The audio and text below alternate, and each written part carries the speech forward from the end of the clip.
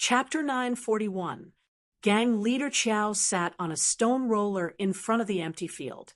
Behind him were granaries that were set against the blue sky and white clouds. Arbor was tall and burly because he had been working on the ship all year round. His feet and arms were abnormally thick and strong.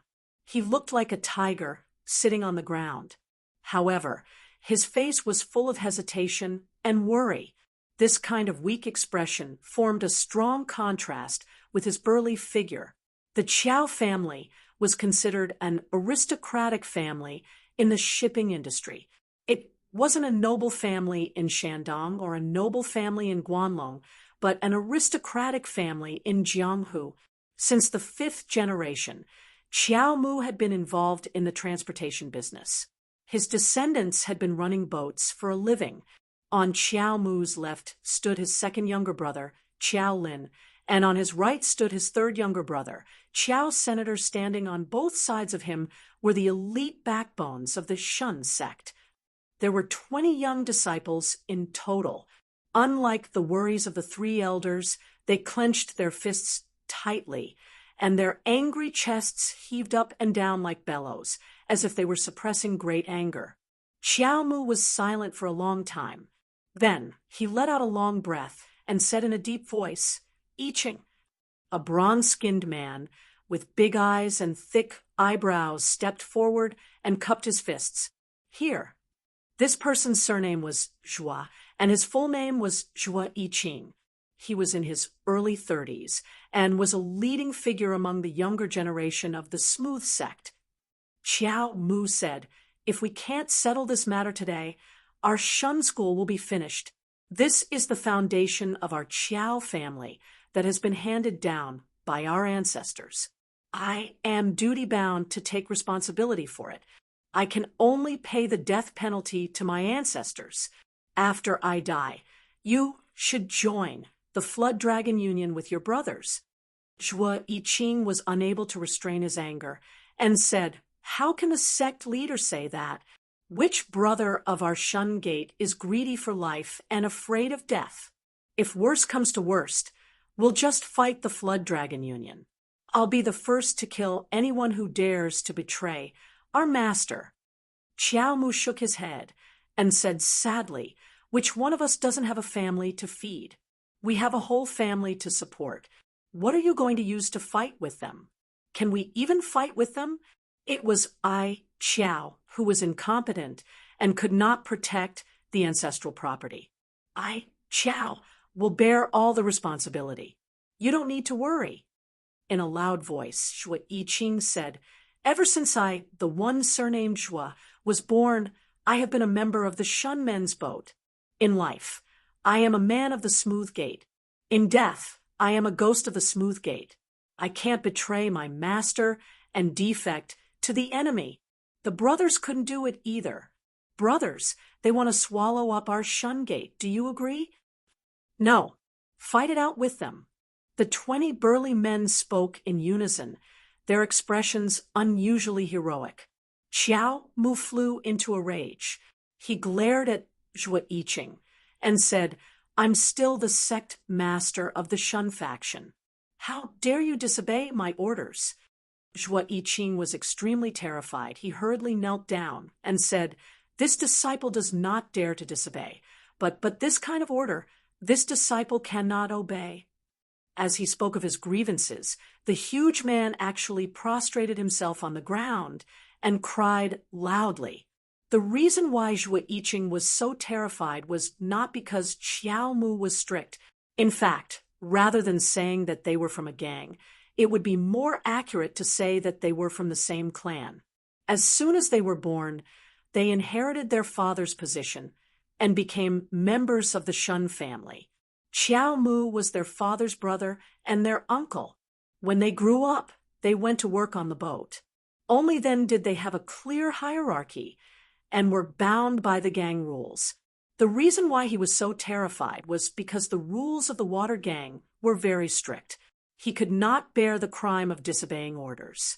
Ever since the arrival of the water transport, the river laborers naturally gathered into groups and gradually formed their own set of rules.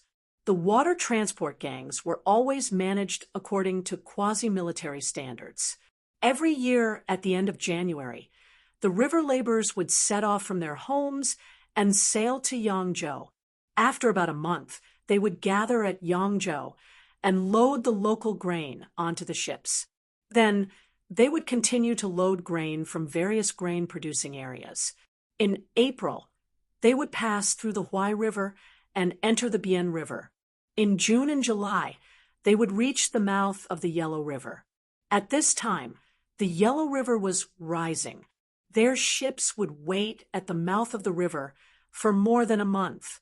In August and September, when the water level of the Yellow River receded, they would pass through the Yellow River and enter the Luo River to transport the grain to Luoyang.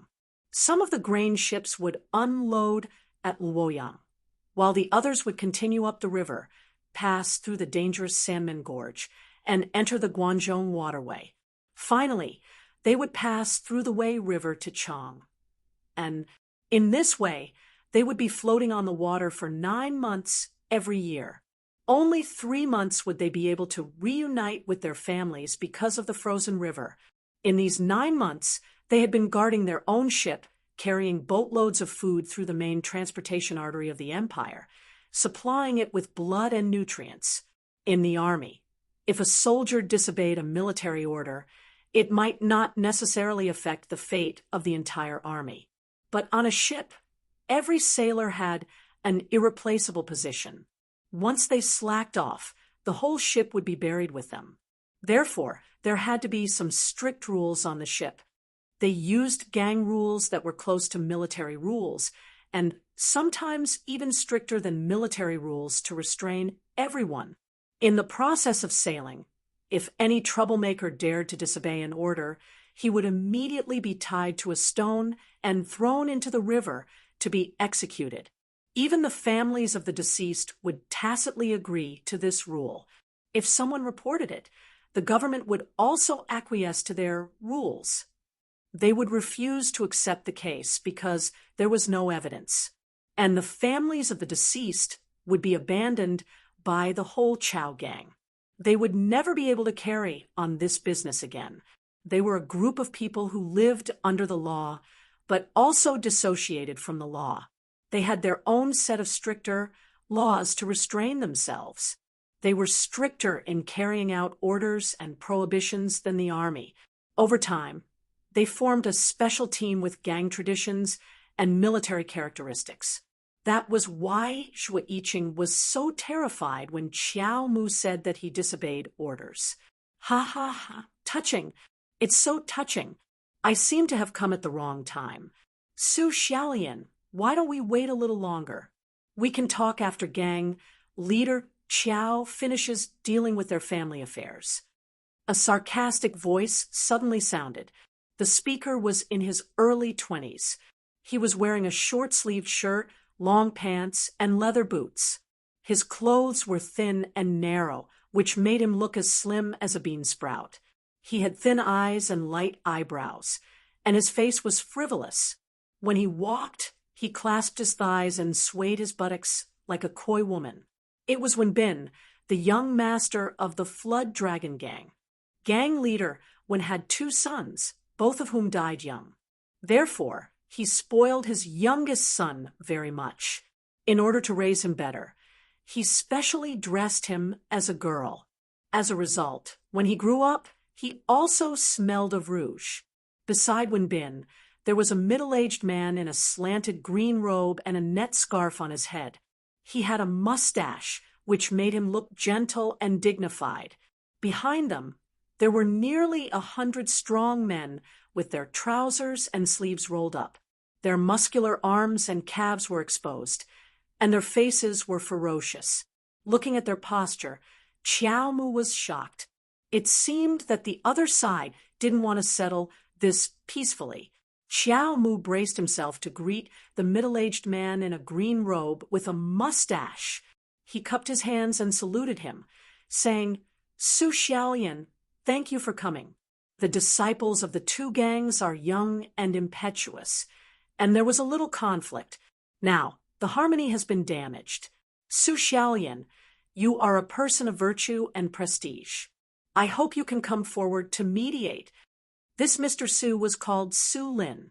He was originally a scholar who took part in the imperial examination and was honored as a jurin. He was also a member of the Grain Gang, an important figure of another big gang, the Heavenly Eagle Gang. A weak scholar became an important figure of a big gang and led a group of unruly Jianghu people, which was exactly the characteristic of the Grain Gang. Because the Grain Gang was different from the underworld and the underworld, they lived in a gray area. Although they had the characteristics of Jianghu people, they had to abide by the system of the government in some matters. The imperial court had a special organization to manage the collection and transportation of the grain, which led to a complicated system of hidden rules. The peasants handed over grain to the grain transport yamen. The bailiffs, petty officials, and officials who collected the grain tax would exploit them layer by layer, taking advantage of them in the name of donations. During the process of transportation, the officials, petty officials, bailiffs, and odd job workers at the gates would also exploit them layer by layer. If they didn't satisfy them, they would make things difficult for them, not allowing them to pass. If they missed the deadline, the losses would all be theirs. When they stopped at the various docks, the local bullies would also collude with the officials to cause trouble, extorting. Even when they were on the water, when they encountered official ships and other ships with the right of way, the grain boats had to give way. If they deliberately made trouble for them, they could block them at the narrow river, and they would have to wait impatiently behind them. These were not things that these Jianghu people could solve with force. But if they let others exploit them like this, their losses would be too great. In this case, the Grain Gang could only make friends with the gentry and deal with the government through them. The gentry had connections and power in the government, and they had the right to speak. When they came forward, the officials couldn't be as unscrupulous as they were when they directly exploited the people. As time went by, the status of these gentry in the Grain Gang grew higher and higher, and their role became more and more important. Some even joined the Grain Gang and became one of the leaders of these Jianghu people. At present, the largest few grain gangs all had the participation of gentry, and some were even led by them behind the scenes. Su Lin cupped his hands at Xiao Mu and said with a faint smile, "Gang leader Xiao, the matter between you and him is very tricky. After much persuasion, young gang leader Su has finally agreed to bury the hatchet. However, your Shun Gang has to cancel its name and merge with the Flood Dragon Gang. From now on, we're on the same side, so a little conflict is naturally nothing." Xiao Mu's expression froze as soon as he heard that. This was originally the condition proposed by the Flood Dragon Gang. Su Xiaolian was not mediating, but clearly on the side of the Flood Dragon Gang. The more than 20 disciples behind Xiao Mu exploded as soon as they heard that. "You want to annex our Shun Gang? No way. We won't agree." "Right. We'd rather die than agree." In an empty field in the distance, a little village girl with a green handkerchief wrapped around her head and a green cloth skirt bent over with grass in her hands suddenly raised her head. She used the back of her hand to wipe the sweat on her forehead and turned her head to the side. As she straightened her posture, her beautiful breasts immediately revealed a moving arc and her narrow waist concave into a charming curve. "It seems that they are going to fight." The pretty little village girl looked into the distance and said with a smile. A burly man next to her stood still with the help of a bamboo rake in his hand.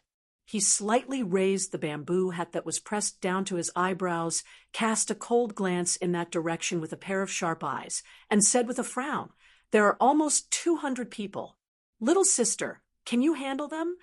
The little village girl smiled noncommittally, showing 2 shallow dimples on her cheeks. "If I can't handle them, you guys can do it." As she said that, She walked with extremely light and graceful steps toward the place where the swords were drawn. Chapter 942.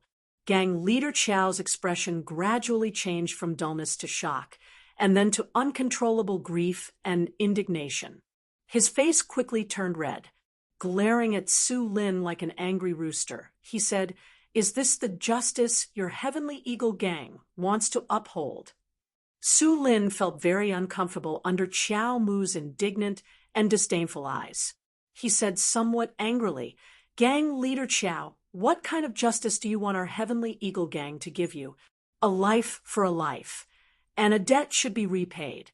Your men have hurt the men of the Flood Dragon Triad. According to the rules of the underworld, the Flood Dragon Triad should pay back a tooth for a tooth. What's wrong with that?" Qiao Mu said, "Let's not talk about who is in the right and who is in the wrong in this conflict.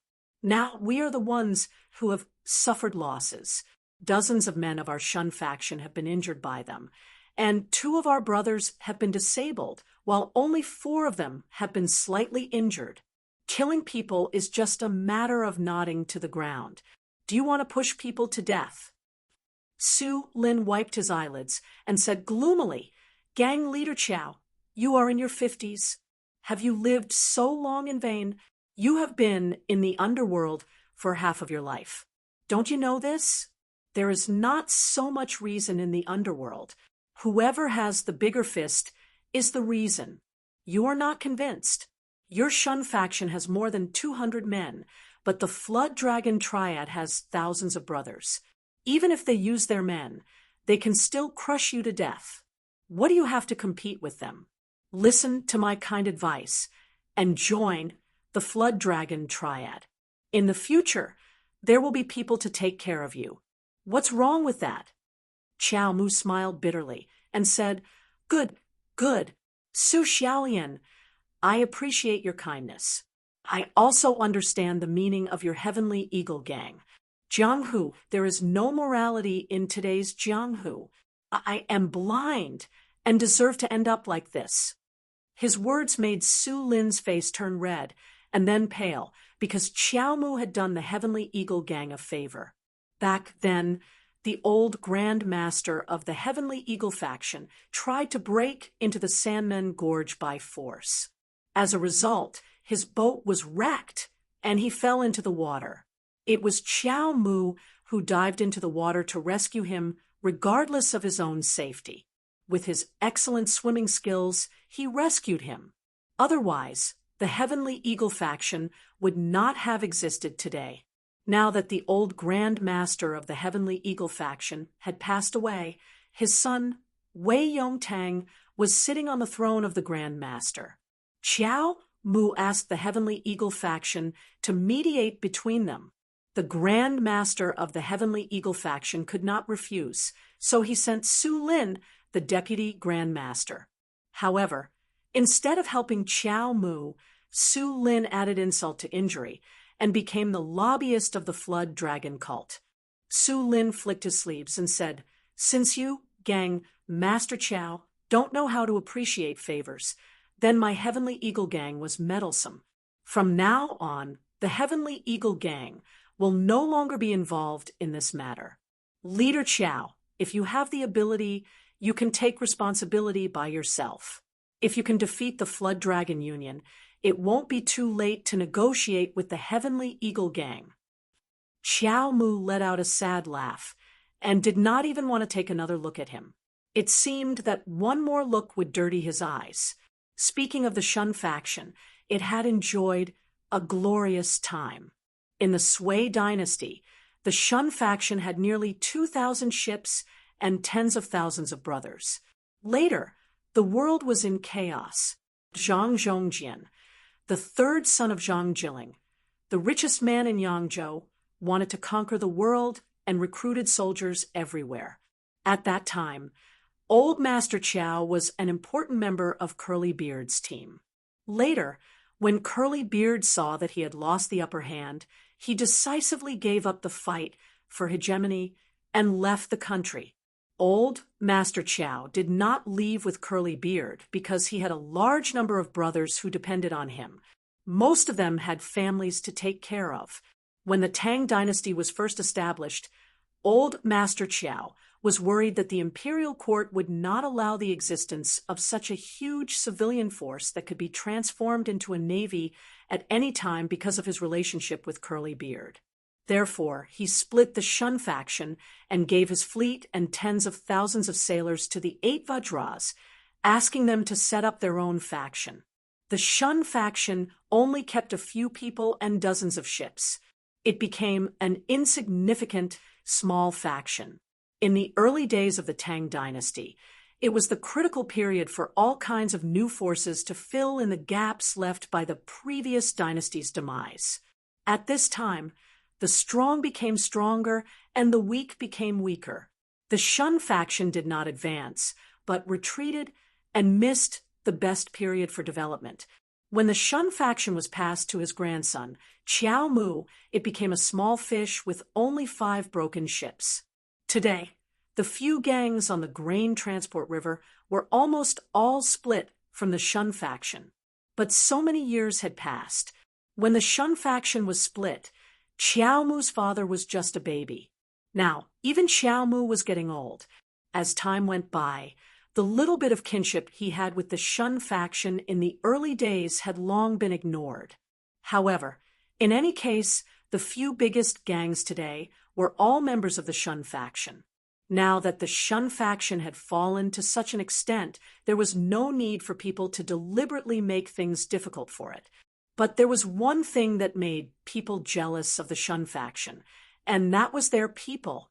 When the Chiao family split the Shun faction, they left behind a group of old loaches on the grain transport river.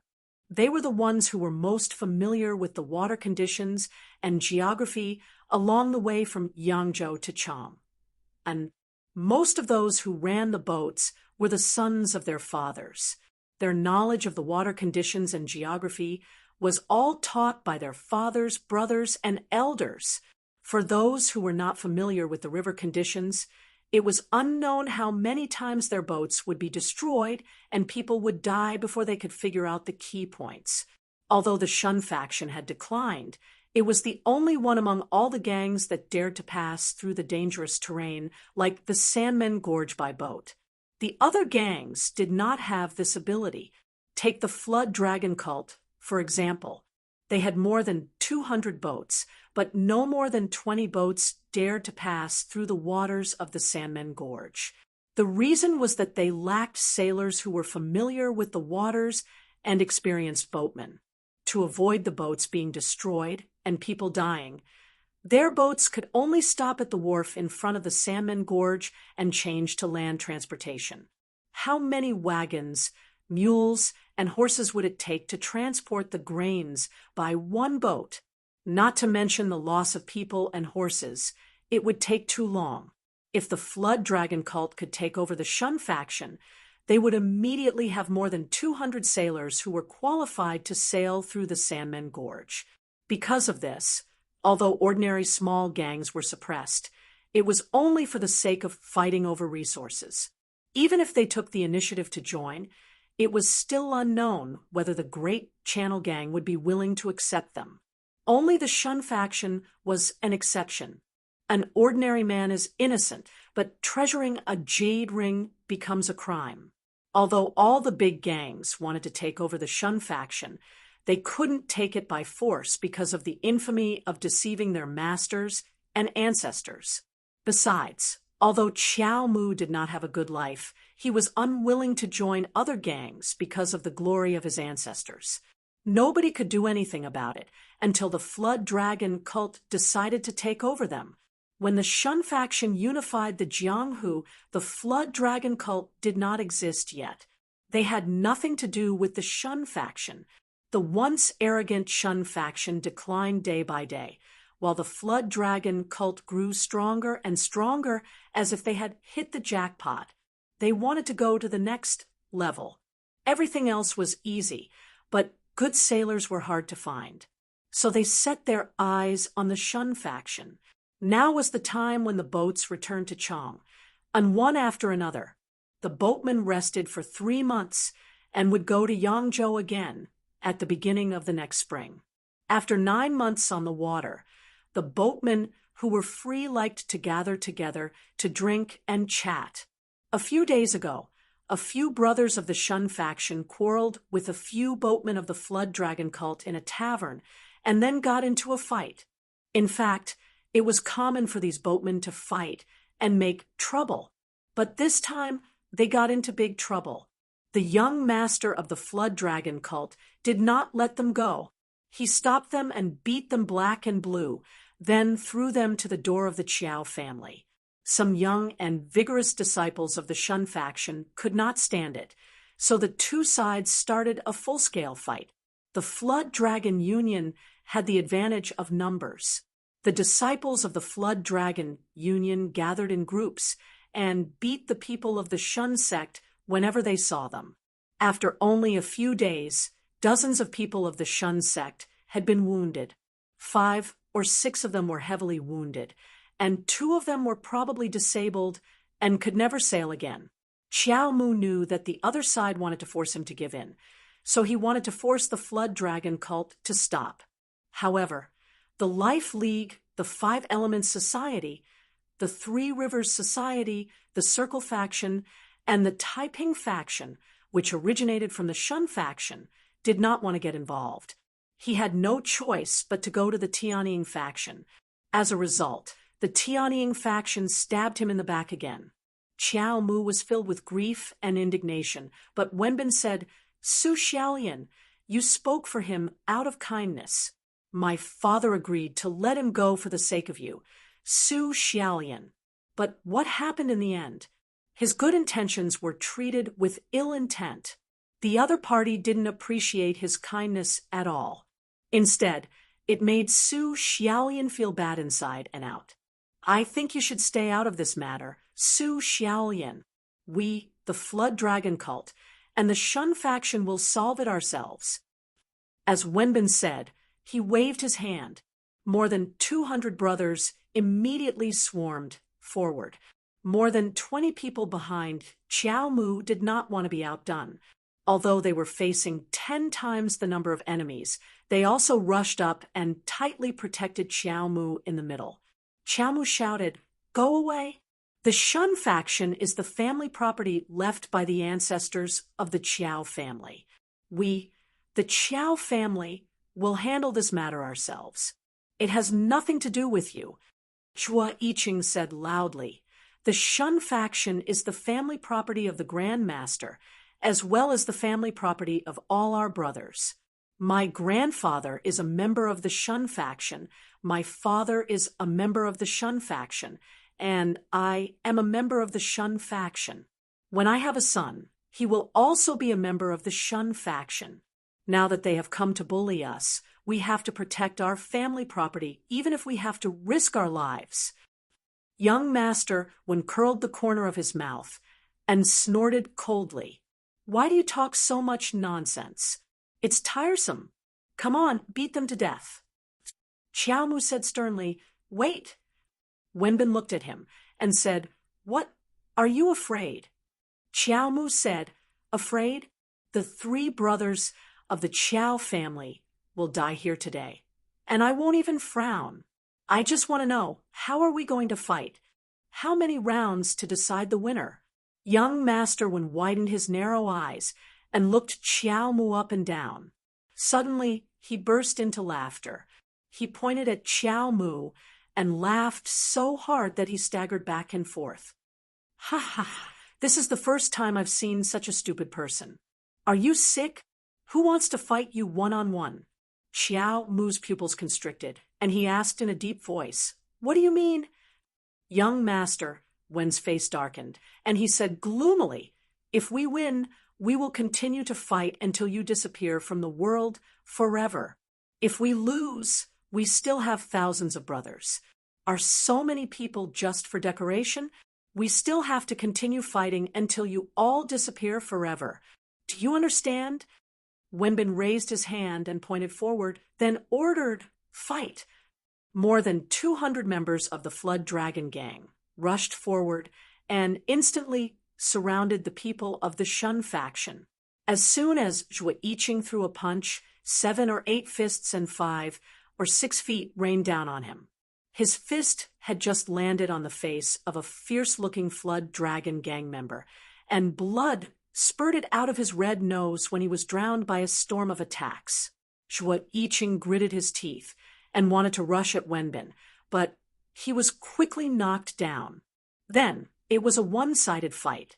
In a flash, he had been kicked countless times. A kick on his lower abdomen made him curl up like a shrimp. Then his ribs were stomped hard, which made him gasp for breath. Then the sole of a boot kicked hard on his face, making him see stars.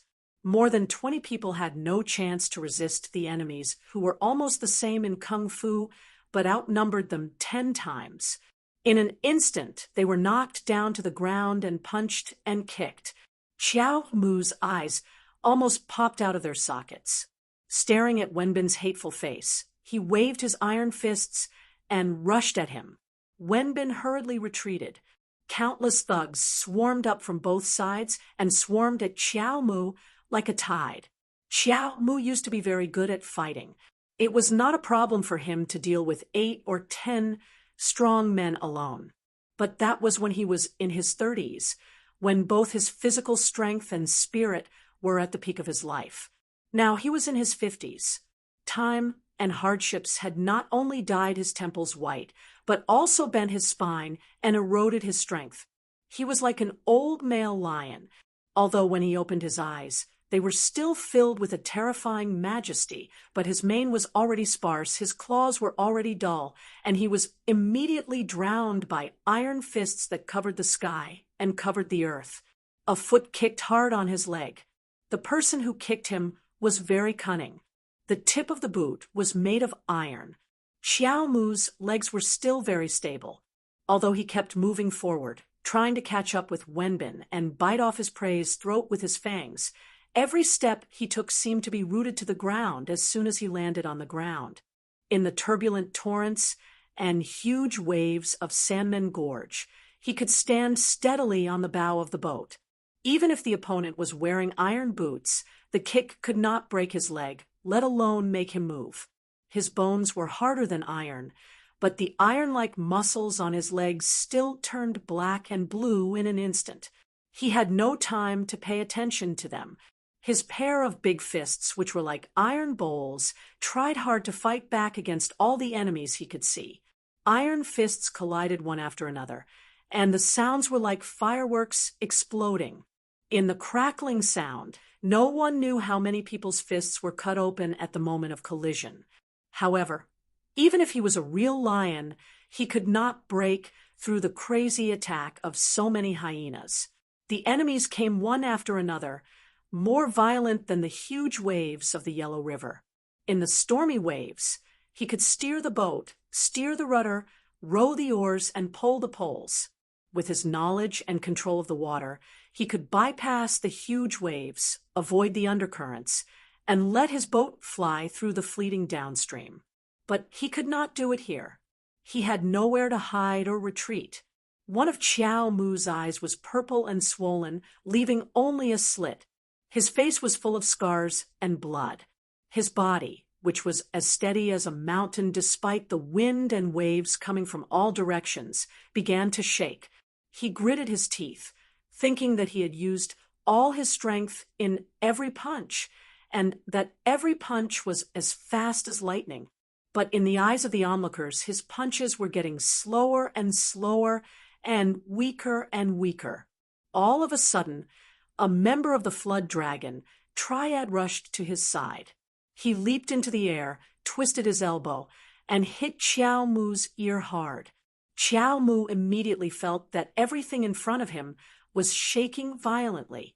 It was the same feeling he had when he followed his father's boat through the dangerous waters of the Sanmen Gorge for the first time and stood on the deck with a pale face. Puff! Xiao Mu fell to the ground. He didn't do anything to protect himself. His whole body fell forward and fell hard to the ground. However, The thugs of the Flood Dragon Triad didn't hesitate at all. They immediately swarmed up and kicked the unconscious Chiao Mu with countless feet. Before they came out today, they had been instructed by their gang leader. The three brothers of the Chiao family must die. How could they hesitate at this moment? Ba Shang was very close to Chang, but right next to this glorious and huge capital of civilization was a dark place where the sun could never shine. Lawlessness was the law of Ba Shang Town. The law of the jungle was the rule of Ba Shang Town.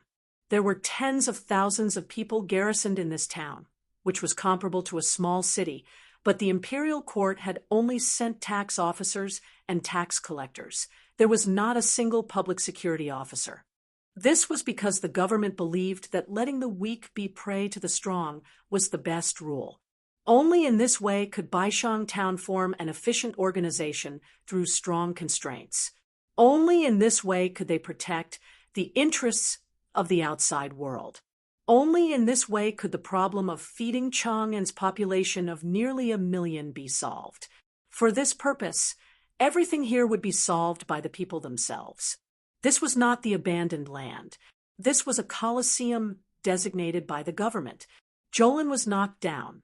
He spat out blood and struggled to crawl toward the direction where his elder brother fainted among the legs that kept kicking out, retracting, and kicking out again. There was blood and tears on his face. The blood and tears were stained with soil and mixed into muddy stains.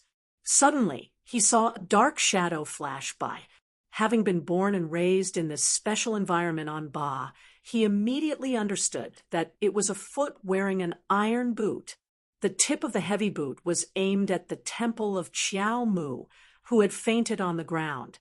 It was like a soul-hooking chain poking out of the netherworld, hooking a fragile soul without hesitation. "Big brother!" Jolin screamed in despair. He saw that the tip of the heavy boot was about to touch his elder brother's temple, but he could not exert any strength at all. However, it was so close, and the deadly tip of the boot could no longer touch his elder brother's head. He saw a very delicate boot with delicate patterns on the edge. The tip of the boot was pressed against the ankle of the hatchet man from the Flood Dragon gang. He heard a crack, a very clear sound of bone cracking. Then, the foot wearing the iron boot was strangely bent in the opposite direction. The leg was broken. An extremely shrill scream rang out. The feet that were falling on Jolin's head and body like raindrops were also shaken by the scream and paused for a moment. Jolin took the opportunity to raise his head. The blood on his forehead was flowing down, blurring one of his eyes, and his vision was suddenly filled with blood. He saw a pretty village girl wearing a green handkerchief on her head and a green dress standing in front of his fainted brother. Her petal-like lips were slightly curled, and she looked very beautiful. Jolin lowered his head to look at his elder brother again. He saw that the village girl's foot seemed to have moved. He didn't see it clearly, but a phantom flashed in front of his eyes. It seemed that the village girl had moved her foot, and then the few hatchet men from the Flood Dragon gang around his elder brother let out the same shrill scream as the hatchet man whose leg was broken earlier and fell on their backs. They fell heavily on the ground, like loaches overturned on the ground, hissing, rolling, writhing with all their might, and vainly prancing about the ground to relieve the violent agony. Gu Zhuting took action. In the surging waves of more than 200 ferocious hatchet men from the Flood Dragon gang, Boss Chiao, who had sailed a boat all his life, failed to make it through. His boat was destroyed, and he died. However, Gu Zhuting was able to break through. She was like a fish, a small green fish. The white flowers on her dress were the silver scales on her body. No matter how fierce the wind and waves were, they couldn't drown a fish. She swam in the stormy waves, and every move she made was waves. Everyone who came close to her, no matter if she gently pinched, softly knocked, or lightly kissed them with the tip of her boot, would fall to the ground screaming. In just a moment, everyone around her had fallen to the ground. Within a radius of several feet, there were people screaming and rolling on the ground. She did not make any fierce or ferocious movements. At the age of 13, she had snuck into the heavily guarded mansion of the governor of a province and silently taken the governor's head. She knew how to kill better than anyone else, and she also understood the weaknesses of the human body better. Thus, her attack was simply a beautiful dance.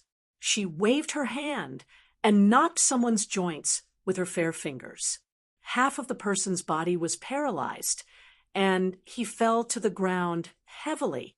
He couldn't feel half of his body for a long time. She flicked her index finger as if she were going to pick a flower. The person who was touched by her fell on his back while holding his throat. He breathed hard, but he couldn't take a breath for a long time. The delicate boots on her feet were also equipped with iron tips, which were more delicate, sturdier than the boots of the fighter from the Flood Dragon Society who wanted to attack gang leader Xiao. When she kicked lightly, the tip of her foot would definitely fall on the front of someone's calf, which was the most vulnerable part, the most painful part, and the one that lacked the least protection. Jolin raised his hand and swiped it across his face. He wiped away the bloodstains and tried to get a clearer look. He never thought that anyone could fight against 100 people alone, but now he had to believe it. The little village girl danced and danced as if she was singing and dancing, but everyone she touched fell to the ground with a scream. The people who were attacked by Gu Zhuting were all lying down. Those who didn't believe in evil and wanted to fight with this willow-like little girl also fell down. Thus, the remaining people began to retreat as if they had seen a ghost. Every time Gu Zhuting didn't wait for her to come to their side, she only glanced at them with her pair of beautiful eyes. They seemed to see a group of hornets pouncing on them, and with a hong sound, they fled backwards. Gu Zhuting waved her hands casually, but there was not a trace of arrogance in her expression. To deal with these so-called Jianghu people, she, who was at the top of the food chain of Jianghu people, was more ferocious than a great white shark and more domineering than a tiger coming down the mountain. She could easily catch these so-called masters, who could only dominate Baishang Town by their weak points, and deal with them in any way she wanted. Who is this little village girl? Jolin thought as he looked at the girl, who continued to dance. Those disciples of the Smooth Wind sect, who were beaten to a pulp, also opened their mouths wide. Some were lying on the ground, some were kneeling, and some were standing. Everyone's eyes were fixed on the beautiful girl who was dancing. There was only one thought in their minds. Who is this beautiful girl? Gu Zhuting finally stopped because she found that the people closest to her had all escaped far away. If she still wanted to fight, she could only chase after them. So she stopped and walked to Qiao Mu's side. She squatted down and helped him up. The expression on her face suddenly became sorrowful, and her pretty eyes were brimming with tears. The culprit who attacked so viciously and made dozens of strong men roll on the ground and scream miserably suddenly turned into a lonely village girl with tears in her beautiful eyes. The village girl held the unconscious gang leader Qiao and cried miserably, "Uncle, what's wrong with you?" Chapter 943. Gu Zhuting's kung fu was not better than that of her 3 brothers. In fact, she was much weaker than them. If she fought with her brothers face to face, she would definitely lose. This was caused by the innate difference of women's physique. Even if she was smart and talented in kung fu, she still couldn't win. But if she attacked secretly, her 3 brothers were no match for her. Stealth and assassination were her forte. In addition, Gu Zhuting's bone-softening skill was unparalleled in the martial arts world. She was also the most outstanding in the Gu family. She could change her body into all kinds of shapes that others couldn't imagine, and through some tiny channels that others couldn't crawl through, she could take someone's life while they were asleep. Her disguise technique was also superb. She could easily turn herself into another person. Even if she turned into a man, very few people would be able to tell the difference. To change into another person, of course, it was not only a brilliant disguise skill. You couldn't change into a tiger by wearing a tiger's skin. You also needed vivid movements, expressions, voice, and tone. Therefore, it was very easy for Gu Zhuting to completely change into another woman from inside to outside. She could become an 80-year-old woman with gray hair and a face full of wrinkles, or she could become a 13-year-old innocent and pure girl. Noble, elegant, cool, charming, coquettish, immature. At this moment, there were 2 lines of crystal tears on her cheeks. Her voice was timid, and she was bewildered. She looked like a little village girl who had never seen the world. She held Xiao Mu's head and cried, "Uncle, what's wrong with you?" Jolin, Qiao's son, and Zhuo Yiqing were dumbfounded. Jolin tried to widen his swollen eyes again and again. He was tongue-tied as he looked at this poor village girl with tears in her eyes. He was not so much surprised that he didn't know when he had such a niece, but because of the huge difference in Gu Zhuting's performance before and after. She is Qiao Mu's niece. How can the Qiao family have such a good fighter? Young Master Wen was aghast. In his eyes, the smooth gate was like a piece of fat meat that could be swallowed in one bite. But when he opened his bloody mouth and stuck out his sharp fangs to swallow it, his teeth hit hard on the hard bone, causing his teeth to fall out. Something has changed. I have to tell father. The timid Wen Bin found an excuse for himself and quickly ran away.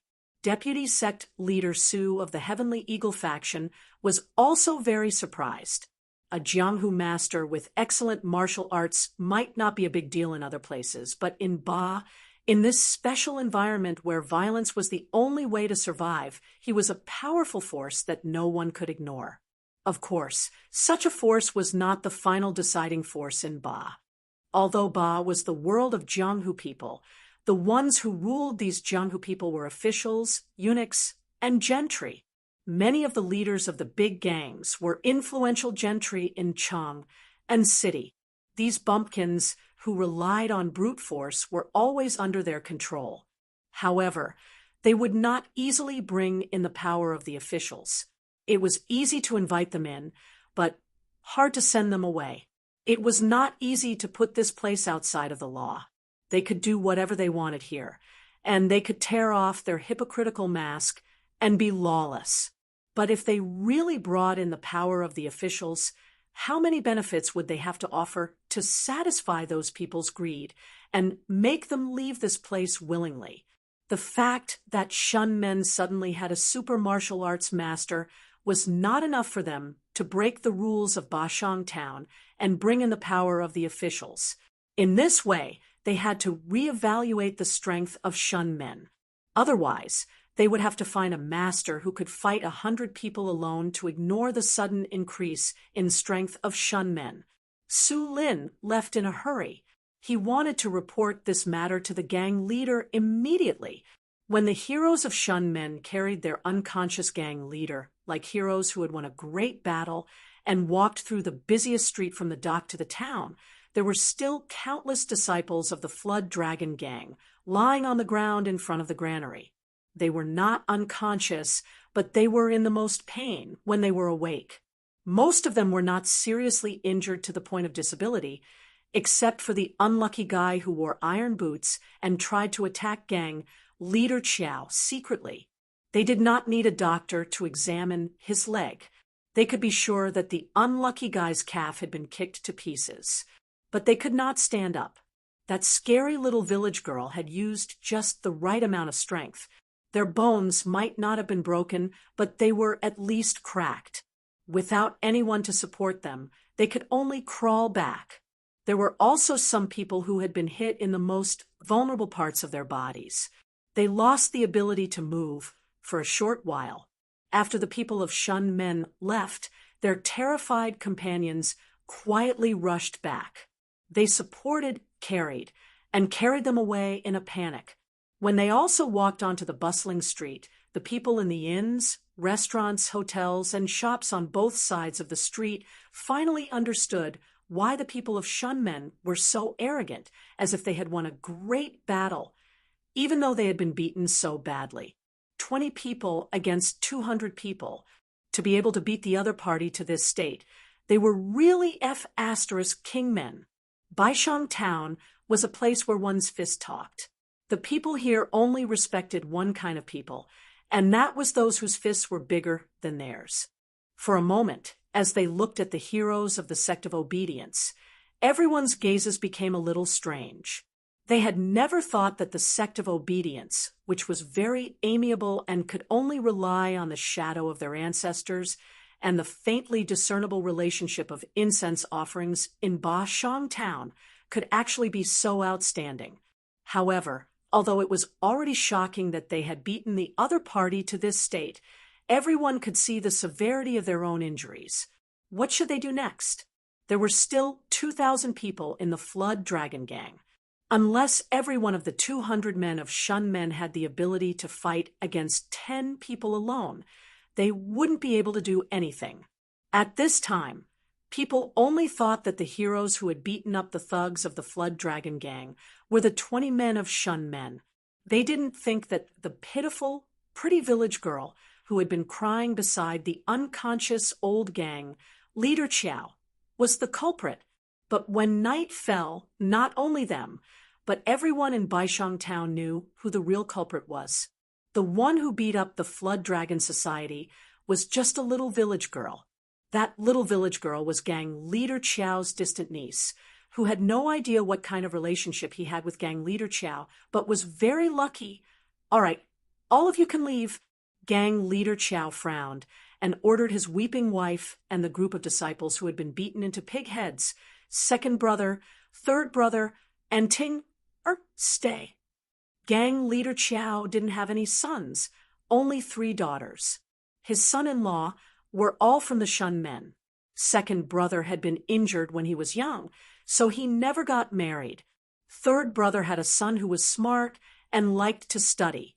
Therefore, gang leader Qiao didn't let him stay in the gang, but tried to find a way for him to study. The reason why the Shunmen had fallen to this state was because when they were hiding from the limelight, the backing of the great Sui's officialdom had already fallen. In the newly rising Li Tang's court, there wasn't a powerful force that could help them resist the extortion from the tax officials. By the time things had calmed down and they needed someone to pull themselves together, they had already become a small gang that most of the nobles and officials disdained. It wasn't easy to build a connection, but it would be secretly destroyed by other gangs. Gang leader Qiao knew this very well. At that time, although the obedient sect had declined in terms of power, their name was still there. Those gangs that had already established themselves were worried that the obedient sect would become stronger again. Even if the Shunmen had the same power as them, based on the Qiao family's past prestige and reputation, they had the ability to reorganize all the big gangs. Therefore, under the suppression of all the forces, the Qiao family never had a powerful backer in the government. Now that the Qiao family had produced a scholar, they naturally had to fully support him. Once this child obtained scholarly honors, he would be the Shunmen's greatest hope in the future. Therefore, gang leader Qiao didn't allow anyone to tell his nephew who was studying in the city about this conflict. He was the hope of the entire Qiao family, and he couldn't be sacrificed in this hopeless struggle. The room quieted down, leaving only Gu Zhuting and the 3 brothers of the Qiao family. The 3 brothers were all covered with injuries.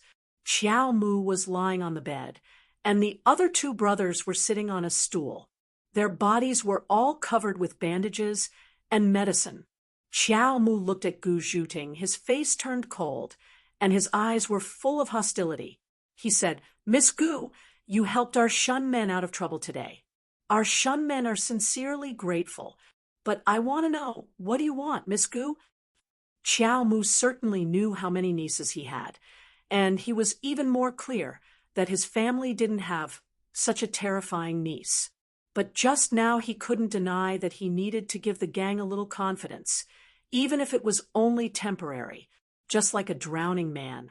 He knew he was exhausted and would sink to the bottom sooner or later, but now, as long as he still had the strength to struggle, he wanted to float on the surface to take a breath. Gu Zhuting saved him and temporarily got them out of a disaster, but he didn't believe that a person would suddenly appear in Baishang town and help them for no reason. Even if this person was a knight-errant who had long disappeared from the streets, he shouldn't be a woman, not to mention that she claimed to be his niece. Therefore, before he expressed his gratitude, he needed to figure out this person's identity and purpose. If this person also had the intention of annexing the Shun men, his gratitude would become a joke. Although Jolin and Qiao Sin knew that this woman's martial arts were amazing, they also subconsciously stood on her left and right, forming a pincer attack. When there were only them in the room, Gu Zhuting's soft and timid look suddenly disappeared. She crossed her arms, glanced coldly at Jolin and Qiao Sin's pincer attack, and sneered. "What do I want? I don't want anything, just to shun men. You treat it like a treasure, but in my eyes, it's nothing." Chapter 944. The gentle and weak village girl suddenly turned into a vagabond.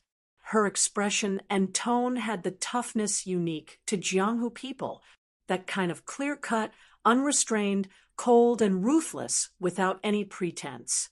At first glance, Xiao Mu knew that this woman with changeable expressions was indeed an experienced Jianghu person. With a touch of contempt in her bright eyes, Gu Zhuting glanced at the three people coldly and said slowly, "People in Jianghu should have the awareness of being in Jianghu. If you are not as good as others, you will be trampled on. This is the iron law of Jianghu. I'm not a kind person who will help others when I see injustice. Don't expect me to be a living bodhisattva." Gu Zhuting completely ignored Qiao Lin and Qiao Sen's posture of wanting to pounce on her. She walked forward slowly, with her shoulders swaying. As soon as she lifted her leg, her very delicate little boot stepped on the bench in front of the couch. Gu Zhuting bent her waist slightly and looked down at Xiao Mu, who was lying on the couch. She said, "I've killed people since I was 13. I don't care about right or wrong. As long as my master wants him to die, he must die. Over the years, countless heroes in Jianghu and nobles in the imperial court have died in my hands. Do you want to scare me with your lousy skills?" Qiao Mu gritted his teeth and said, "I know that you have amazing skills. You won't stand a chance against me. What's more, you saved my life. But why did you come here? Why did you pretend to be my niece? Please tell me clearly. If I misunderstood your kindness, I'm willing to apologize." Gu Zhuting slowly straightened up and smiled. "You're not very capable, but you're quite cunning. Not bad. I did come for a purpose. You're lucky that my master has taken a fancy to you. Otherwise, even if all of you from the Shun faction, young and old, die in the yard today, I won't give you a second look." Qiao Mu's heart tightened. He hurriedly asked, "Your master? Who is he? What does he want?" Qiao Lin and Qiao Sun were also shocked. Such a terrible woman actually had a master behind her.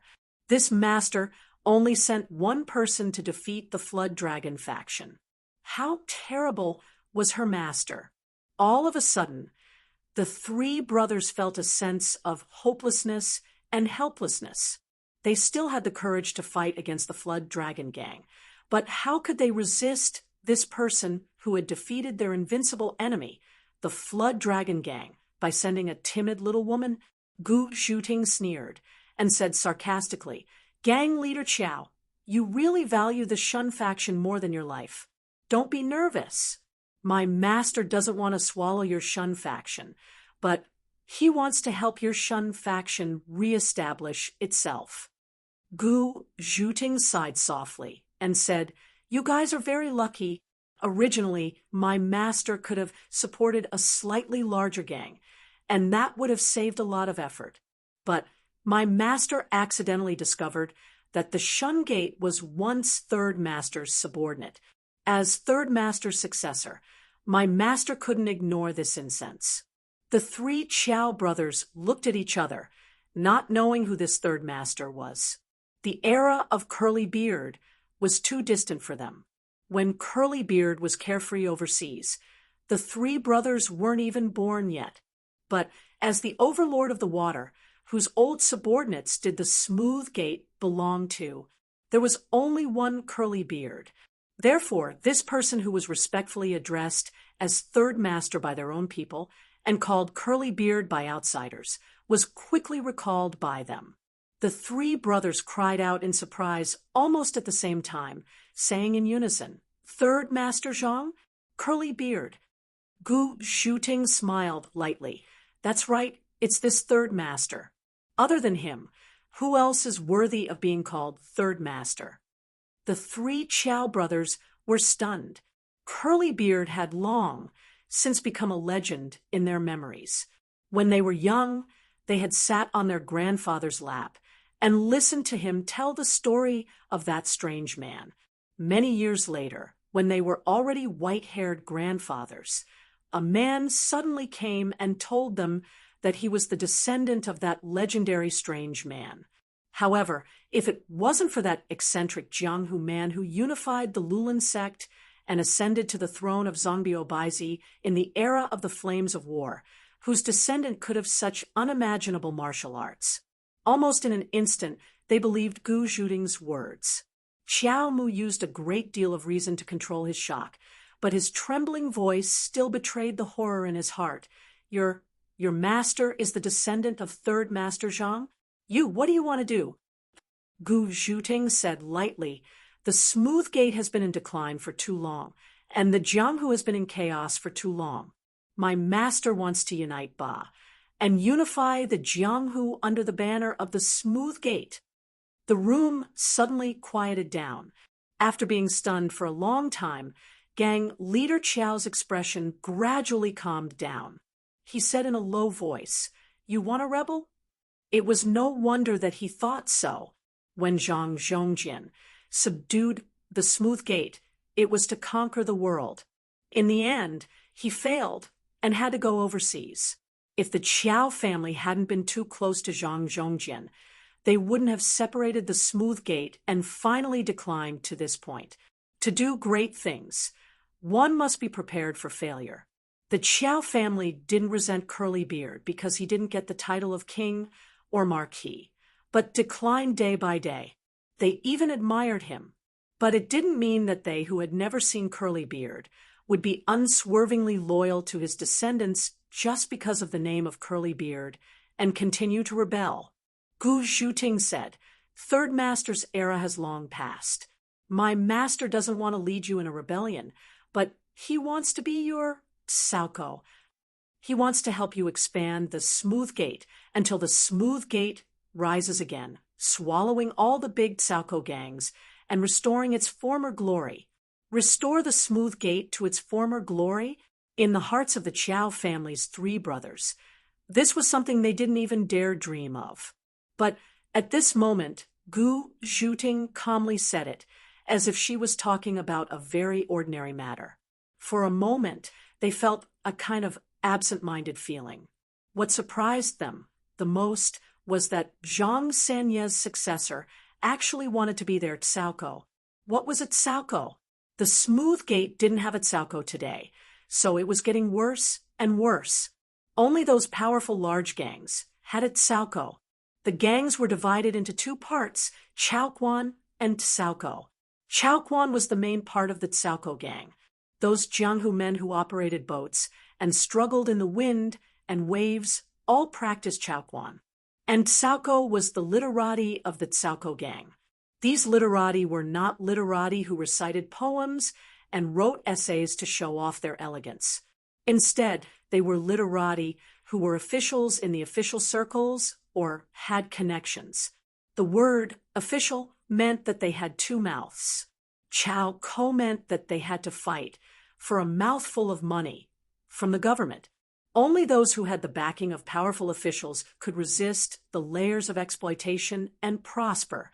If they could really find a Tsauko and have a backer in the officialdom. That would certainly be what Xiao Mu wanted. But the smooth gate had been coveted for a long time. He still couldn't believe that a big pie would fall from the sky. Xiao Mu said warily, "Is what you said true? Are you going to take the opportunity to annex our smooth gate?" Gu Zhuting blinked her eyes and said, "The flag is still called Smooth Gate, and the sect master is still you, Xiao Mu. Can they still annex you in this way?" Jolin and Qiao's son looked at each other, breathing a little fast. Xiao Mu's heartbeat also quickened. He forced himself to restrain himself, thought for a moment, and said, "Today, you helped us out of trouble, but you also offended the Flood Dragon cult. Maybe they will send more people to retaliate later. Can you handle it?"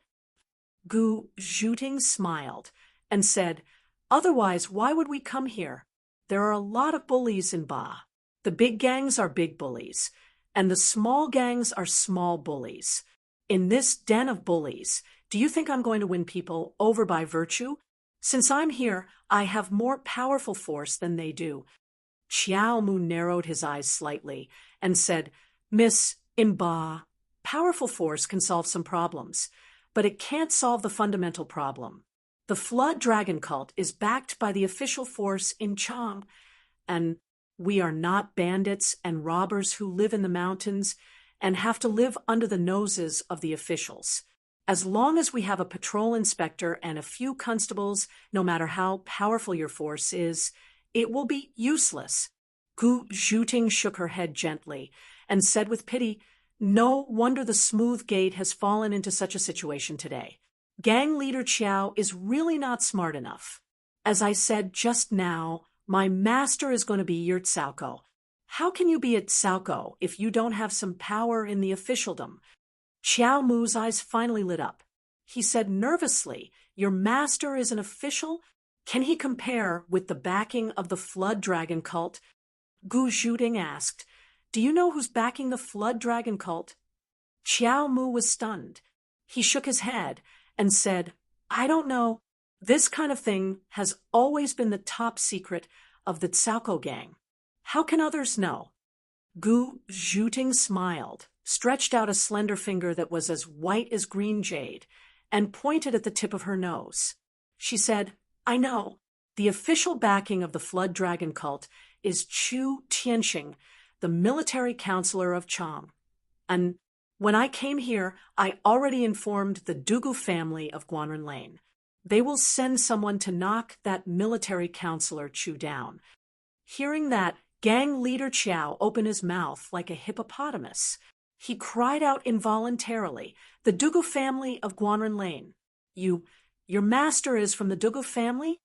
Jolin and Qiao Sin also gasped like bellows. The Dugu family? They never expected that the Dugu family was the one who had taken a fancy to the Smooth Gate. If Curly Beard was just a legend in legends, then the Dugu family was a legend in reality. Would such a lofty and unreachable family lower their heads to look down on these small ants in Baishang town? They were just worried that they would be swallowed up by others. How ridiculous! A millionaire who was as rich as a country suddenly showed kindness and wanted to throw a piece of gold into their broken bowl that only had a few copper coins in it. They actually hugged the broken bowl tightly, worried that the few copper coins would be snatched by someone else. If they had the Dugu family as their backer, the great happiness made the three experienced Jianghu people involuntarily tremble. They were already moved to tears, but Gu Zhuting knocked them out with her hammer again. "The Dugu family? I didn't say I was from the Dugu family. To be precise, the Dugu family is my master's man." Xiao Mu trembled all over and asked, "Who is your master?" "He. Where is he? I want to pay my respects to him immediately." Gu Zhuting said sweetly, "My master? He will be here in a day or two." Speaking of this, Gu Zhuting felt an indescribable joy in her heart, as if the flowers in her heart were about to bloom. She couldn't help but tremble. "Ah Lang will be here soon, soon." Chapter 945. The valley was deep and dangerous. The long ancient road was only wide enough for one carriage to pass through. A snake-like group of people and horses slowly walked through the narrow valley. On both sides of the mountain was a peach forest that stretched for hundreds of miles. In late autumn, all the leaves had fallen off. When a gust of wind blew, the withered branches would shiver in the wind. 1,000 cavalrymen, fully equipped with saddles and swords, rode tall and strong horses. In the middle of the procession were several carriages carrying a few civil officials who could not bear to travel long distances on horseback. Chun Dong and Sun Yuxuan from the Ministry of Justice, Hu Yuanli, Shi Yu, and Wen Ao from the Ministry of Censorate went with Wu Yizong. As for Qiu Lingji from the Ministry of Revenue, Zheng Zhongbo from the Ministry of Granaries, and Ho Zongyu and Chen Yenru from the Ministry of Works, they all followed Wu Yizong from the Golden Guards. Wu Yizong roped in the officials from the Ministry of Revenue and the Ministry of Works to his side. One of these two yamens would be responsible for the renovation of the old capital of Chang, and thus controlling large amounts of funds and workers. The other yamen would be responsible for the census and statistics of the people of Chang, and directly controlling the household registration and tax situation. Wu Yizong clearly wanted to grasp the key points by taking control of the population, tax, allocation of funds, and construction. He wanted to control these two yamens along the way by using both carrot and stick. Qiu Lingji from the Ministry of Revenue was his in-law, so he would definitely cooperate with him. He only needed to work hard to win over the Ministry of Works. Although the Ministry of Justice and the Ministry of Censorate did not care about money or people, they were responsible for fixing people. The aftermath of the corruption case in Yenzhou was rippling, and the emperor was about to return to Chang. And Chang'an's public security was bound to be greatly improved. The Ministry of Justice and the Supreme Court would play a major role in this. Because of this, as long as Wu Yizong controlled the Ministry of Justice and the Supreme Court, he could monopolize all the governance of the old capital and completely exclude Yang Fan. However, the Ministry of Justice and the Supreme Court had always been close to Yang Fan.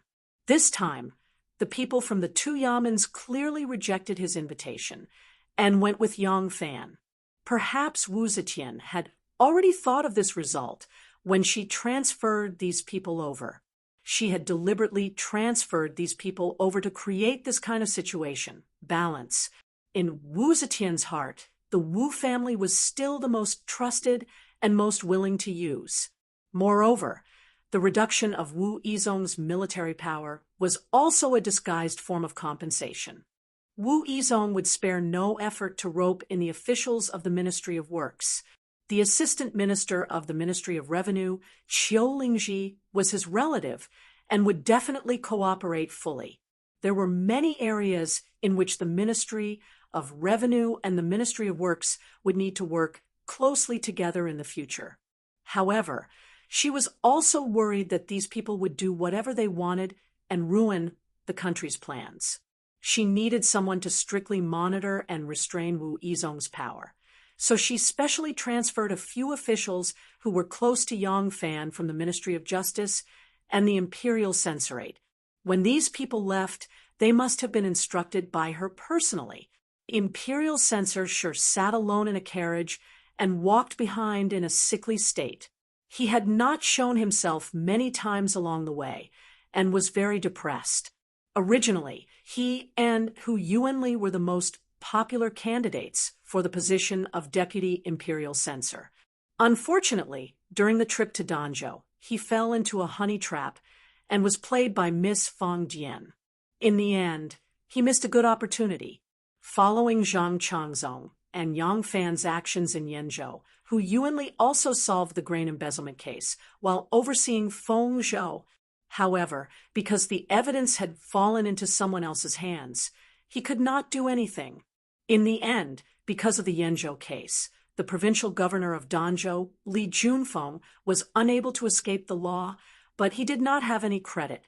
If it wasn't for the fact that Li Junfeng did not want to add another crime of framing the imperial censor, he would have lost all his reputation and been removed from office. Imperial censorship could only watch sadly as Hu Yuanli took advantage of this opportunity to sit on the throne of deputy imperial censor. However, he became a capable subordinate of Hu Yuanli and came to Chang, and with him. What made him even sadder was that if he had really slept with provincial governor Li's Madame Ru, he would have vented most of his anger. However, it was not until Li Junfeng was caught by the law that he found out that Madame Ru was actually a famous prostitute from a brothel that Li Junfeng had found. With such an unbearable situation, imperial censorship was naturally depressed. In front of them, a large carriage was very lively. Chun Dong, the Minister of Justice, and Hu Yuanli, the Deputy Imperial Censor, were sitting opposite each other and playing chess. Yang Fan and Sun Yuxuan were sitting on the left and right respectively, watching the game. The two people watching the game did not have the slightest intention of watching the game without saying anything. From time to time, they would comment on the two people playing chess. The four people chatted and laughed, and the atmosphere was very harmonious. The wheels of the carriage rolled and squeaked as they traveled on the ancient road of Chang. And from time to time, the tall wheels would roll up a few withered leaves and fly in the rustling autumn wind. The carriage suddenly stopped, and the curtain was lifted when Ao walked in with a plate of glistening yellow oranges. He nodded and bowed as he said, Hu Xianxian, General Yang, Chen Xianlang, Sun Xianlang, please eat some oranges. I bought them at the intersection just now. They can clear the body heat and improve the stomach. When the group of cruel officials was running amok in the imperial censorate, this imperial censorship was only a lackey of those cruel officials. After that group of cruel officials was swept away, this imperial censorship was spared. This group of new officials were not cruel officials, so the imperial censorship naturally did not dare to do evil. However, his personality of loving to flatter others still did not change. When Ao always used respectful terms to address the few high-ranking officials. Yang Fan's rank was higher than Hu Yuanli's, but Hu Yuanli was his superior. Therefore, when the few people were in the carriage, he would always greet his superior respectfully first before greeting the other officials according to their rank. Yang Fan smiled and took the plate. He said to an Ao, "Thank you, Imperial Censorship."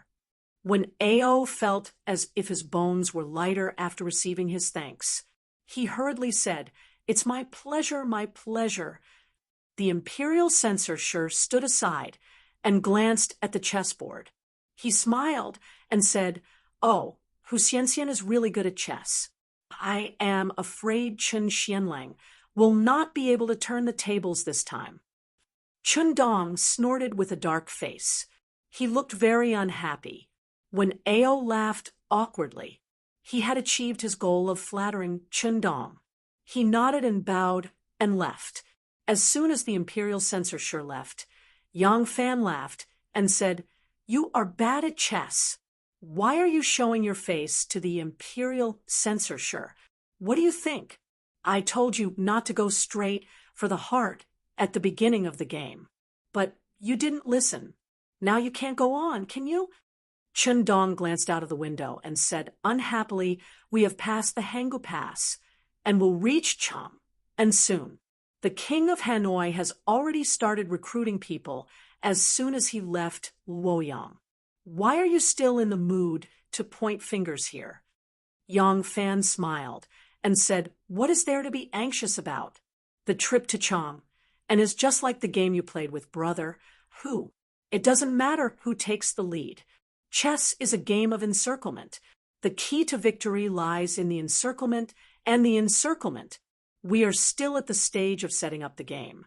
As long as we have a good opening, why should we let him take the lead?" As he spoke, Yang Fan peeled an orange and put a piece into his mouth. The sweet and sour juice immediately flowed down his throat. Chun Dong glanced at him and said, "It seems like you have a card up your sleeve." Yang Fan smiled and said, "If it was King Wei who came this time, I wouldn't dare to say that I have a card up my sleeve.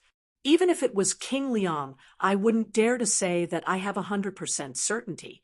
But since it is this pig-riding general who came, do you think I am more stupid than a pig?" Yang Fan pointed at the chessboard and said, "Being too solid and too firm, nitpicking, and blindly consolidating the position, fearing that the opponent will invade, will inevitably delay the battle. The place of setting up the game doesn't necessarily have to be the territory you want. It is fine as long as it is the battlefield you choose. The key is to seize the key point and gain the advantage. Even if it is only a corner, as long as it succeeds, you will be able to occupy the high ground and break through like a hot knife through butter." Hu Yuanli stroked his beard and gave Yang Fan a meaningful look. He asked, "I wonder which corner General Yang is going to place this piece on?" Yang Fan tapped a corner of the chessboard with his fingers. Hu Yuanli's eyes narrowed, thinking that Yang Fan was about to reveal the mystery. But he saw Yang Fan shake his head calmly and said, "Buddha said, I can't say. In a luxurious bedroom, the furniture, lighting, and silk bedding all showed the wealth of this family. Although it wasn't winter yet, there was already a brazier in the luxurious bedroom, and the air was warm. A graceful beauty was sitting in front of the dressing table. Her beautiful long hair was draped over her smooth and white back. Behind her was a thin string tied with an Angela's muffin, covering her full breasts. On her slender waist was a pair of jade-colored panties, faintly revealing the alluring color of her flesh. Her face was reflected in the bright bronze mirror. It was a delicate and alluring face, as tender and beautiful as a flower that had just bloomed. As soon as Jun Rian entered the room, she saw her enchanting and lovely appearance, and her lower abdomen immediately heated up.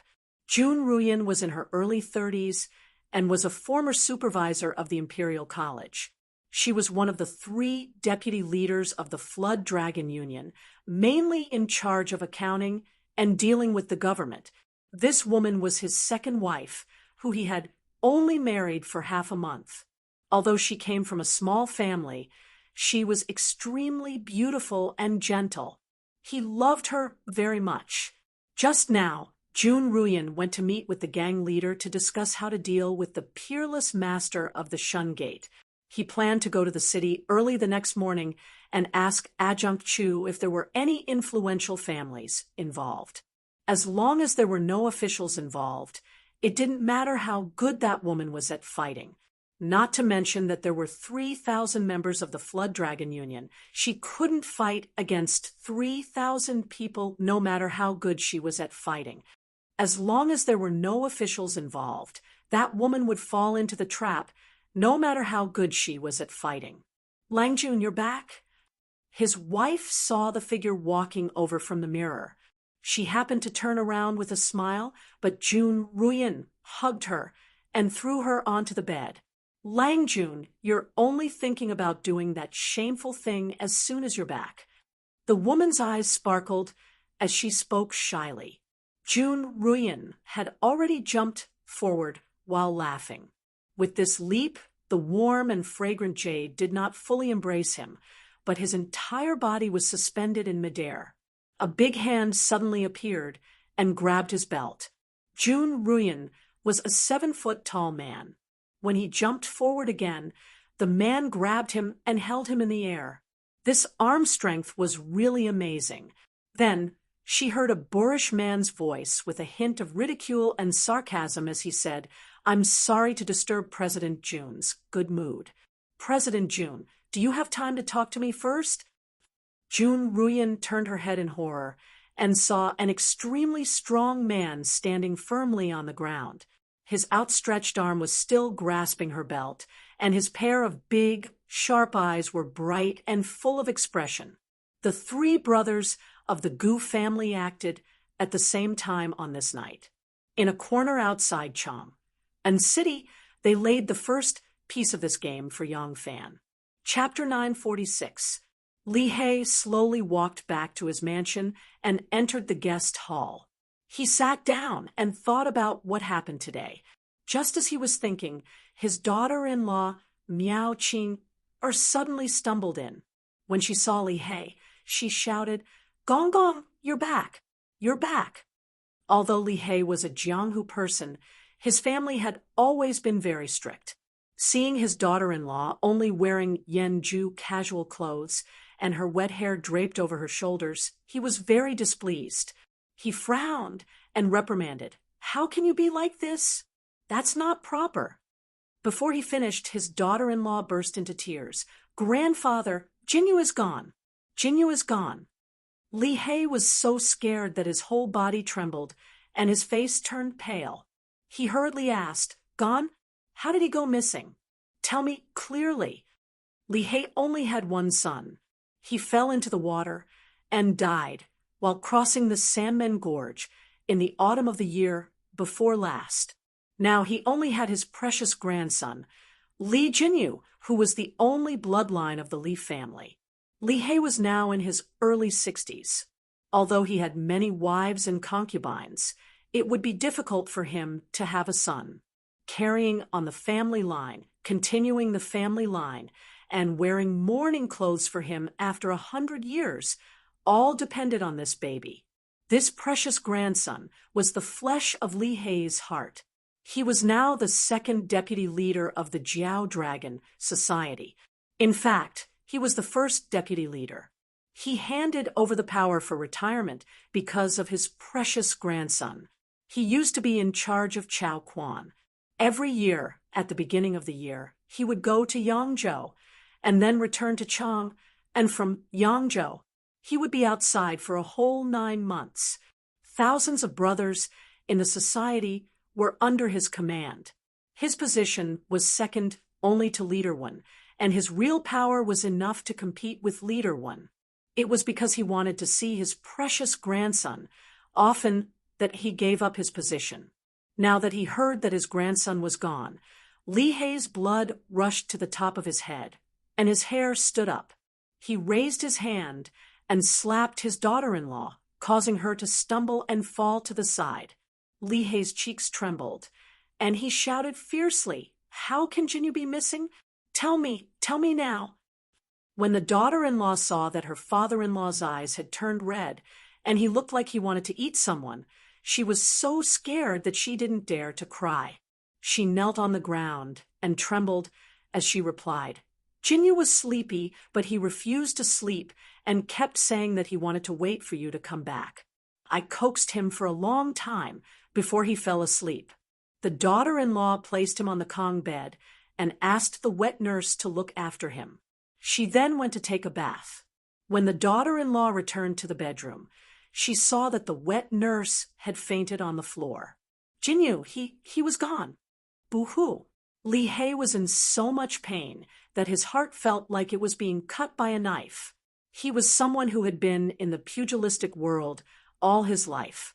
When he heard his daughter-in-law say this, he knew that this was definitely not the work of a human trafficker. Human traffickers rarely went to someone's house and directly stole a child. Besides, what kind of place was the Li family? Even if it wasn't a dragon's pool or a tiger's den, it wasn't a place that just anyone dared to barge in.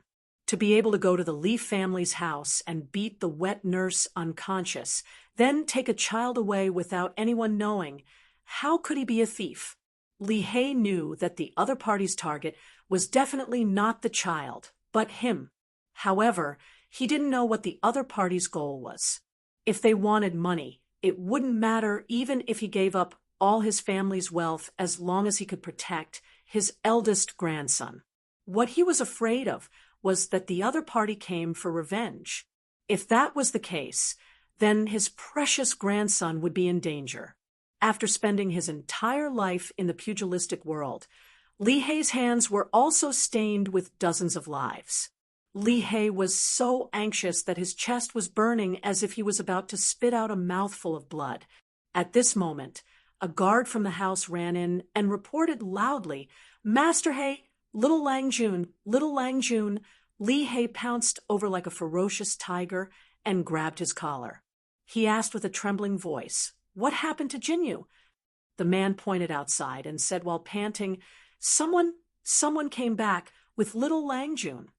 Li He suddenly turned his head and saw an extremely burly man who was surrounded by more than 10 thugs from the house. The man walked over with steady steps, carrying a 2- or 3-year-old child in his arms. The first deputy leader of the Flood Dragon Gang, Yan Shuwei, returned home with a gloomy face. He took off his robe and handed it to the servant girl who came to greet him. He walked into the inner room while untying the leather belt around his waist. He was originally the second deputy leader and had always accompanied the leader in Chang. And in terms of status, he was ranked second. In terms of actual power, he was actually inferior to the third leader, Jun Ruyan, who was ranked below him. In the end, Li He handed over his power because of his son's death, so he became the first deputy leader of the Flood Dragon Gang. In the Chow Gang, the most important skills were the Chow Fist and the Chow Mouth. They were the right-hand men of the gang leader. Jun Ruyan was in charge of the Chow Mouth, while Li He was in charge of the Chow Fist. As the second deputy leader, his position was very awkward. He was overjoyed to be in charge of the Chow Fist. However, Li He had been in charge of the Chow Fist since his father's generation. The father and son had been in charge of the Chow Fist for decades and had many trusted subordinates. Although Li He had handed over his power, he still had great control over these Jianghu heroes. Yan Shuwei didn't live up to his title as the leader of the Chow Fist.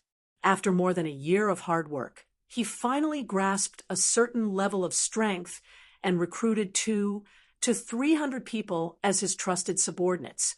They were the people who wanted to annex the Shun Gang by force today. When one gang leader wanted to annex the Shun Gang, he patted his chest and took it on. He thought it would be easy to deal with the Shun Gang, but he didn't expect that he would embarrass the Flood Dragon Gang. In tonight's meeting, he wanted to immediately return the favor and gather the people of the Flood Dragon Gang to destroy the Shun Gang. However, Li He, who still controlled most of the force in the Flood Dragon Gang, strongly opposed it. It was obvious that he wanted to make a fool of himself. To tame those unruly Jianghu men, one had to rely on means and prestige. Li He didn't want to give up his power because he didn't want to lose face. Damn it, his grandson was still drinking milk. What did this old man want to do? Did he want to wait until his grandson grew up and take back the position of the Chow Fist's leader? Yan Shuwei walked around the inner room with a calm face. When he looked up, he was stunned. Under the light, a square-faced man with thick, ink-like eyebrows was sitting in front of the table. Yan Shuwei would drink a bowl of cheese every night before going to bed. At this moment, the bowl of cheese that the maid had brought was in the hands of the man, and he was enjoying it with relish. The man raised his head and stared at Yan Shuwei with a pair of eyes as sharp as an eagle's. He smiled and said, "Did Leader Yan just come back? I've been waiting for you for a long time." Yan Shuwei's horrified gaze fell from that person to the long sword on the table. He cried out in alarm and hastily retreated, shouting, "Someone come! There's an assassin! Guards, come quickly!" Following Yan Shuwei's shout, the thugs of the mansion heard the alarm and rushed into the bedroom with sticks and swords in their hands. The room was filled with crashing sounds, the sound of tables and chairs breaking, the sound of things being thrown and smashed, the sound of fists and palms colliding, the sound of weapons colliding, and the sound of shouting and cursing interweaved together. With a crack, a large hole was smashed on the wooden screen by a broken corner of the table. In just a moment, the storm-like sound stopped, and the bedroom was silent. Yan Shuwei stood in the hall, protected by 4 armed guards. Hearing the silence in the bedroom, They couldn't help but look at each other. Go, see what's going on inside. Yen Sherway nervously pushed the two guards in front of him. The two guards gripped their knives and braced themselves to go around the screen. They looked around and saw that the bedroom was in a mess. The 7 or 8 thugs who broke in were lying on the bed. Some were hanging limply from the top of the tent. Some were hanging upside down on the dressing table. Some were lying on the floor full of wood shavings, and one was sitting on the floor leaning against the screen. All of them were unconscious, but the burly man who broke into the bedroom had disappeared. Deputy Leader, that person is gone. The two guards looked as if they had seen a ghost. They stared at the room in shock and fear, afraid that the person would suddenly jump out of nowhere like a demon. Gone? How is that possible? The only way out of Yen Sherway's bedroom was through the central room. There were no small doors or windows, so how could a living person disappear? Yen Sherway rushed over to take a look. Everything in the room that could be broken had been broken, and the curtain was on the ground. There was indeed no place for a person to hide. The 4 guards and Yen Sherway looked at the room in a daze.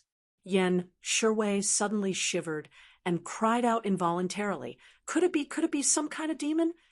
Someone at the side poked his head into the messy bedroom and said to Yen Sherway, "Are there any demons or evil spirits here? Deputy Leader, you should invite a Taoist priest to perform a ritual." Bulsh *T. Yen Sherway was furious. He was about to turn around and scold him when he suddenly realized that the person who spoke wasn't his guard at all. The guard had fallen to the ground, unconscious. The person who was standing there and looking into the bedroom, curiously, was the man who had just disappeared from the bedroom. When the sky was about to brighten, someone impatiently knocked on the door of the vice president of the Flood Dragon Society.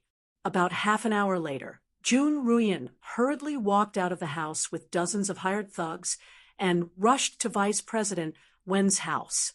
Halfway there, they met Li Hei, who had come out from another alley. Li Hei also had a few dozen people with him. The two of them did not speak when they met, only nodding with cold expressions. They then cooperated and hurried towards Guild Master Wen's house. Soon, Yen Sherway also appeared in town with dozens of thugs. All of them looked gloomy and hurried toward Leader Wen's house. The people who got up early noticed the abnormality and immediately thought of the great loss the Flood Dragon Society had suffered yesterday. Could it be that the Flood Dragon Society had set the time for them to take revenge on the Shun Gate this morning? Curiosity and excitement tickled them like a cat in lust. They all informed their neighbors and waited eagerly. However, they did not see the troops marching to the Shun Gate until the sun was high up in the sky. Instead, they received a piece of unbelievable news. When Chongqing, the leader of the Flood Dragon Union, was dead. The first to discover Leader Wen's death were the 8th and 9th wives of the Wen family. Leader Wen's 8th wife and 9th wife were a pair of twin sisters. They were originally prostitutes in the martial arts world, but Leader Wen took a liking to them and took them in as his wives. Leader Wen loved having them serve him in bed. Last night, it was the 2 sisters who served him on the bed. Today, at dawn, when the 9th wife was about to get up, she found that Leader Wen, who had been sleeping between them, was already dead. Leader Wen was unscathed and died of old age at the age of 42. Chapter 947. The headquarters of the Flood Dragon Triad was Wen Chongqing's home. The morning hall had already been set up, but because the news had just spread, there were no guests to pay their respects except for the 3 vice presidents and the stewards. The stewards gathered outside the morning hall and discussed. They had many doubts about the sudden death of President Wen. The 3 vice presidents and the young president, Wen Bin, were discussing in the living room. Wen Bin was wearing linen clothes and had a white scarf wrapped around his head. His eyes were red and swollen from crying, but the 3 vice presidents were unusually silent. Wenbin said in a hoarse voice, "My father was so strong. How could he have died so suddenly? There must be something strange about this. Yesterday, a master came from the Shun faction. With her martial arts, she could easily kill my father. This must have something to do with her." The three vice presidents were still silent. Li He silently thought about his worries. Until now, he could not forget the fear and panic he felt when his grandson went missing last night. He still remembered when he snatched his precious grandson back into his arms and ordered his men to arrest the intruder. The intruder's clean and agile movements were still fresh in his mind. "If I can take your grandson away and return him to you, I can take him away again. President Lee, if you want your grandson to grow up peacefully and take care of you, you'd better know what's good for you." This was what the man with amazing skills had said to him after he had defeated everyone with a wave of his hand and a kick. "What do you want me to do? Betray the Flood Dragon Triad?" Hee. What I want to do doesn't conflict with your personal interests at all. I know what President Lee is thinking. You want to leave a family business for your precious grandson so that he doesn't have to worry about food and clothing. No matter what I do, I can satisfy your request and give you more. Carry the injured away. Keep your mouths shut and don't leak anything. Otherwise, don't blame me for throwing your entire family into the Wei River to feed the turtles. Warrior, please talk in the study. Thinking of the conversation with the man last night, Li He let out a sigh of relief. Yan Shui was also thinking in silence. "President Yan, the Flood Dragon Triad belongs to the Wen family and will never be yours. You have no objections to this, right? So what? The leader of your clans, Chao Quan, is you on the surface, but it's still Li He. That's not wrong, is it? What are you trying to say? If you have to choose between death and power and wealth, which would you choose?" Yan Shui woke up from his recollection. He raised his eyelids slightly and glanced at Li He and Jun Ruyan. Both of them were silent with sullen faces. Other than the gang leader, these two were the most influential people in the Flood Dragon Union. However, they were surprisingly silent today, which was very different from their usual behavior. Could it be Yan Shui's heart skipped a beat? Could it be that the two of them met someone last night? Last night, Jun Ruyan had been about to pounce on the beautiful woman, only to be caught in midair by someone who could have easily killed her. Jun Ruyan didn't believe that Master Wen had died a sudden death. But if Master Wen had been killed by someone and there were no signs of tampering, then the culprit must be too terrifying. The person who saved the Shun men yesterday was a girl, but the person who broke into his bedroom last night was a brawny man. Where did these people come from? How many of them were there? While he was puzzled, what that person told him kept lingering in his mind. "Master Jun, you're the leader of the Flood Dragon Union and a scholar. The fighting and killing in the Jianghu has nothing to do with you. You have connections with the government, which is your greatest asset. Only with this asset, even if the Flood Dragon Union doesn't exist, the White Dragon Union and the Black Dragon Union will still offer you a high salary. There's no need for you to stir up trouble. We Jianghu people do things very simply. We go in with a knife and come out with a knife. That's all. Master Jun has connections with the government. You can subdue these Jianghu people who rely on the water for a living, but you can't subdue us Jianghu people who have unknown identities. I think you understand this." "What do you mean?" "You're different from Yan Shui and Li He. They rely on the water for a living for generations, but you're a person with an official's title. If you're lucky enough to become an official and are sent to another place, you won't be able to be the leader of the Flood Dragon Union. Or if you lose your connections with the government, you'll still have to hand over the helm of the Flood Dragon Union. You're only a vice leader of the Flood Dragon Union for money.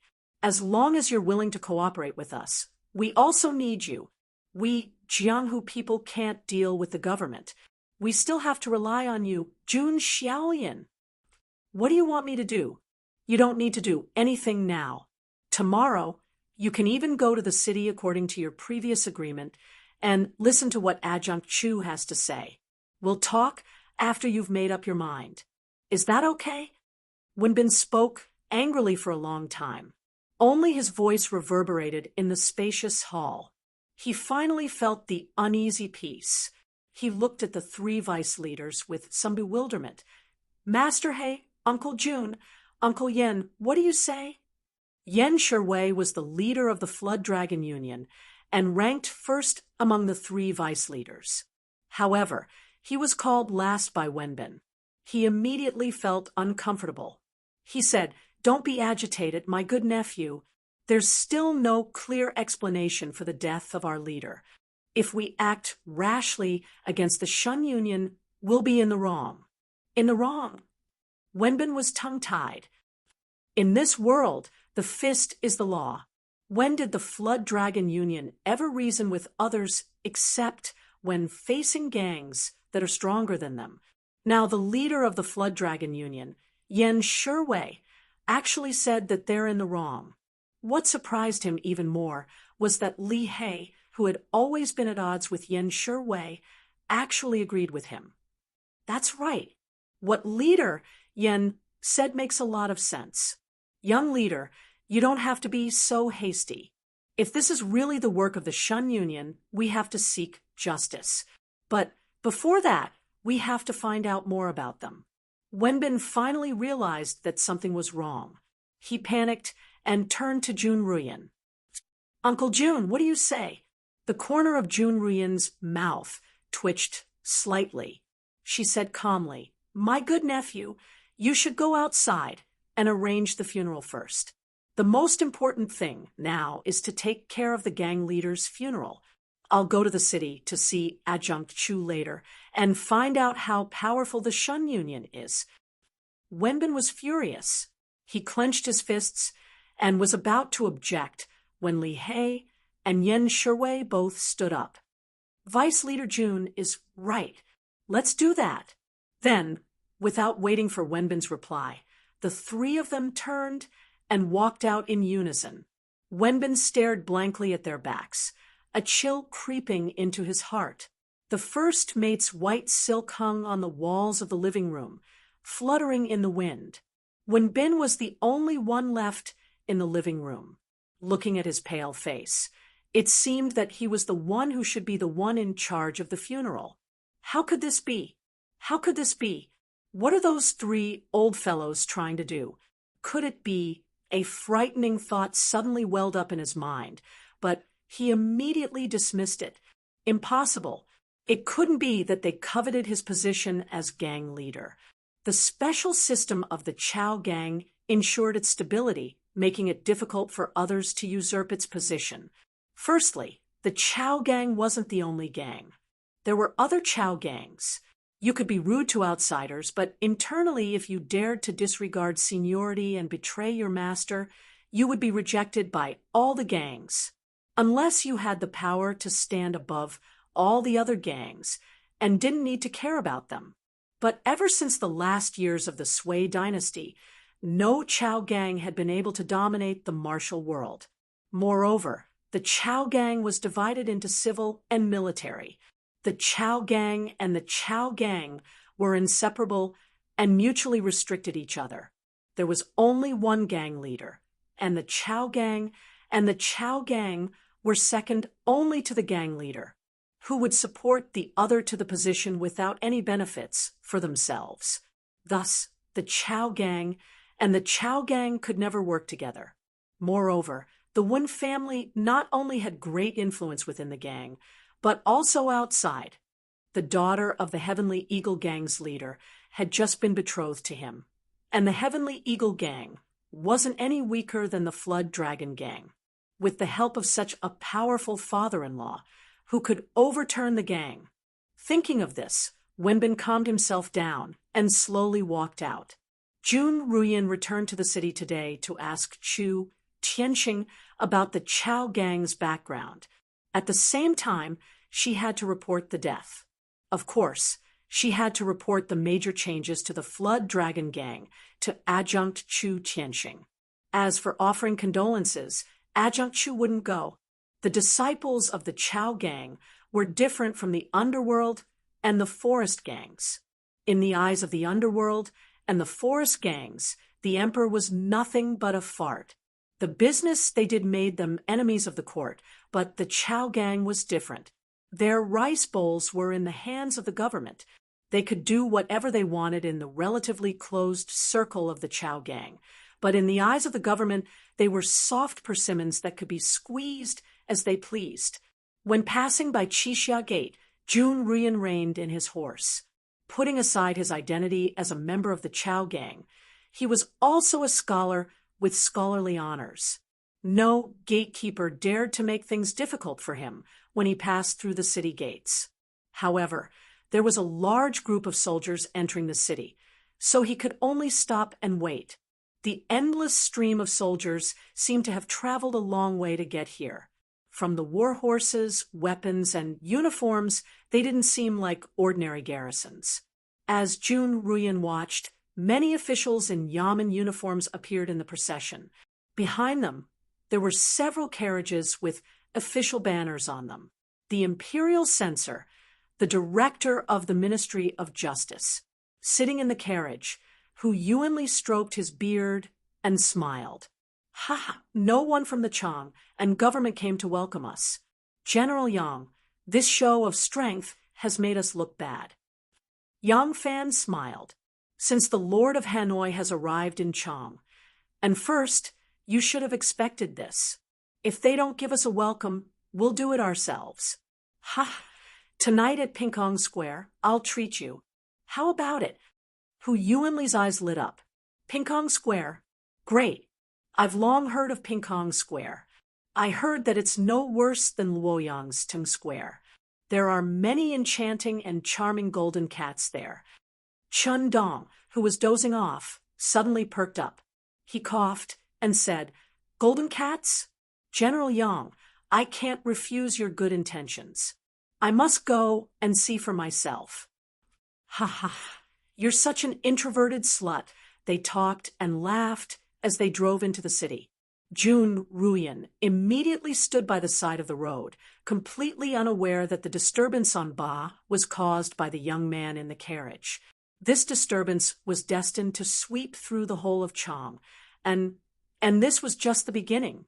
Chapter 948, Pinkong Square, was diagonally opposite the 6 ministries of the Chang, an imperial court, and many government offices. With the geographical advantage, it was convenient for the officials to enter and exit, visit prostitutes, and feast. In the Tang dynasty, officials were not allowed to visit prostitutes, and it was a fashion. Officials were the main force of visiting brothels. No wonder Pinkong Square became the center of Chang and city's brothel. The Central Plains women who could serve wine in Pinkong Square were not only beautiful and elegant, but also had a beautiful mind. They were good at zither, chess, calligraphy, painting, poetry, and songs. The women from the Western region were not good at literature, but they were good at singing and dancing. They only knew how to do sex, so there was no place for them here. However, at this moment, the Chang and officials, gentry, and old people of aristocratic families were gathered together, but there was no beautiful girl hung reciting poems, nor was there a Western region concubine dancing. The one who was pacing slowly in front of the crowd was a short, skinny man in his 50s. He was the king of Hanoi, Wu Yizong. Wu Yizong knew that Yang Fan and his group would arrive in Chang, and today, so he invited all the influential people in Chang, and in advance. Since the king of Hanoi had sent an invitation, no one would reject it. Therefore, the prefectural magistrate of Chang and Lu Xiantian, all the senior officials of the capital, the royal family and the local gentry, and old people of aristocratic families were all present.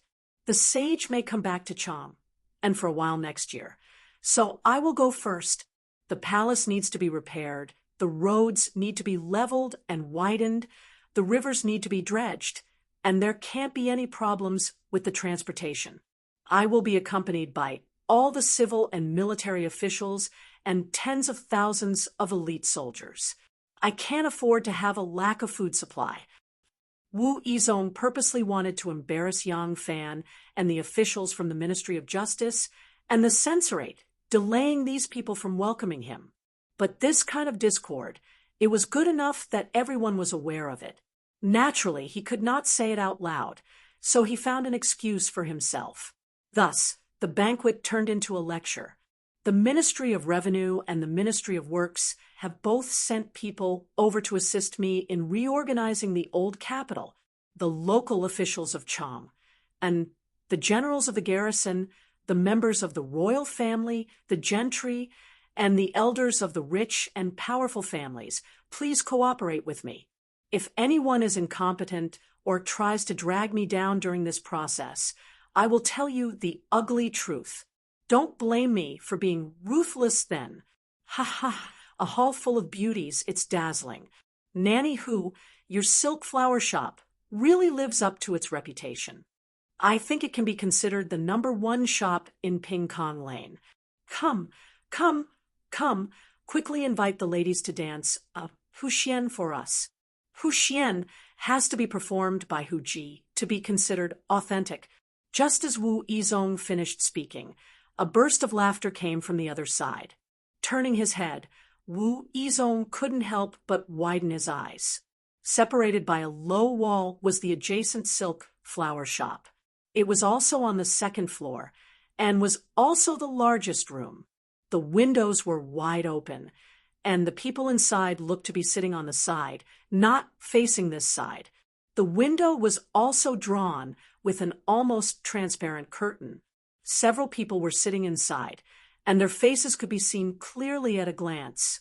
The person in the middle was surprisingly Yang Fan. Yang Fan had Su Liang, Ma Qiao, and the others lead the 3 armies to the Xuanwu Gate in Chang, an imperial palace. In the past, there had been barracks for the imperial army outside the Xuanwu Gate. Now, it naturally belonged to them. However, ever since the emperor moved the capital to Luoyang, the barracks had been unoccupied for a long time and had fallen into disrepair. The Ministry of Works had to send people to repair it, so they could only make do with it. Under Hu Yuanli and Chen Dong's arrangements, the officials from the censorate and the Ministry of Justice also stayed in the Chang and government office that belonged to that office. On the other hand, Yang Fan dragged Chen Dong, Sun Yuxuan, Hu Yuanli, Shi Yu Wen Ao, and the others to Pingkong Square. Perhaps it was a coincidence, but the place they had chosen was adjacent to the place where Wu Yizong was holding his banquet. Although they were separated by a wall and belonged to 2 different brothels, the sounds of music could be heard and the movements of the dancers could be seen. It was as if they were fighting in a ring. Wu Yizong had never imagined that when Yang Fan and the others arrived in Chang and with their tails between their legs, not a single official from Chang and would come out to welcome them. Instead of feeling indignant, they were actually enjoying themselves here and coincidentally appeared next to him. Du Guyu, who was seated, quickly swept his gaze over the guests present. Seeing that everyone had a strange expression on their faces, the corners of his mouth curled up slightly. In the Shi flower shop, when the madam saw that this customer was so generous, she happily agreed to make arrangements. Very soon, the servants filed in a line. 8 delicacies of water and land were laid out, and the table was filled with sumptuous dishes.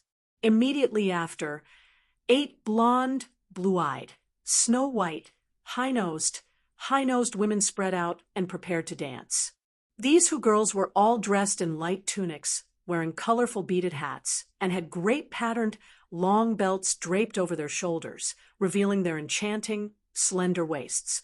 For a moment, the entire hall was filled with an enchanting and exotic charm. They first greeted Yang Fan and the others in the Hu language.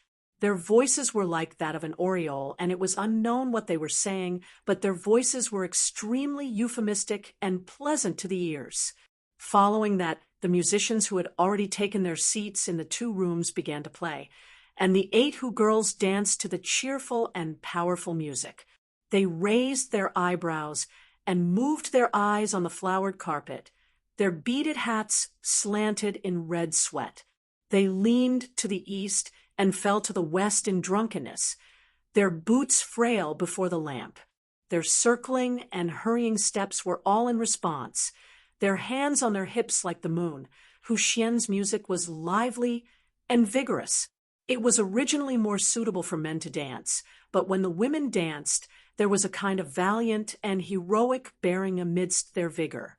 Coupled with their enchanting charm, the pointed hats and pointed chins gave them an even more enchanting flavor that could directly hook people's hearts.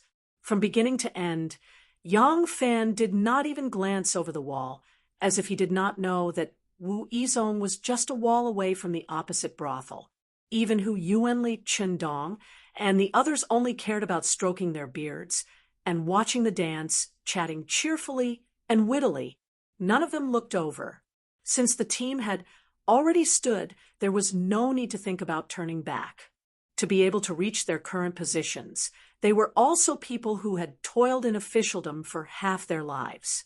How could they not understand this principle? At this moment, they were in a dilemma and had no way out.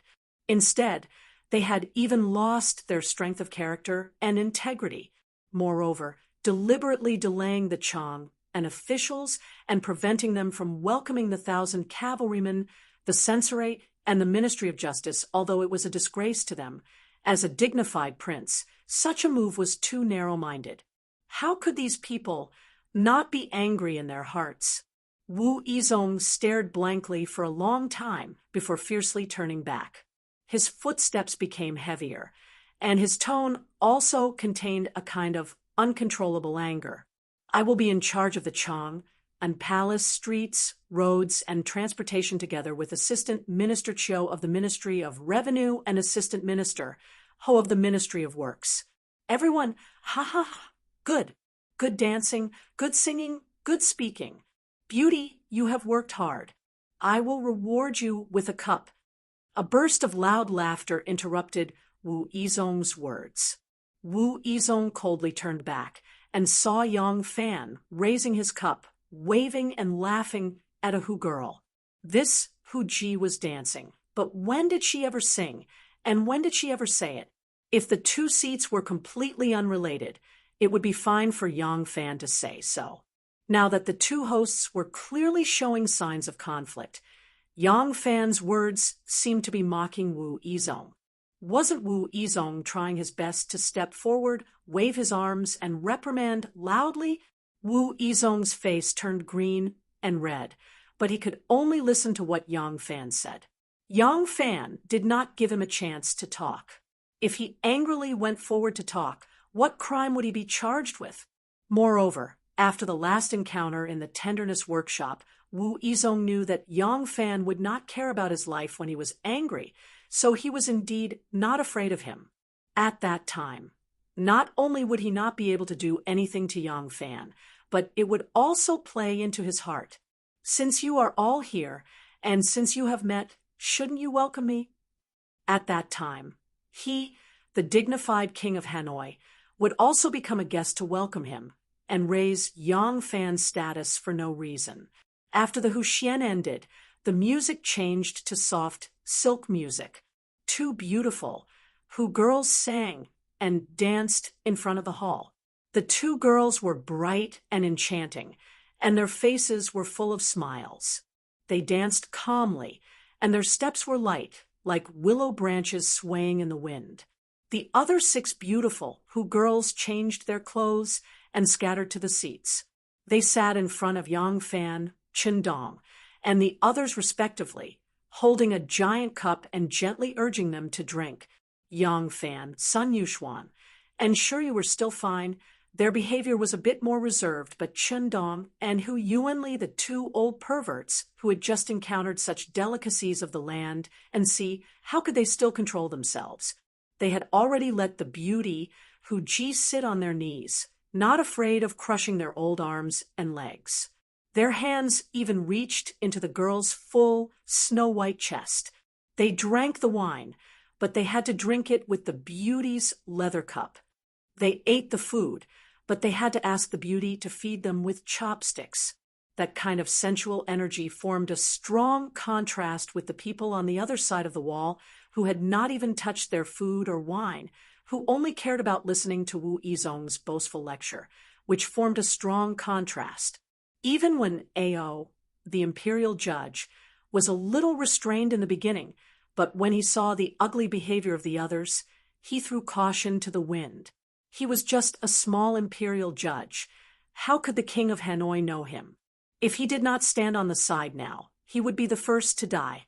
Thinking of this, the imperial judge made up his mind and decided to get drunk today. The beauty who had just finished her dance with a pink neck and sweaty cheeks smiled sweetly and put a mouthful of the wine into his mouth. The imperial judge immediately hugged the plump girl's soft waist, and his other hand reached into her breasts, grabbed the soft and big ball, and as the Hu girl moaned, he sucked on the tip of her tongue. Such an evil appearance made Wu Yizong so angry that one Buddha was born and 2 Buddhas ascended to the heavens. If he continued, and Yang Fan was enjoying the song and dance with his mocking words, it would make him look like a dancer who was singing and dancing in front of the guests. If he sat down and called the Hu girls to sing and dance, it would feel like he was imitating the other party, and he would be at a disadvantage. Wu Yizong was in a dilemma. After all the forces in Ba heard the news that the leader of the Flood Dragon Triad, when Changxing had died, all the influential people from different gangs and factions came to pay their condolences. Even the gangs that were not on good terms with the Flood Dragon Triad came. No matter how bad the relationship was, it was not to the point where they would kill each other. Death was a big deal, and they should come to pay their condolences. Of course, the gangs that were more powerful than the Flood Dragon Triad, and the gangs that were not on good terms with the Flood Dragon Triad, could send someone to represent them. Everyone knew that it was not because of the dead leader, but because they wanted to find out how he died. Seeing was believing. The leader of the Sky Eagle Triad is here. There was a sudden commotion among the mourners, and they spontaneously made way for him. A middle-aged man in a black robe with a long beard, thick eyebrows, and wide mouth walked over slowly with a group of people. The people behind him were all important figures in the Sky Eagle Triad, including Su Lin, the helmsman of the Tsauko. In addition, there was a young woman who looked to be about 17 or 18 years old. She was slender and wore a jade gown and a jade skirt. When she walked, a white silk skirt that covered her legs could be vaguely seen. Her snow-white silk sleeves were narrow and tight, and her hands were wrapped in copper wristbands. She was dressed like a martial artist. The girl in martial arts clothes had a slim waist, a round chest, and long legs. Although she was only 5 or 6 out of 10, her figure could be rated 8 out of 10. However, she had thin lips and high cheekbones, which made her look a little mean. Her almond-shaped eyes were also slightly slanted out of habit, which made her look domineering. This person was Wei Xiaoxiao, the daughter of the leader of the Sky Eagle Triad, Wei Yongtang. Father-in-law, Xiaoxiao, you're here. When Wenbin saw them, he was overjoyed to welcome them as if he had seen a family member. Wei Yongtang nodded and patted Wenbin's shoulder lightly. He glanced at Li He and Yen Shiwei, who were wearing mourning belts, and said in a deep voice, "Have you found out the cause of leader Wen's death?" From his tone, it seemed that he could take over the Flood Dragon Triad as soon as when Changxing died. Li He was secretly displeased, but he replied indifferently, "There are no wounds on him, and there's no poison in his body. We can't find any cause of death." Wei Xiaoxiao interrupted, "What cause of death? We just made enemies with the Shun Triad yesterday, and something happened to Uncle Wen today. It's obviously the doing of the Shun Triad." Wei Xiaoxiao smiled coldly, and raised her eyebrows even higher. You should go and destroy the Shun triad now. Pick out that bitch's tendons and sell her to a brothel. Tie the 3 brothers of the Chow family to stones and throw them into the river. More than 2,000 brothers of the Flood Dragon triad are just watching. Aren't you afraid that the heroes of the world will laugh at you? Chapter 949. What Miss Xiao Xiao said was not something shocking in Ba. Almost all the gangs in Ba, big and small, had done this kind of thing before. The killers weren't necessarily evil, and the victims weren't necessarily kind or innocent. It was just a rule of the underworld that big fish preyed on small fish, and small fish preyed on shrimps. It was just like how some village chiefs drowned people who broke the rules of the village. People would only be afraid of you if you were more ruthless than others. This was the philosophy of survival in Ba. Miss Wei Xiao Xiao had done such a thing when she was 13. She was different from Gu Zhuting, who had also killed people when she was 13. Gu Zhuting had snuck into a military governor's office at the age of 13 and taken the head of a powerful military governor. Miss Xiao Xiao, on the other hand, had her skirt dirted by a beggar with both legs when she was 13. Miss Xiao Xiao ordered her men to drown the beggar in the Wei River. The gangs that came to pay their condolences disapproved of her arrogant attitude. The people from the gangs that were even more powerful than the Heavenly Eagle Gang were glaring at them with hostility. The 2 deputy leaders of the Flood Dragon Union and a few stewards looked displeased. Wei Yongtang frowned and turned to his daughter. "Shut up. There are so many seniors here. Do you think you have the right to speak?" Wei Yongtang turned to Li He and asked calmly, "What do you plan to do?" "The Heavenly Eagle Gang and the Flood Dragon Gang are willing to advance and retreat together and help each other." Yan Shiwei was now the leader of the Flood Dragon Gang, but Wei Yongtang also knew that the real power of the Flood Dragon Gang was in Yan Shiwei's hands. He was asking for the real leader. Yan Shiwei was repeatedly ignored by others, and his heart was very depressed. The words of the person who broke into his mansion last night were even more lingering in his heart. Li He cupped his hands at Wei Yongtang calmly and said, "Gang leader Wei, you're helping us. The Flood Dragon Gang is very grateful. We have our own plans for this. If we need help from the Heavenly Eagle Gang in the future, Li He, will ask for your help." Once his father-in-law arrived, Wen Bin's courage grew by a lot, and he immediately shouted, "What plan? I don't like what Master He said. I've long said that we should destroy the Shun sect immediately. It was you who were afraid of the slightest thing and refused to act. Now that we have my father-in-law's support, what do we have to be afraid of? The Shun sect only has that bitch who can fight. We have so many heroes on Ba. Are we going to submit to her just like that?" "How can you speak to your elders like this?"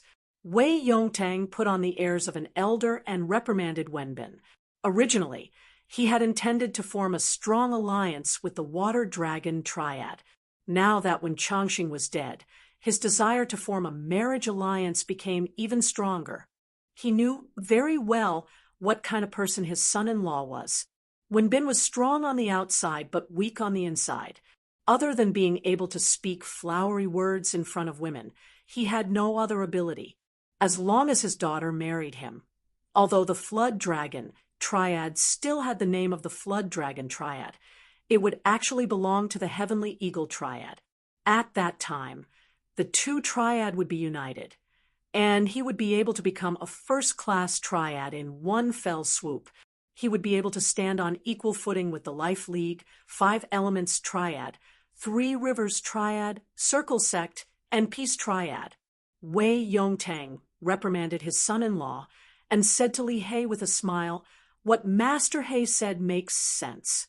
Then let's deal with President Wen's funeral first. Anyway, he can't run away from the Shun sect. Isn't it just a matter of a word for us to get justice?" However, Wei Yongtang glanced at the crowd and said with authority, "A country can't be without a ruler, and a triad can't be without a leader. Now that president, when has passed away, shouldn't we immediately ask young master when to take over the position in front of president? When's memorial tablet? This way, we can offer a memorial to president when's spirit in heaven and tell him not to worry." Li He was silent for a moment. He looked at Yen Shiwei and said slowly, "Of course." Just as Wei Yongtang's lips curled into a smile, Li He said again, "However, our Vice President Jun has gone to the city. We should wait for him to come back before we discuss such an important matter. For now, let's deal with President Wen's funeral first." Wei Yongtang's smile froze on his lips. If he wanted to help young master Wen ascend to the position, he naturally had to have the important people in the association present to be a form of acknowledgement. Others could be absent, but the 3 deputy gang masters had to be present. However, Li He said to wait for Jun Ruyan to come back before discussing, not to hold an ascension ceremony for Wen Bin after he came back. Discuss? What else was there to discuss? The leaders of the triads sitting on both sides of the seats immediately sensed the strangeness in Li He's words. They couldn't help but look curious. A quick-witted person immediately came up with an idea. Could it be that when Changxing's sudden death had nothing to do with the smooth door, but the internal strife of the Flood Dragon Union? This was interesting. If the Flood Dragon Union really had internal strife and split up, this fat piece of meat was even more tempting than the smooth door. All the triad leaders who had confidence in taking over the divided Flood Dragon Union or could get a share of the pie unconsciously began to think about it. When Jun Ruyan arrived at the Chang and local government office, a runner immediately led him to the record military advisor Chu Tianqing's office.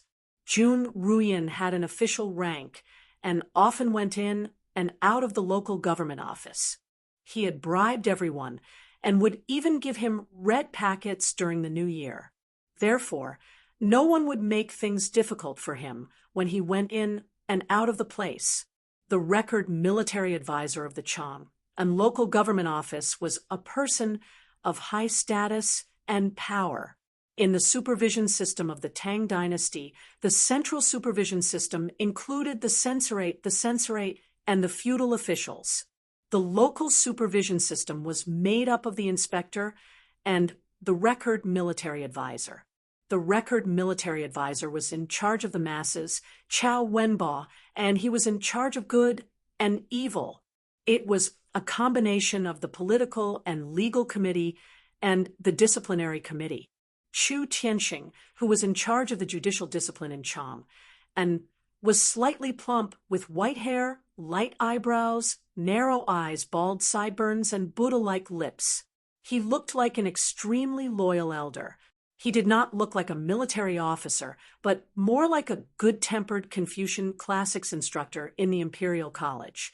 Only his colleagues who were familiar with him knew that this person who always looked like a good person was actually a cruel and merciless person. The officials of the Tang dynasty were used to giving people nicknames. Chu Tianqing's nickname was Vulture. He didn't have an aquiline nose or sharp eagle eyes, and his appearance was nothing like a vulture's. This nickname described his behavior and character. He was like a vulture crouching on a cliff, motionless as if he was part of the rock. Only when its prey was completely defenseless or on the verge of collapsing would it suddenly spread its wings and pounce over, using its sharp claws to hold onto the prey, and then using its sharp beak to peck open the prey's skin, pecking at the flesh and sucking blood. Jun Ruyan followed the Yamen runner inside, thinking about how to tell Chu Tianqing what had happened, even though the two matters were combined into one. But whether he should first inquire about the background of the niece of the Shun sect's Qiao Bangzhu or first talk about the inexplicable death of President Wen, he had to carefully ponder over how to explain it in an orderly manner. Duke Xiaolian is here. Come, don't stand on ceremony. Chu Tianqing was bent over a pile, of official desks. As soon as he saw Junruyan, he immediately stood up with a smile, as if he was blessed by the heavens. Although the record military advisor looked easy to talk to, Junruyan, who was familiar with his character, didn't dare to be careless. She quickly stood still and bowed deeply. The Yamen runner, who had led the way, retreated. As soon as the figure disappeared from the door, Chu Tianxing's face changed and became very cold. Junruyan had just sat down, but when she saw Chu Tianxing's expression, she quickly stood up again, feeling uneasy. Chu Silu, today I'm here. Chu Tianxing hurriedly waved his hand and interrupted her, then hurried to the door. Junruyan closed her mouth in surprise and looked at Chu Tianxing's strange behavior. Chu Tianxing flashed to the door, looked outside, closed the door, and quickly returned. He waved to Junruyan and whispered, "Come, let's talk in the inner room." "Yes, yes." Junruyan couldn't help but panic when she saw Chu Tianxing's expression as if he was facing a formidable enemy. She quickly followed Chu Tianxing into the inner room. This inner room was where Chu Tianxing temporarily rested when he was tired from official business. There was a group of low cabinets against the wall, a soft couch in the room, and nothing else. Chu Tianxing stood still in the inner room and whispered to Junruyan, "You don't have to say anything more. I already know why you're here. Chang and is going to have a great change. A great change. Don't do anything at this time. Anything you do could be wrong." Junruyan said hesitantly, "Chu Silu, the Flood Dragon Society." Chu Tianxing raised a hand to stop her and said, "You and I are different from those outlaws of the Flood Dragon Society. We're just providing them with some convenience and benefits. Without the Flood Dragon Society, as long as we're willing, the other gangs will still treat us as distinguished guests. The Flood Dragon Society is too arrogant, and this disaster is inevitable. Jun Xiaolian, don't recklessly rush up at this time. I'm warning you, the waters are deep, and even I don't know the bottom. Don't get involved. When things calm down, do you think we'll miss out on benefits? Now, just sweep away the snow in front of your own door, and don't worry about the frost on other people's houses." Junruyan said in surprise, "Chu Silu already knows about President Wen's death." Chu Tianxing was stunned and turned pale. "What did you say? You said when Changxing is dead. When did he die? How did he die?" Junruyan was also stunned. Chu Tianxing didn't know that when Changxing was dead, then why was he acting like he was facing a great enemy? Junruyan didn't dare to be negligent and hurriedly told Chu Tianxing about when Changxing's death in detail. She also told him about how the Flood Dragon Society had sent out 200 experts in an attempt to swallow the Shun sect in one fell swoop, only to be utterly defeated by a village girl who had appeared out of nowhere. Chu Tianxing lightly slapped his forehead and paced back and forth in the room, muttering to himself, "They've already made their move? How decisive! Something big is really going to happen." Junruyan looked at him anxiously and couldn't help but ask, "Chu Silu, what happened?" Right now, just as he was hesitating whether or not to tell Chu Tianxing about the news of someone breaking into his house last night, Chu Tianxing suddenly turned around and said to him, "If when Changxing is dead, then so be it. This is just the beginning. Following this, there will be major events that neither you nor I can predict. You have to stay out of this immediately, or I'll be dragged down by you and doomed eternally." Chapter 950. Junruyan's hair stood on end as she listened. Trembling with fear, she said, "Chu Silu, is just a group of poor people who rely on water to make a living. Is there a need to make such a big fuss over such a small benefit? What kind of big shot has taken a liking to that even you are afraid of him?" Chu Tianxing sneered and said, "Afraid? Afraid my ass. Do I deserve to be afraid? If I'm really unlucky, it won't be because someone wants to deal with me, but because I was too slow to dodge and got caught in the crossfire. Let me tell you, right now I can't wait to run far away. If not for, as if fearing that the walls might have ears, Chu Tianqing subconsciously looked around and said in a low voice, if it weren't for the fact that I'm the War Records Advisor, and there are some things that I can't avoid, I wouldn't even be qualified to know about it if they hadn't informed me in advance.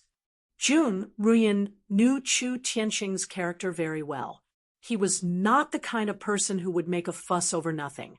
If he could make it sound so serious, then the truth must be even more serious than what he had revealed. Jun Ruyan couldn't help but jump in fright, but he couldn't figure it out. Ba's benefits were extremely generous to them, but they shouldn't be attractive to higher-level nobles. What had happened? Chu Tianqing seemed to see his confusion and said with a wry smile, "Don't ask me. It's not that I don't want to tell you, but I don't know either.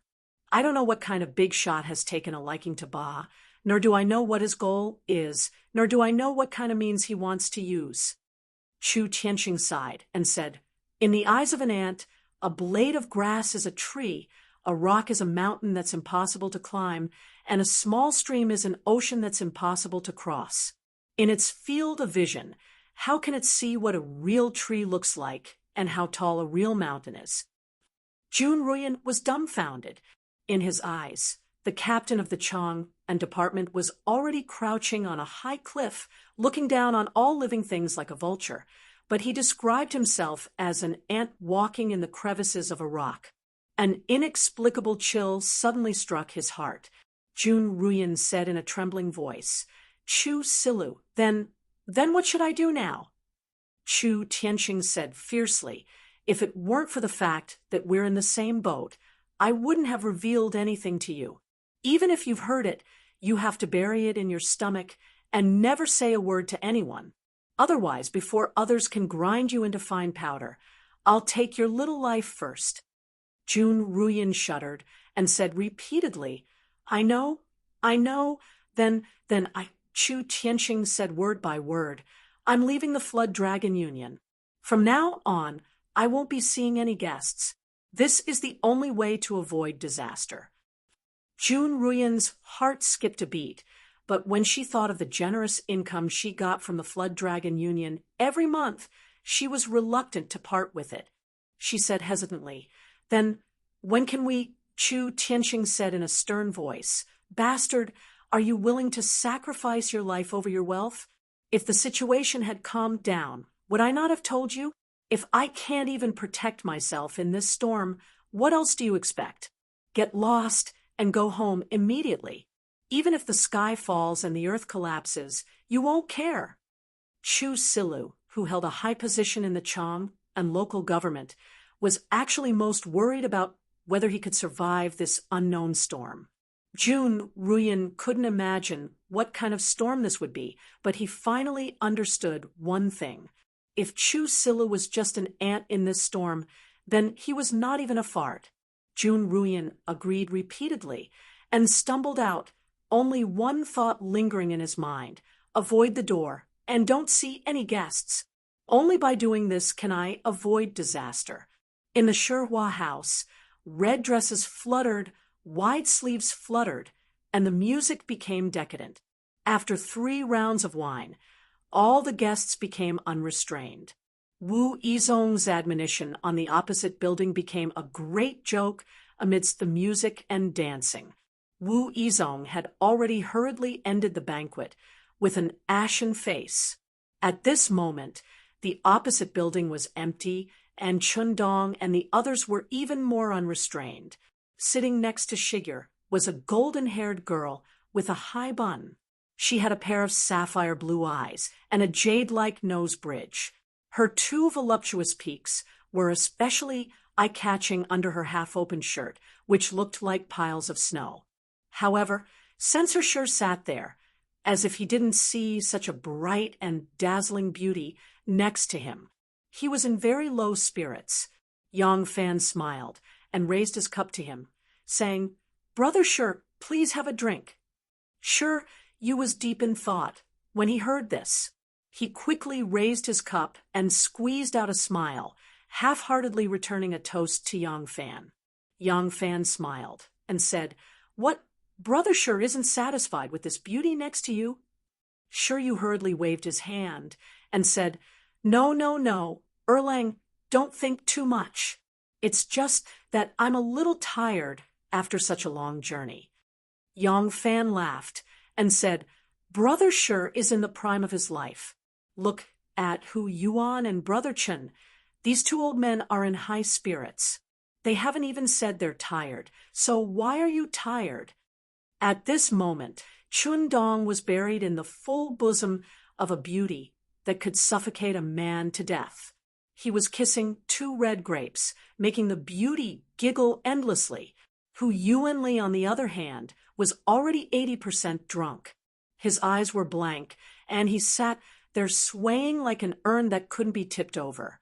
His cheeks were full of red lipstick marks. Shiryu laughed bitterly and shook his head slightly. At this moment, Sensorwen withdrew his hand from the back skirt of an enchanting beauty and said with a smile, "Erlang, you don't know this. Brother Sure likes dignified and gentle women. Although these beauties are enchanting, they may not be to his taste."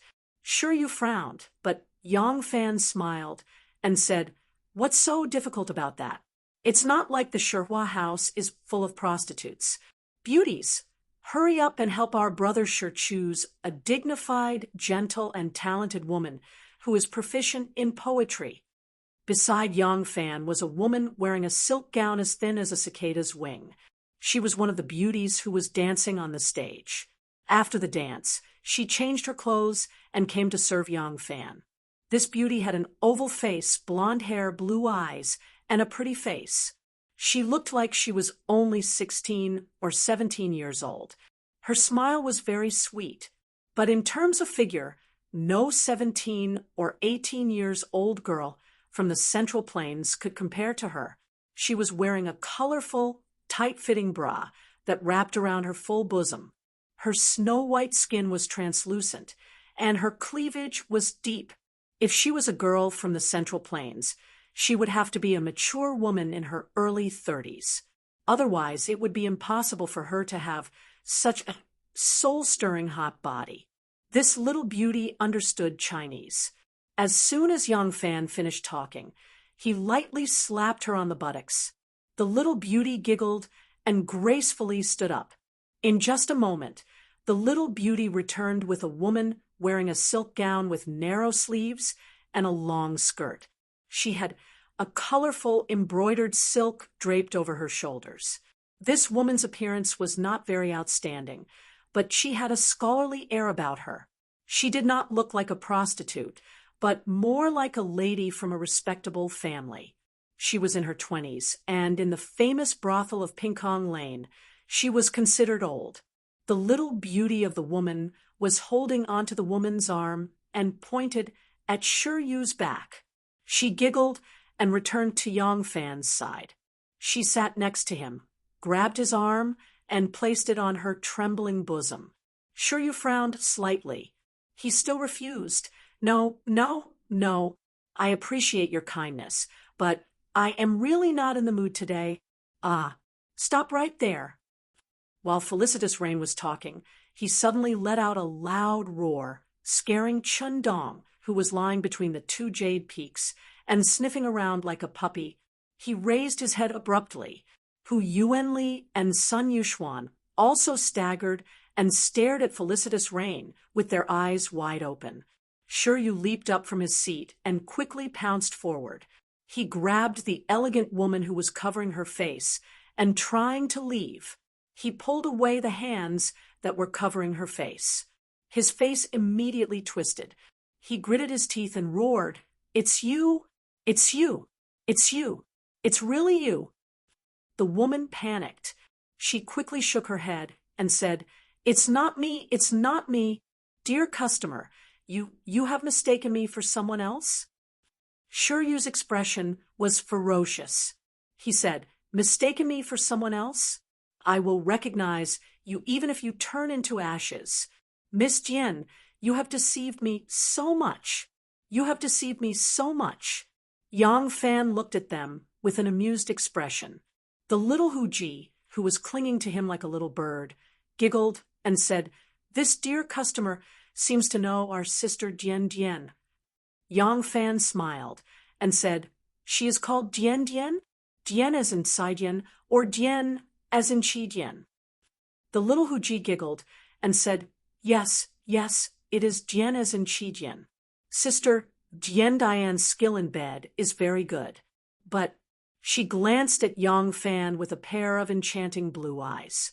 She moved closer to his ear and said in a soft voice, "My skill in serving men is not worse than hers. Pretty man, you will know in a moment." At this time, Censorship tightly grabbed the girl who had a panicked expression and denied that she was the girl who had tricked him in Dan Province. He gritted his teeth, and his expression was ferocious. He was so angry that it seemed like he wanted to tear her into pieces. However, he was born a scholar and had strict rules since he was young. He had never hit a woman. Therefore, even though he was mad with hatred, he could only stare at the girl until her face turned red. He did not know how to punish her in order to vent the anger in his heart. Yang Fan got up and walked over. He put his arm around Shiryu's shoulder and said with a smile, "Brother sure seems to have met an old friend here. Come, let's talk here." Yang Fan held him and walked to a corner of the parlor. He then turned around and signaled the panic-stricken girl to wait there and not move. When they reached a corner of the parlor, Yang Fan lowered his voice and gently persuaded, "Brother Shi, the past is the past. Speaking of which, Dian was ordered by someone else and had no choice. She is not related to you. So who else would she trap if not you? If I am not wrong, ever since you returned from Dan Province, Brother Shi, I am afraid that you have not forgotten this girl, right? Haha, whether it is love or hate, it is all fate. Today, I will be an ice man and redeem this girl's freedom. I will give her to you as a concubine. From now on, she can be considered to have jumped out of the mortal world and will no longer be manipulated by others. How about you? Ask her to serve you for the rest of her life as compensation. How about that?" When Shiryu heard this, a chill ran down his spine all the way to the tip of his hair. He had goosebumps all over his body and stood there in a daze. Chapter 9:51. Shiryu was dumbstruck. Yang Fan patted his shoulder and said in a low voice, "The trip to Chang and is a good opportunity for Brother Shi. If you can make a great contribution now, do you think you won't be able to rise to the top in the future? As far as I know, Imperial Censor of the Left, Wang Changfeng, is old and ill. I'm afraid he will retire soon. Brother Shi, think about it carefully." Yang Fan finished speaking and turned to leave.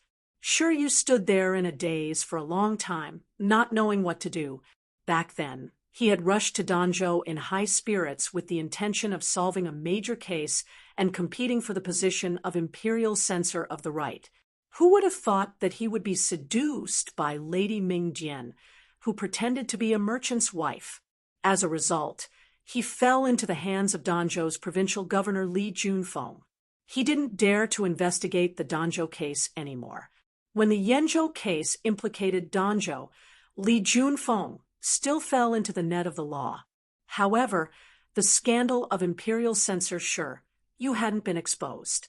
In Shiryu's opinion, Li Junfeng definitely hadn't confessed to the crime of framing him. After all, just based on the crime of embezzling grain from the Danzhou treasury, he was only exiled to Lingnan. If he confessed to another crime, he might be executed. Shiryu had thought that this scandal would sink into the depths of the sea, and no one would ever know about it. He hadn't expected Yang Fan to expose it today. Imperial Censor suddenly remembered that when the corrupt officials in Yenzhou had been arrested, the court had followed the clues and arrested many important local officials. Danzhou's provincial governor, Li Junfeng, had been arrested by Yang Fan. Could it be that Provincial Governor Li had actually confessed, but Yang Fan had concealed this information? Thinking of this, Imperial Censor Shi's face turned red. But thinking deeper, Imperial Censor Shi couldn't help but tremble with fear. Why did Yang Fan help him conceal this scandal? And why did he reveal this matter to him today? When he had been hit by the immortal trap, he had thought that Lady Mingjian was really Provincial Governor Li's concubine. Only when Provincial Governor Li was arrested did he realize that she was just a prostitute that Provincial Governor Li had hired with a large sum of money. However, he didn't know where this prostitute had come from, nor did he dare to ask. Now, this woman had appeared in the Silk Flower House. Was this a coincidence, or was it a deliberate arrangement by Yang Fan? If it was a deliberate arrangement, then Yang Fan's use of both carrot and stick was to, for a moment, Shi Yu's mind was filled with thoughts. He did not know how many thoughts had crossed his mind. Suddenly, he thought of the sentence that made his heart palpitate. Imperial Censor Wang Chongfeng of the Zhuoqindu was about to retire due to illness. Yang Fan walked to the side and said a few words to the girl. When the girl heard that Yang Fan wanted to redeem her, she couldn't help but be surprised and happy, but then she was filled with fear. Most people who had fallen into prostitution had no choice but to do so. Who wouldn't want to have someone to rely on? And the best ending for a prostitute was to be taken in as a concubine by a court official. She was already 24 years old, which was considered too old for a brothel. She also wasn't a peerless beauty. To be able to become the concubine of a current imperial censor was the best way out. But this imperial censor had been scammed by her before. Even though she was only a prostitute and did things for money, it wasn't up to her to choose. But would this imperial censor understand her difficulties? If he harbored hatred in his heart, when the time came, wouldn't he be able to trample on Jami, abuse, and oppress her? To be able to have such a good way out, the girl really couldn't bear to part with it. But when she thought of the enmity she had formed with the imperial censor, she was really extremely afraid. If only she could become the concubine of a handsome young master. Helpless, the girl couldn't help but feel an indescribable hidden bitterness towards Yang Fan. Yang Fan saw her worry and whispered a few more words in her ear. He first said a few words about the imperial censor's temperament, which was to ease people's hearts. The following words made the girl blush. She nodded her head shyly and stole a glance at the imperial censor, who was standing rooted to the ground. She gathered her courage and walked towards him. Yang Fan smiled and said, "The imperial censor's body is tired. Miss Dian, you have to serve him well. Tomorrow morning, you will pack your luggage and leave with the imperial censor." The imperial censor didn't bring his family with him this time. From now on, you will have to take care of his food and drink. The girl didn't dare to raise her head and shyly agreed in a low voice. Yang Fan then said to Qindong, Hu Yuanli and the others, "It's getting late. Let's all rest here for the night." Everyone had drunk enough. The fire of passion was gradually aroused, but in front of a large crowd, it was inconvenient for them to show their wanton and unrestrained behavior. Yang Fan's words won the hearts of the people. Everyone responded one after another, each holding a beauty in their arms and swaying away. Little Hu Ji came in front of Yang Fan and stared at him with a pair of watery blue eyes. She was like a little puppy waiting for its owner to throw a bone at it. She was just short of wagging her tail. However, Yang Fan pushed her towards Qindong, who was swaying in front of him. He smiled and said, "You go too. Take good care of our brother Chen." Compared to the plump Dr. Chun, who was over 50 years old, it was obvious that little Hu Ji was more interested in the young, strong, and handsome Lang Lang. Little Hu Ji could not help but feel resentful when she heard this. Qindong, on the other hand, was overjoyed. He hugged little Huji's shoulder and gave young Fan a thumbs up. He stammered, Erlang, you're a good friend. I didn't make the wrong friend. The song ended and everyone dispersed. The reception hall was a mess.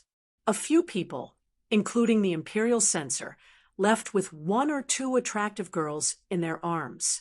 Only young Fan was left sitting there quietly. Ren Wei, who was dressed in casual clothes, quietly came up to him. Young Fan raised his head and said, Let's go to the North City first and take a look at the situation of the 1,000 Horsemen camp. After that, we'll go to Ba Shang. Naturally, someone stayed behind to handle the banquet and to handle the matters of redeeming the girl.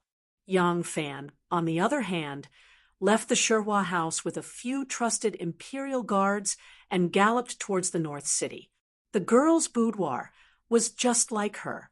It was warm and elegant. An embroidered tent was laid out, and the fragrance of beasts lingered in the air. The girl looked timidly at the imperial censor, who she would serve for the rest of her life. She was at a loss as to what to do. The imperial censor had drunk a lot of wine at the banquet.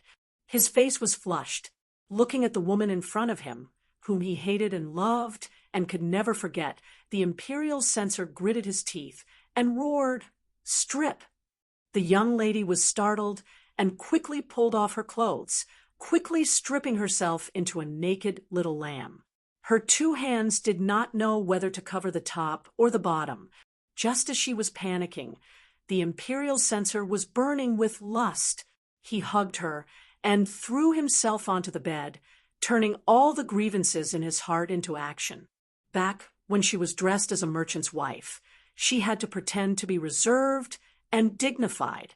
She did not dare to let loose and get intimate with the imperial censor. This time, she sincerely wanted to please her Lang Jun.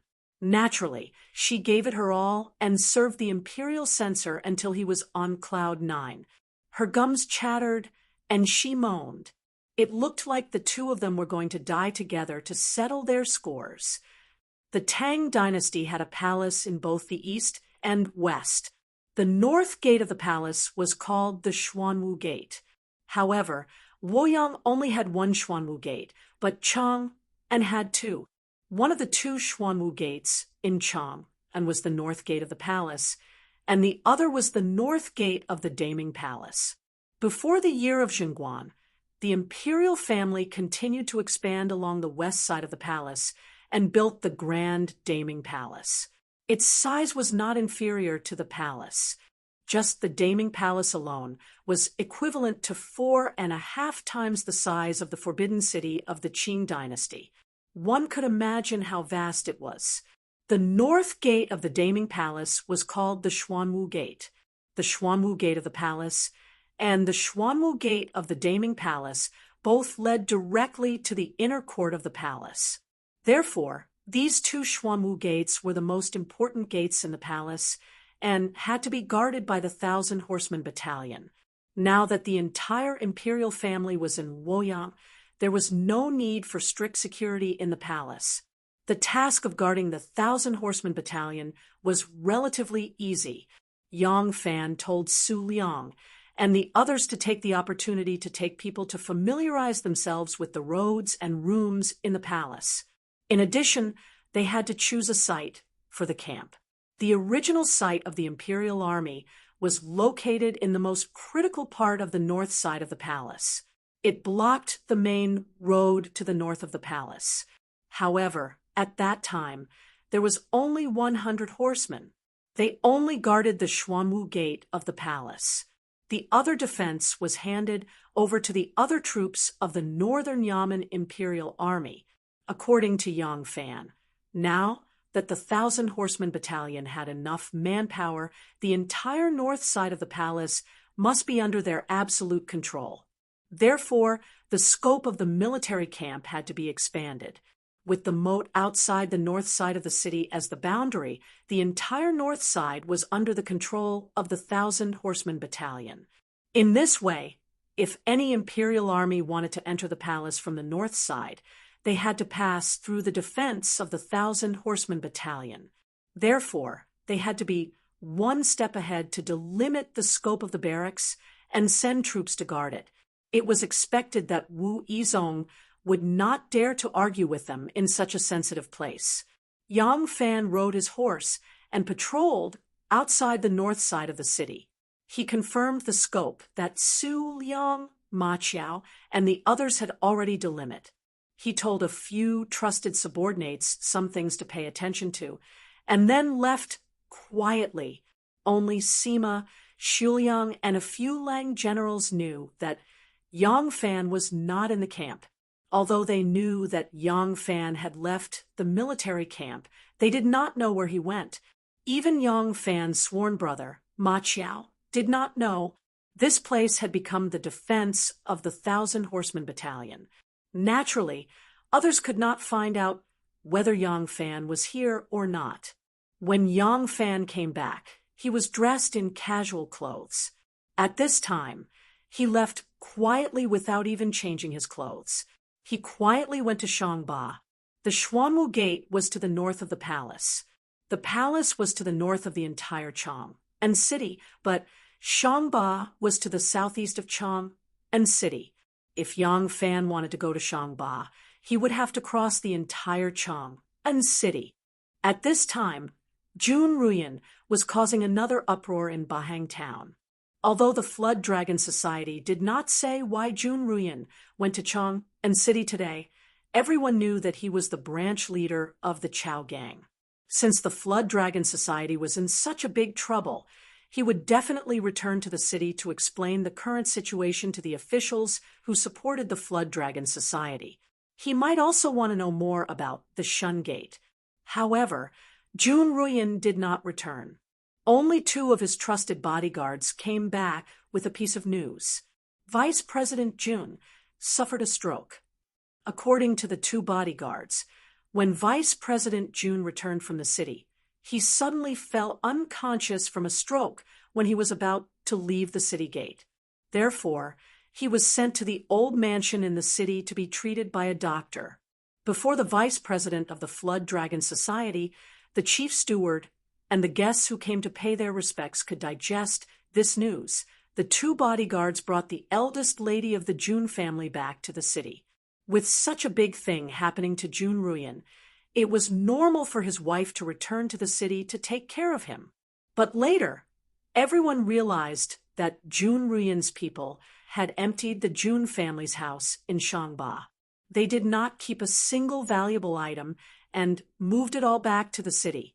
If Jun Ruyan was paralyzed in bed, then he would indeed lose the possibility of being the branch leader of the Chao gang.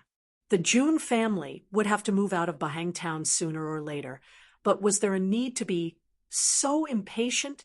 Jun Ruyan had suffered a stroke, who had instructed the eldest lady of the Jun family to immediately move all the properties in Bahang town. The Flood Dragon Society, which was already in a state of panic, was plunged into even greater turmoil. Chapter 952.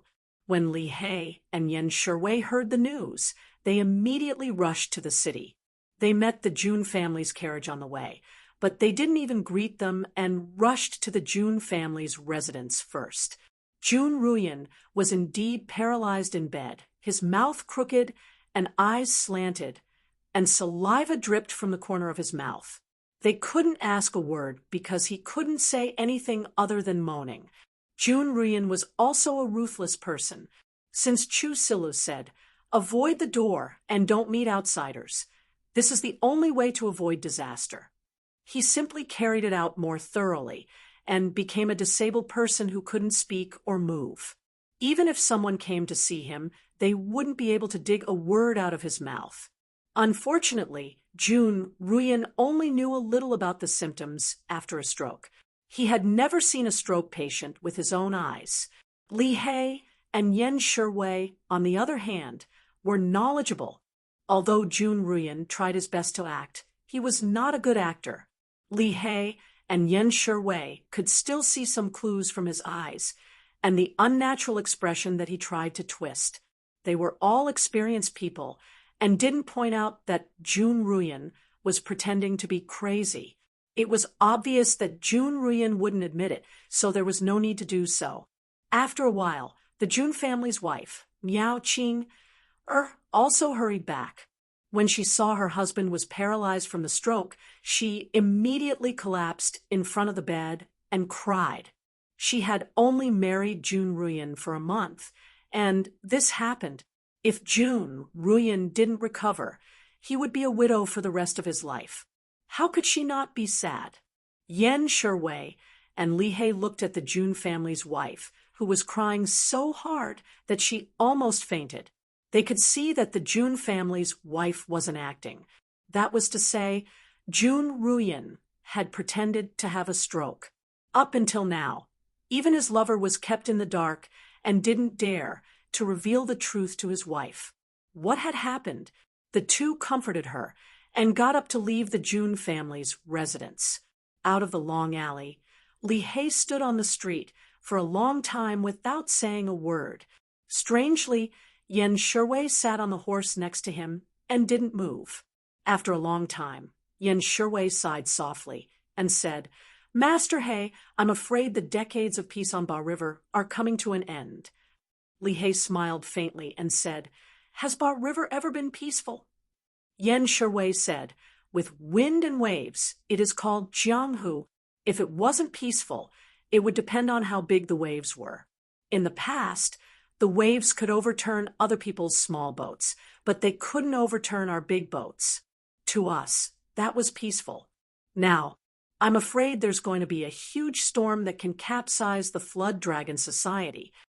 Li He stared deeply at Yen Sherwei and said, "Within a day, the leader became a dead man for no reason. The branch leader of the Tsaoko suffered a stroke and became a living dead. Now, only you, the branch leader of the Chaoquan branch leader, what do you plan to do?" Yen Sherwei smiled bitterly and said, "Master He, you're making fun of me by saying that. In the past, no matter how much we fought, it was always about who would take the helm. After all, we're on the same boat. Now that this storm is going to overturn the boat, I can't run away, and I can't hide from you. I hope that Master He can help me out." Ever since Li He handed over the position of the branch leader of the Chaoquan branch, the two of them started fighting openly and secretly. But now they had to help each other out to deal with the current situation. Yen Sherwei knew that the most powerful person in the Flood Dragon Society was this semi-retired Master He, so he had to lower his stance and seek cooperation. Li He was silent for a while and said slowly, "Last night, an uninvited guest came to my house." Yen Sherwei's body shook, and he cried out involuntarily, "What?" Li He revealed a faint smile and said, "It seems that Vice President Yen also has a guest visiting." Yen Sherwei slowly calmed down from the shock and decided to have a frank talk with Li He. He said, "That's right. Last night, someone from my house also came to visit. Someone came." Yen Sherwei told Li He what that person had said and stared at Li He. "Master He, what did that guest say?" Li He said, "That person said the same thing as your guest." Yen Sherwei stared at him without blinking and said, "Then what did Master He say?" Li He said, "Looks like there's more than one of them. But even if there are a few or a dozen of them, and each of them is a good man who can fight against 100 people, they still can't control Ba. No one can make the tens of thousands of people on Ba bow their heads to him with just their fists. If you can't make a living for them, they won't listen to you even if they have to fight you to the death." Yen Sherwei said, "I thought so too. They can't make me bow my head with their fists. But it's different now. You've seen how stupid Jun Ruyan is when he's pretending to be crazy. He's so scared that he'd rather give up his position as the helm of the Tsaoko and give up his generous annual income to hide at home and pretend to have a stroke. The person who wants to control Ba must have a powerful background. Jun Ruyan fears them like a tiger. Do you think we have a higher status than this Duke Xiaolian?" Li He said, "It's good that Vice Head Yen understands this. In that case, shouldn't the two of us seriously consider that uninvited guest suggestion?" Yen Shuwei said, "What does Master He plan to do? I'm young and inexperienced, so I'll just follow your lead." Li He saw that he was still trying to play tricks and couldn't help but laugh. If a ship is about to sink and everyone wants to live, the best way is to climb onto another ship, a bigger one. What do you think? Yen Shuwei's eyes narrowed slightly. "Are you sure? That's a big ship?" Li He said indifferently. "I didn't believe it at first, but after seeing Jun Rian's expression, you don't—" The two of them stopped talking and looked at the long street together.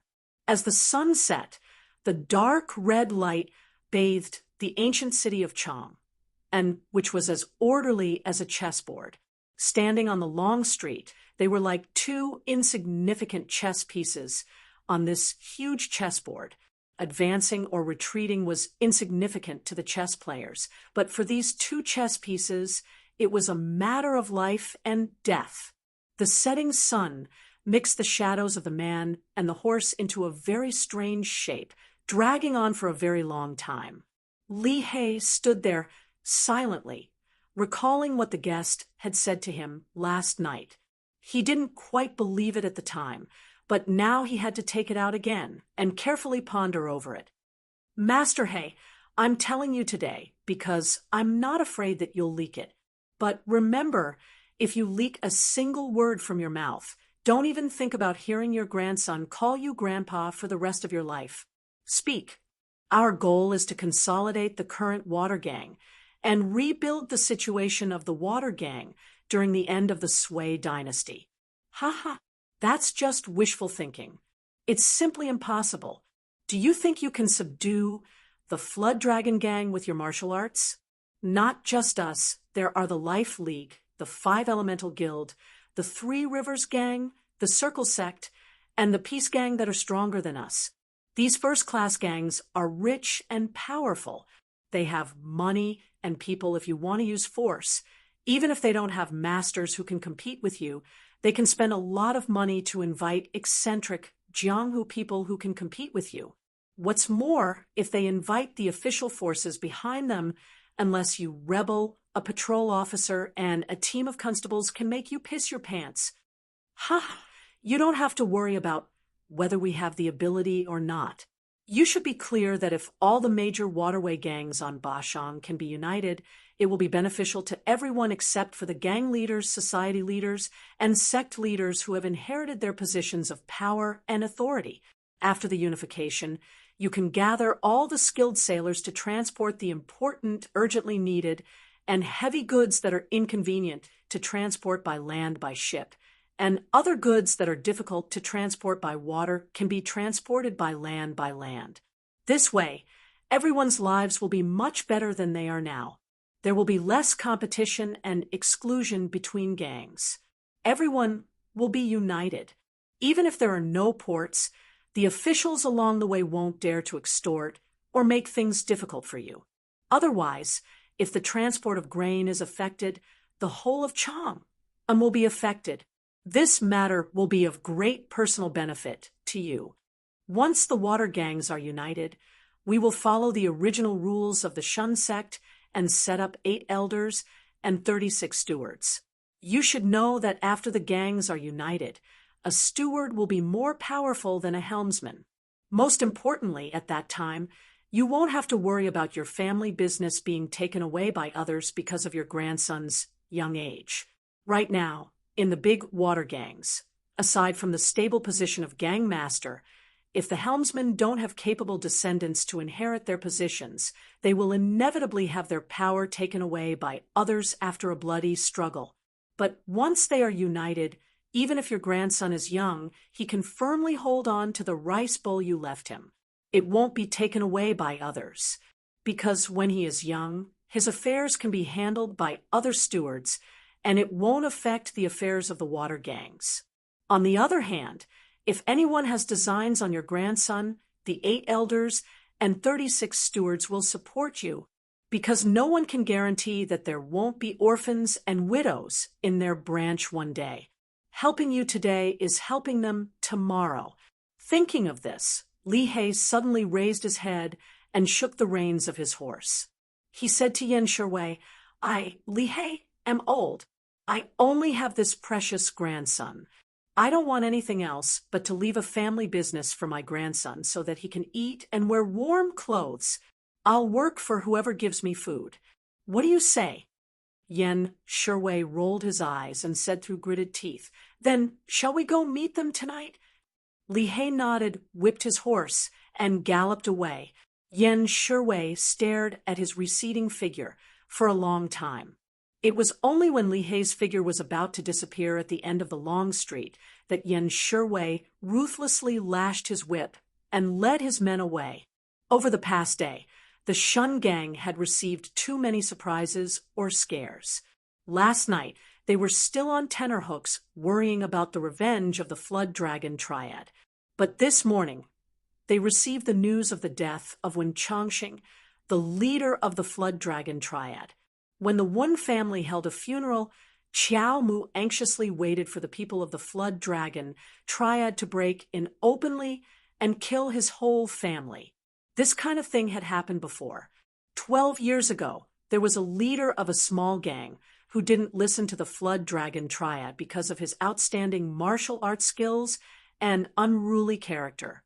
At that time, Wen Changxing, who had just taken over the position of the gang leader, used him as an example and led his men to break into his house. After one night, the whole family of this hero disappeared in the surging Wei River. Today, was this scene going to repeat itself in the Qiao family? However, in the evening, the turning point came. Chapter 953. In the evening, another piece of shocking news came. Jun Ruyan, the deputy leader of the Flood Dragon Triad, had suffered a stroke. Until now, the Flood Dragon Triad still hadn't taken any action against the Shun sect. Qiao Mu was a veteran in Jianghu. Maybe his ability was not as good, but his vision was not bad. All these were enough to show that the girl did have an extremely powerful force behind her. Qiao Mu thought it through, so he stood on Gu Zhuting's side. He had no choice. Other small sects didn't care about being annexed by others as long as they could make a living, but he couldn't. He carried the glory of his ancestors, but he couldn't restore the glory of his ancestors. This had become his biggest worry. He would rather die than let the inheritance of his ancestors be destroyed. Even if there was only one boat left in the Shun sect, at least the name was still there. This might be a very stupid idea, but in Qiao Mu's belief of respecting his ancestors, this kind of persistence was the belief he had been fighting for all his life. Therefore, he couldn't give up, even if the flag of the Shun sect was already broken. If he didn't give up, under the full suppression of the Flood Dragon Triad, he could only give his ancestors an explanation with his life. In the end, the Shun sect still couldn't escape the danger of being destroyed. But now Miss Gu stood up. She might not be able to protect him forever with her martial arts, but she was obviously not alone. If the master that this young lady spoke of really had such great power, and if her master could even command the Dugu family, then wouldn't it be possible for the Shun Gate to be safe from danger? Wouldn't it be possible for the Dugu family to regain its former glory? Wouldn't it be possible for the Shun Gate to be restored? Therefore, after hearing the news of Jun Ruyan's stroke, Qiao Mu returned to his room, holding the sewn and dusty flag of the Shun sect, and thought for a long time. When he went out of his room again, he summoned his two brothers and several stewards of the gang, and decisively issued an order. From now on, his niece, Gu Zhuting, would be the leader of the Shun sect. There were more than 20 people in the Shun sect who could fight. These people had seen Gu Zhuting's martial arts and were naturally convinced by her, so there was no resistance to this appointment. However, all of these people were currently injured. If something were to happen now, it was likely that Miss Gu would have to take action alone. There were more than 200 strong men in the gang, but with their mediocre martial arts, having them take action would only add to the medical expenses of their already strapped lives. Then, Qiao Mu asked Zhuo Yiqing to go out with his wounds. According to Gu Zhuting's order, he went to visit the other small gangs that were also bullied by the big gangs and asked their grand masters to come to the Shun Gate to discuss some matters. At dusk, Li He and Yan Shuwei returned from Chang and City. They first went to the Wen Mansion and lit a stick of incense for Wen Changxing's memorial tablet. They said a few words to young Master Wen, who was keeping vigil, and then quietly returned to their own homes. They did not mention when they would support young Master Wen to ascend to the throne, nor did they mention taking revenge on the Shun School. The leaders of the small gangs, who received Qiao Mu's invitation, did not go to the Shun sect immediately. Instead, they kept a close eye on the Flood Dragon cult's reaction. They were not as powerful or capable as the Flood Dragon cult, but it didn't mean that they were not as smart. The abnormal behavior of the Flood Dragon cult made them decisively walk out of their homes and rush to the Qiao family. Obviously, there was going to be a change in Ba. Although the Shun sect had not revealed their trump card, judging from the reaction of the Flood Dragon cult, they must have something to rely on. It was always good for them to go to the Shun sect and find out what was going on. Compared with the Flood Dragon cult, they were closer to the Shun sect, which had also been bullied. "Brother Qiao, how are you?"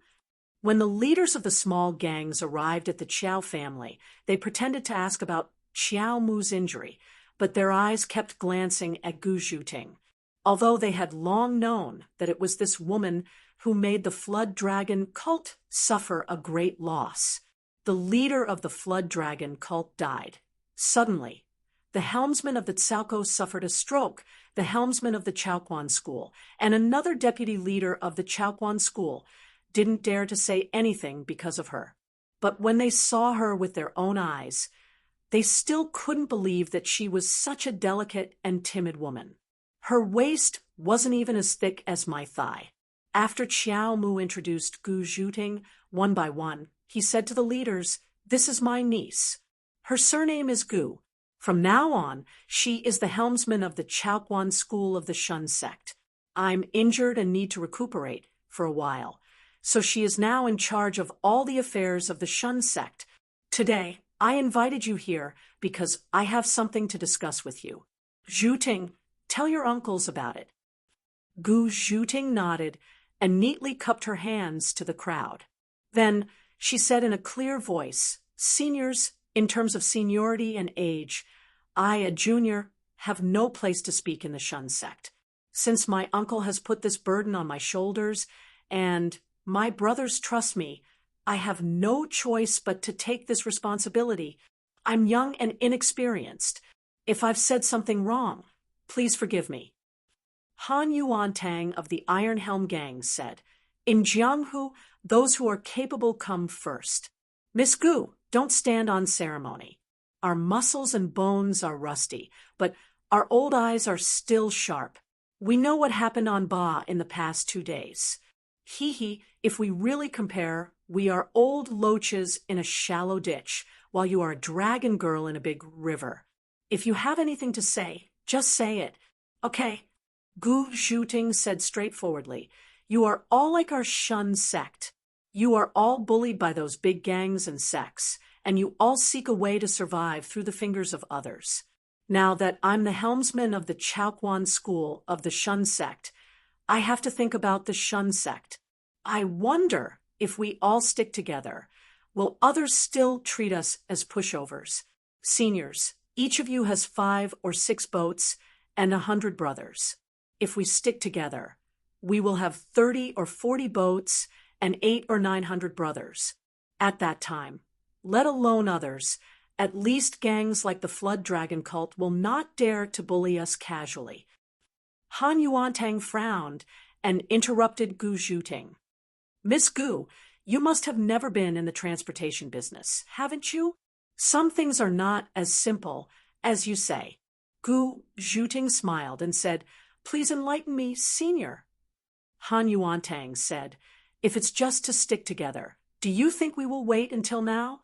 Brother Chiao's Shun sect is an old name. It used to be the most famous signboard in the underworld. Brother Chiao doesn't want to ruin his ancestral business, but we don't have such concerns. We've worked hard for half of our lives and pieced together these broken boats just to make a living. If we could have a big tree to rely on, we'd be more than happy to have it. But we have too many people and too few boats. Those big sects don't care about us. It's even harder to make a living on our own. Our boats are neither big nor small, and our disciples' water skills are just passable. We can't take some jobs, and we don't dare to take some that we can because those big gangs won't let us go if we block their way of making money. They don't need to use force, but they will make trouble for you along the way, and you won't be able to continue your business. From collecting taxes and grain to shipping, from Yangzhou to Chang, and all the profitable places had long been divided up by the big gangs and sections. We were weak, and we didn't have the Chao Ko to take care of, so we could only follow behind the big gangs and sects, picking up the scattered businesses that they were too lazy to do or that weren't profitable. Those big gangs have connections, means, and backers. That's why they want to do business as big as possible. We don't have any of these things. We only have a few broken boats and 100 brothers, and we can barely fill our stomachs. Once we stick together, how can we do business? Gu Zhuting's clear eyes swept across the crowd and asked, "Seniors, do you all have the same concerns?" The crowd nodded one after another, all talking at once, sighing endlessly. Gu Zhuting smiled and said, "If I say that these are not problems for me, then would you all be willing to join me?" The crowd listened and looked at each other. Han Yuantang asked doubtfully, "Miss, do you really have this ability?" It was no wonder that he didn't believe her. If the Shun Gate could solve these problems, why would they need to pull them in? They had fewer boats and more people, and their skills in sailing were poor, so they would be a burden to others. Just as Gu Zhuting was about to speak, Zhuo Yiqing suddenly walked in and rushed to Gu Zhuting's side. He whispered a few words into her ear. Gu Zhuting smiled lightly, and a pair of attractive dimples appeared on her cheeks. "Uncles, please follow Brother Zhuo. I'll treat you to a good show." At night, Baishang Town was still bustling with activity. This place was originally a relatively isolated environment. Other than transporting water, the locals were mostly doing business. Therefore, the gradually desolate atmosphere of the long streets in Chang and city before the curfew could not be seen here. The people strolling on the streets were still taking leisurely steps, and the small businesses were still doing well. The taverns were bustling with noise, and the gambling dens were shouting and drinking. The gamblers were shouting until their ears were red, and the low-end brothels had red lanterns hanging high. The sounds of birds chirping could be heard. Baishang Town at night was even livelier than during the day. There were more than 40,000 watermen and sailors in Baishang Town, and this did not include the families of those who were already married. Adding on the original families of the town's farmers and some merchants who came to the town to do business as watermen, it formed a special group with a high population density. The main force of this group was the tens of thousands of watermen and sailors. Most of them were bachelors. Wine, women, avarice, and anger were their favorite places to spend their time, and thus caused the abnormal prosperity of Baishang Town. This abnormal prosperity appeared at the end of every year because the watermen had all returned to the town, and it was especially lively. When they were about to reach Baishang Town, Yang Fan changed his appearance. A messy beard appeared under his chin, and his eyes were still handsome. Because of this beard, it gave him a bit more of a rough and heroic feeling of a Jianghu person. This was something Yang Fan had learned from Anu before he left the capital. It could not be said to be very brilliant, but it was just a simple disguise. It could not be hidden from acquaintances, but it was enough to deceive people in Baishang town. Yang Fan had just entered the town with his horse, and from the way the townspeople looked at them, he felt that something was wrong. This was not Luoyang City, nor was it Chang'an City. It was not the kind of big city where scholars and merchants from all over the world came to study. Here, even if there was only one person, as long as you were a stranger, it would be like a drop of water splashed into a pot of boiling oil, immediately attracting the attention of the people of Baishang town. Although Baishang town had a population of more than 100,000, and not all of the townspeople knew each other, but from a person's attire and temperament, they could easily distinguish whether you were a townspeople or not. Yang Fan's group of 5 was a bigger target. Moreover, such a big incident had just happened in the town today, which made it even more eye-catching. Yang Fan had not yet made contact with Gu Zhuting, so he did not know how the situation was going. It was not suitable for others to know his purpose now, so he decisively dispelled the idea of directly going to the Shun Gate. In a low voice, he said to Renwei, "Let's first find an inn, and stay there before we talk." Chapter 954. A rotten ship still had 3 caddies of nails. The 3 caddies of nails from the Shun Gate were reflected in their Jui Hall.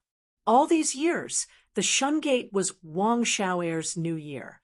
Everything that could be sold had been sold, and everything that could be pawned had been pawned. The only thing that was still decent was this Jui Hall. Although the paint on the pillars was peeling, they still firmly supported the spacious hall. There was nothing left of this Jui Hall that was built during the reign of Emperor Wen of Sui, except for the huge seating screen that was made up of 36 screens. The seating screen was extremely old, but from the intricate carvings and the complicated and vivid river patterns, one could still vaguely see the grandeur of this hall that could accommodate hundreds of heroes at the same time. Gu Zhuting entered the Jui Hall under the guidance of 2 disciples of the Shun Gate. The empty Jui Hall no longer had a main seat, only 2 rows of seats facing each other. In this huge hall, there were only 2 rows of seats, 3 seats facing each other. It was too cold and cheerless. The people sitting on the guest seats were Li He and Yen Shiwei. From their attire, it was obvious that they had disguised themselves before coming. They naturally had a way to hide from the eyes of the townspeople and sneak into the Shun Gate to pay a secret visit. Seeing Gu Zhuting enter, the 2 hurriedly stood up and cupped their fists. "Greetings, Miss Gu." While the 2 of them were speaking, they were sizing up Gu Zhuting. Seeing Gu Zhuting's appearance, the 2 of them couldn't conceal their astonishment.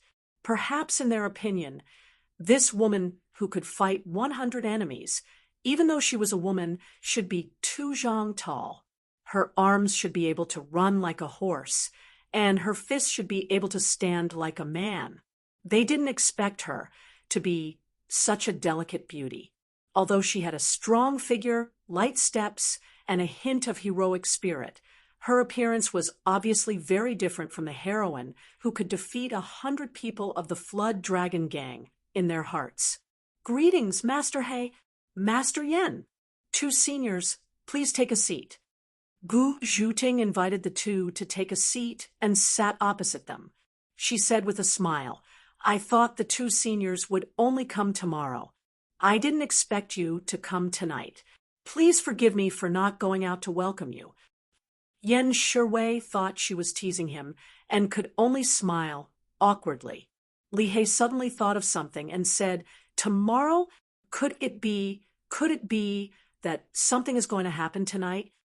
Gu Zhuting smiled faintly and said, "I wonder if Master He and Master Yen would be able to lead the Flood Dragon Union if Wenbin was still around. Or are you willing to bear the reputation of betraying your master?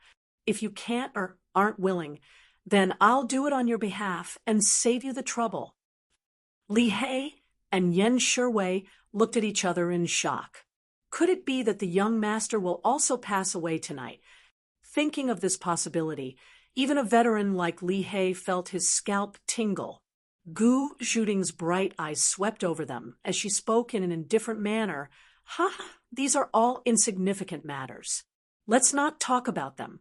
Since the two seniors are willing to come, I believe that you have considered our previous suggestion.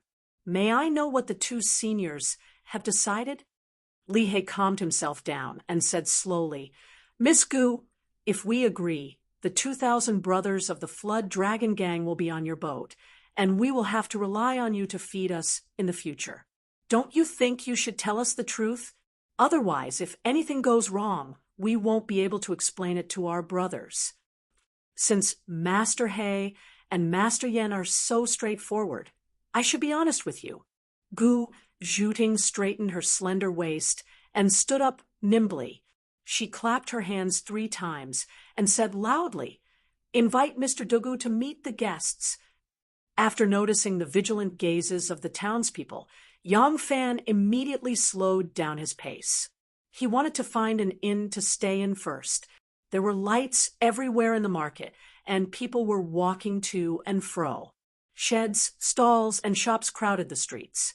Countless signboards and banners were sticking out of the shops on both sides of the road. When a slightly taller person walked in the alley, those signboards and banners would gently brush past his head. A few people slowly walking in front of him suddenly attracted Yang Fan's attention. One of them was very tall and wore a white robe that looked like a loose nightgown. He also had a thick shawl draped over his shoulder and a white square scarf with a hexagonal pattern on his head. The scarf was fastened to his head by a metal ring as wide as a finger. At a glance, it was obvious that he was an Arab. The people walking on his left and right were obviously his bodyguards. These warriors were dressed in simple clothes. Outside of their undergarments, a long brown cloth was draped diagonally over their shoulders. This could be considered their outer clothing. Their heads were also wrapped with square scarves of the same color. In their hands was a thin sword without a scabbard, only wrapped in a rag. This bearded Arab with sunken eyes and a straight nose was looking around as he walked. He seemed to be very curious about the situation in Baishang town. It seemed that he had also just arrived at Ba. Suddenly, someone from the second floor of the small building splashed a basin of water down. The water splashed at his feet, dirtying his white robe. Several of the warriors were enraged and immediately raised their heads. Like loyal dogs that had seen someone harm their master, they bared their fangs and growled threateningly. The white-robed Arab also raised his head in anger. However, the anger in his eyes quickly turned into surprise. There was a naked woman in the window. Yang Fan was standing at the side, and he could see her naked appearance from there. The woman did not feel the slightest bit of shame towards her naked body. She only looked a little cold. After splashing the water, she put down the wooden basin and reached out to close the window. As she bent down, a pair of plump breasts dangled down, making them seem even larger. Yang Fan knew who this woman was. There were many prostitutes in this town, but the prostitutes that specialized in the business of these laborers and sailors were naturally not of high quality. This woman's appearance was very ordinary, and she was a little chubby. However, her skin was very white. The Arab merchant raised his head and said excitedly, Look at what I see. Ah, that white skin is like a silver coin on a porcelain plate, or like a white antelope in the wilderness. Her face is like a full moon, and her plump breasts are like 2 large pomegranates. He did not expect this Arab to speak in the language of the Central Plains. However, his tone was a little strange, and there was a hint of a foreigner's accent. The woman on the second floor poked her head out and fiercely scolded, Yiksha ghost, get lost. What are you blabbering about? A golden-haired and blue-eyed brat popped out from behind the Arabian merchant's robe. He was not very tall, only about 12 or 13 years old. Hands on his hips, he hopped up the stairs and yelled, Hey, madam, don't be as blind as a bat. Our master is the most famous poet in Basra. His poems drive countless noble ladies crazy. Every word, he says, is like pearls falling on a plate. Although the woman on the second floor was a cheap prostitute who only knew how to sell flesh, and she might not even know how to read, as someone who was born in the country of poetry, she clearly had the ability to appreciate poetry. With just one word, she fully expressed her evaluation of this lousy poem. Bah! The woman slammed the window shut. The Arab merchant looked at the woman's back before the window closed, and was still in the mood to write a poem. Her angry eyes are like a nightingale that has seen a bug. Her angrily trembling belly is like the white of a fish's belly at dawn. She gracefully turned around and left like an antelope, swaying her plump buttocks with her swaying waist. The blonde imp made a heart shape with his hands, and with a pair of beautiful blue eyes, he praised in an intoxicated manner. What a beautiful poem! What a beautiful poem! Like the first ray of dawn through the morning mist, like the first drop of morning dew on a green leaf. The great poet from a faraway country probably liked to use body language to accompany his recitation. As he recited the poem, he danced with joy. A drunkard who walked out of a small tavern happened to be caught in the eye by him.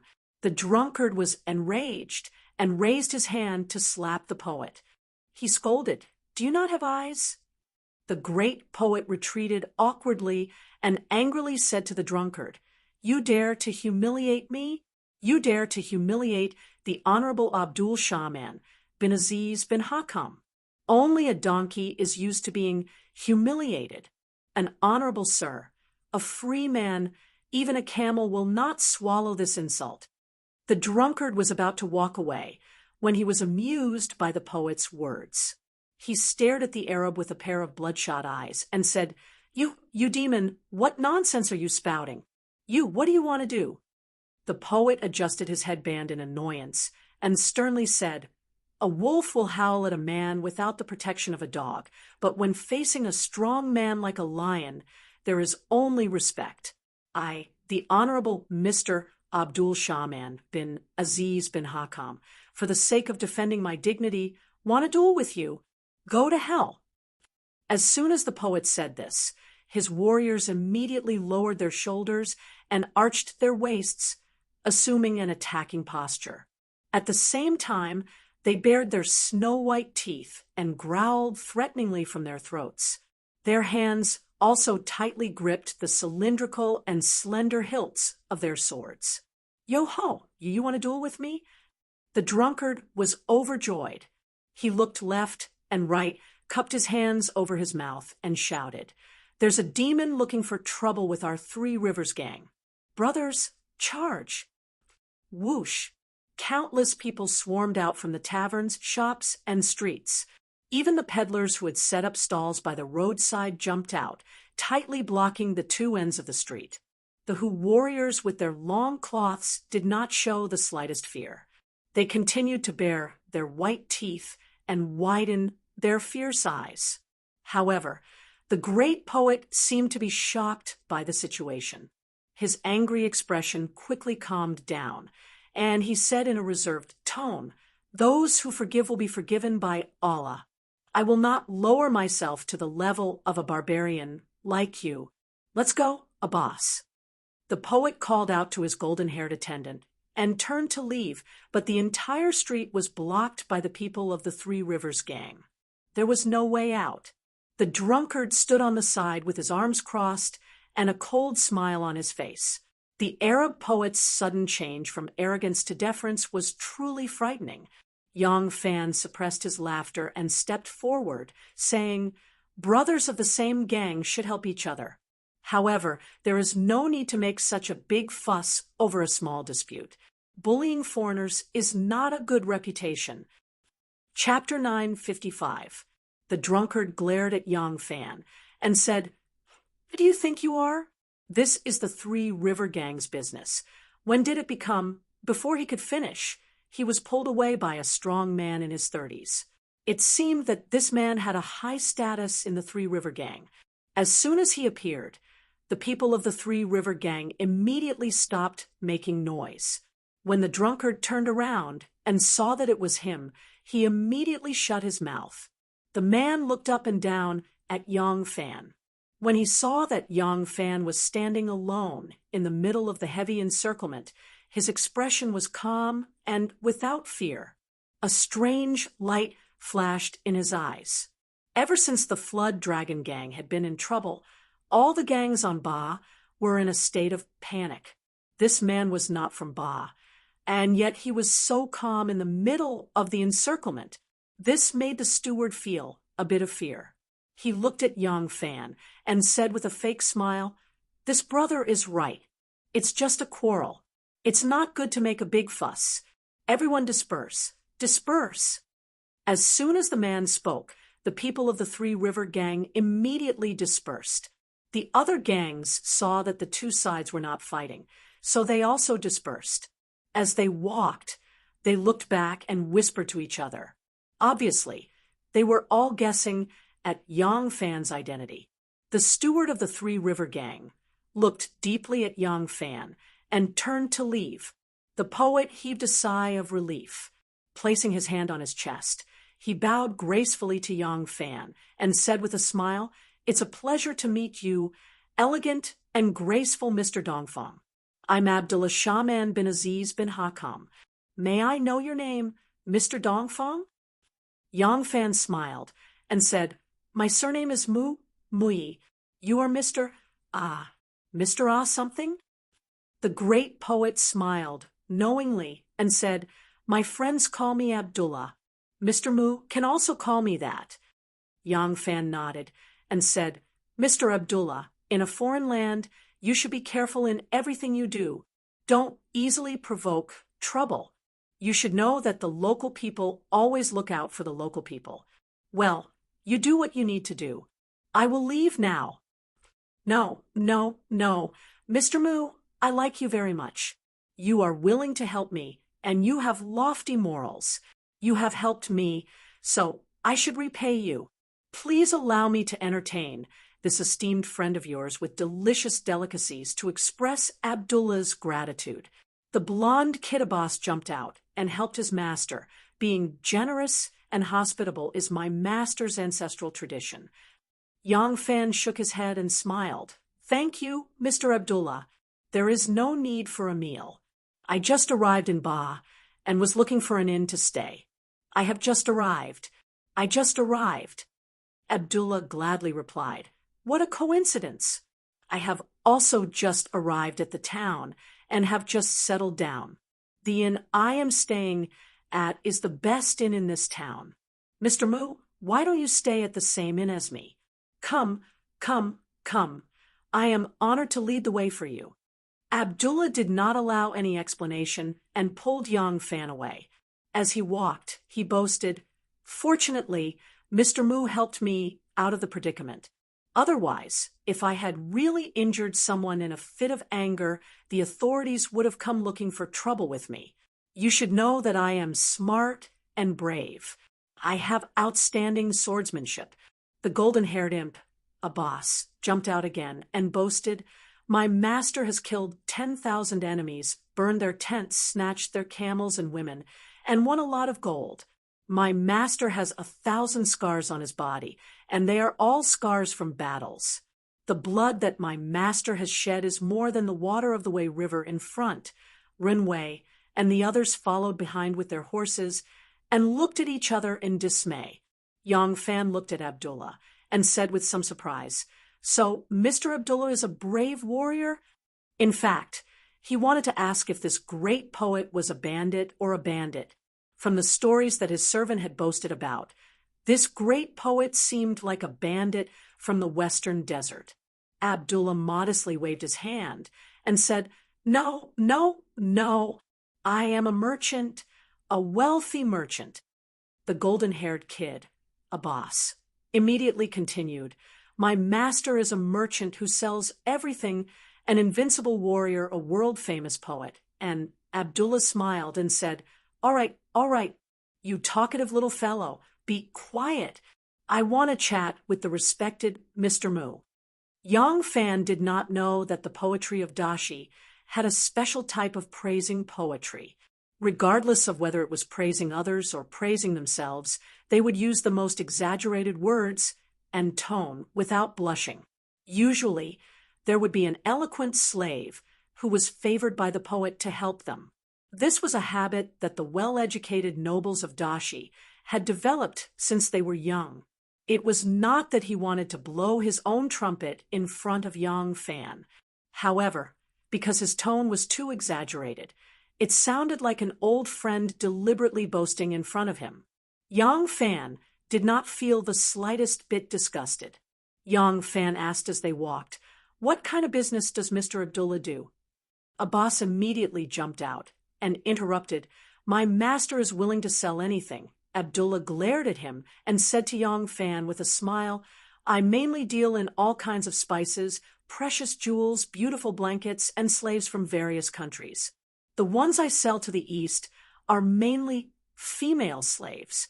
This time, I traveled tens of thousands of li to Chang, and, however, a guide I was familiar with fell ill, so I had to change to someone who was not too familiar with the roads.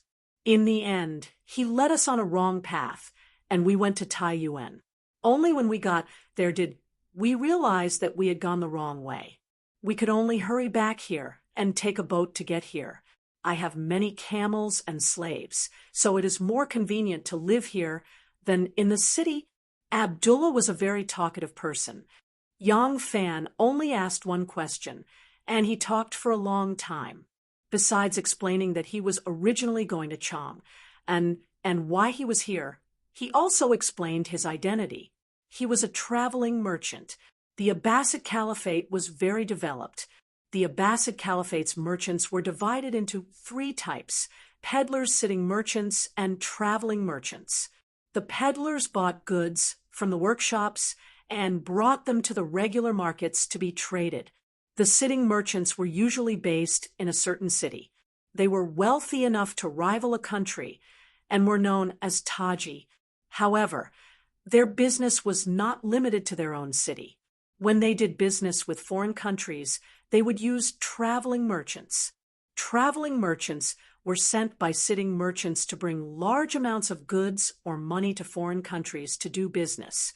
Traveling merchants who could be sent by sitting merchants were usually very prestigious, in their own countries, had their own estates and land, and were of noble character.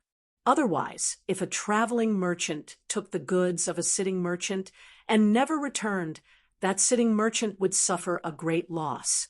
Yang Fan patiently listened to him finish, then interjected, "Sir, Abdullah has traveled tens of thousands of li to come here. This is no small risk." Abdullah replied, "Without risk, how can there be profits? I am Taji of Basra's most trusted friend. I have been entrusted by him to come to the Far East. I am very happy to meet you, Sir Mu. My soul tells me that you are an extraordinary person. This is not my first business in the East, but I hope that this will be the largest with your help." His eyes sparkled as he said this, like two stars peeking out of the night sky, exuding an indescribable sense of mystery. Yang Fan's eyes met his, and he smiled inexplicably. Following Abdullah to the inn, Yang Fan found that the courtyard was full of camels, boxes, and groups of black and white slaves. The entire inn had been booked by Abdullah. Although the weather was already cold, many slaves could only sleep on the ground under the porch. Abbas was a favored slave, so he was qualified to sleep on the ground in his master's room. As soon as Abdullah entered the inn, he immediately ordered his warriors loudly, "Hey, hurry up and move out of your rooms. All of you squeeze together and give your rooms to my honorable guests. You lazy bums, quickly get up and make a few exquisite dishes. I want to entertain my friend with them. Remember to put more spices in the meat." Yang Fan took the opportunity to whisper into Runway's ear, "Go out and take a walk. Contact Miss Gu, Chom, and City Huaijin Workshop Zheng Yu's mansion. Under the light, Zheng Yu sat upright and still. His eyes were bright as he listened carefully to the person sitting opposite him.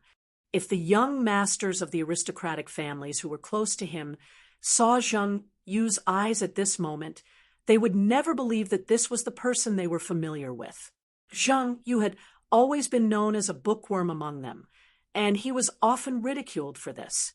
However, there was a kind of stupidity known as great intelligence. While they were chattering like a flock of hens, wearing their glorious and noble family backgrounds as colorful feathers, and thinking that they were proud peacocks, this seemingly simple-minded nerd, who didn't understand the affairs of the world, was secretly working hard to manage his forces. Perhaps the influence of his family and his identity played a big role in this, allowing him to only use 1% of the strength of an ordinary person, and yet he could do better than those people. It did not show his intelligence, but since he had better conditions and a higher starting point, why didn't he use it? There was no absolute fairness in the world. You could be born with intelligence that ordinary people did not have, but he could also be born with a noble status that you did not have and have thousands of times more connections and resources than you did. At least, as a noble young master born with a golden spoon in his mouth, it was very amazing that he could have such schemes and ideals.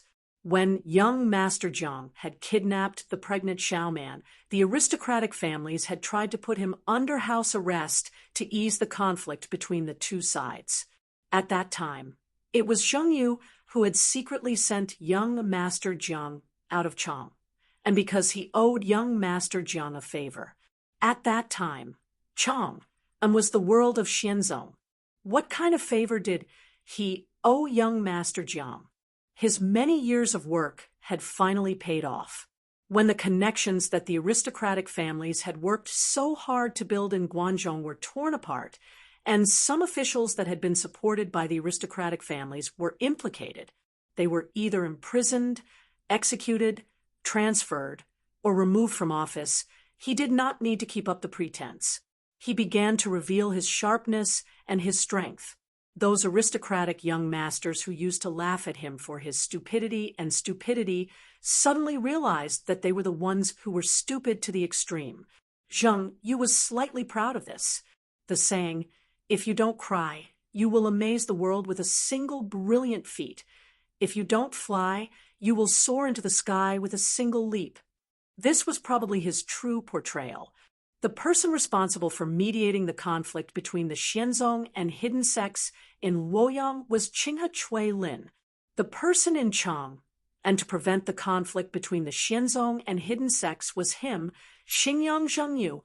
Chapter 956. Yingyang's Zheng clan and Longshi's Li clan were the biggest supporters of the hidden sect behind the scenes and also the most powerful controllers. Zheng Yu had some secret cooperation with young Master Zheng, the head of the obvious sect. In return, he established his own network of influence and connections in Chang, and at this critical juncture, he was naturally entrusted with a heavy responsibility by the aristocratic families. Chui Lin's mediation in Luoyang was actually a failure. He lacked experience and didn't have enough connections in Luoyang to make use of. If it wasn't for the fact that the obvious and hidden sects realized that both sides would suffer losses if they continued to fight like this, and that it would arouse the strong opposition of the 7 aristocratic families, Chui Lin wouldn't have accomplished anything. Of course, the masters of the aristocratic families, who were experienced in the ways of the world, would not place all their hopes on the alliance between the two sections. Shen Mu took drastic measures and borrowed the strength of the two sections. He actually facilitated the emperor to move the capital. However, Yang Fan immediately became one of the first batch of advanced personnel. This matter immediately aroused the sensitive nerves of the masters of the aristocratic families, who were under great pressure. They hoped that Yang Fan's advance was just a coincidence. It was because of the emperor's trust in him, and not because he wanted to come to Chang and to stir up trouble. But they were afraid that they would be wrong. What if Yang Fan really came for the hidden sect? Their old bones really couldn't withstand such torment. This task was handed over to Zheng Yu. Zheng Yu hoped that he could do 10 times better than Cui Lin. Although the Zheng family's ranking was lower than the Cui family, the competition between the aristocratic families was ultimately a competition for talents. If he could resolve this matter perfectly, the Zheng family would be able to suppress the Cui family in terms of prestige. For this, he had to do his best. Zheng Yu stared at the person opposite him with bright eyes and said in a deep voice, "Has Yang Fan arrived in Chang? And today?" "Yes." Under the slanting light, the man's face was half-lit. His hair was white, his eyebrows were thin, his eyes were thin, his temples were bald, and his lips were like that of a Buddha. He was none other than Chu Tianxing, the military advisor of the Chang, and local government, also known as the Vulture. "Tell me in detail." "Yes." Leading the entire 1,000 horseman battalion, Yang Fan, along with Chun Dong and Sun Yuxuan of the Ministry of Justice, Hu Yuanli of the Censorate, Shi Yu Wen Ao, and a group of government officials arrived at Chang. And this afternoon, the Lord of Hanoi had sent out invitations one day in advance, inviting all the officials, dignitaries, relatives of the emperor, and the heads of the aristocratic families in Guanlong to a banquet to humiliate Yang Fan. When Yang Fan and the others arrived in Chang, and no one came to greet them, they entered the city on their own. The attendants of the Ministry of Justice and the Censorate respectively stayed in the assistant yamen, while the 1,000 horseman battalion camped outside the Black Tortoise Gate in the northern part of the city. After that, Yang Fan invited the officials of the Ministry of Justice and the Censorate to have a drink at the Shihua House in Pingkong Square. "Oh," Zheng Yu smiled thoughtfully and said, "This Yang Fan does not have any aristocratic family background. Born in a common family, he is successful at a young age. His position is high and powerful, but he is not arrogant. Even when the King of Hanoi treats him like this, he cannot be angered. His self-restraint is very good. A person who was not easily angered was usually very scheming. Such a person was not easy to deal with. Go on." "Yes. Unfortunately, the Lord of Hanoi's banquet was also in Pingkong Square, and it was just a wall away from Yang Fan and the others. They could hear the music, and their facial features could be seen clearly. Yang Fan and the others were noisy, talking and laughing, which made the Lord of Hanoi very unhappy. As a result, the banquet ended hastily. Zheng Yu was stunned. After a long while, he laughed and shook his head. Forget it.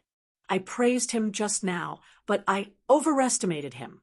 I really thought he was indifferent to praise and humiliation, and that he was very scheming. But it turns out, what coincidence! How could there be such a coincidence?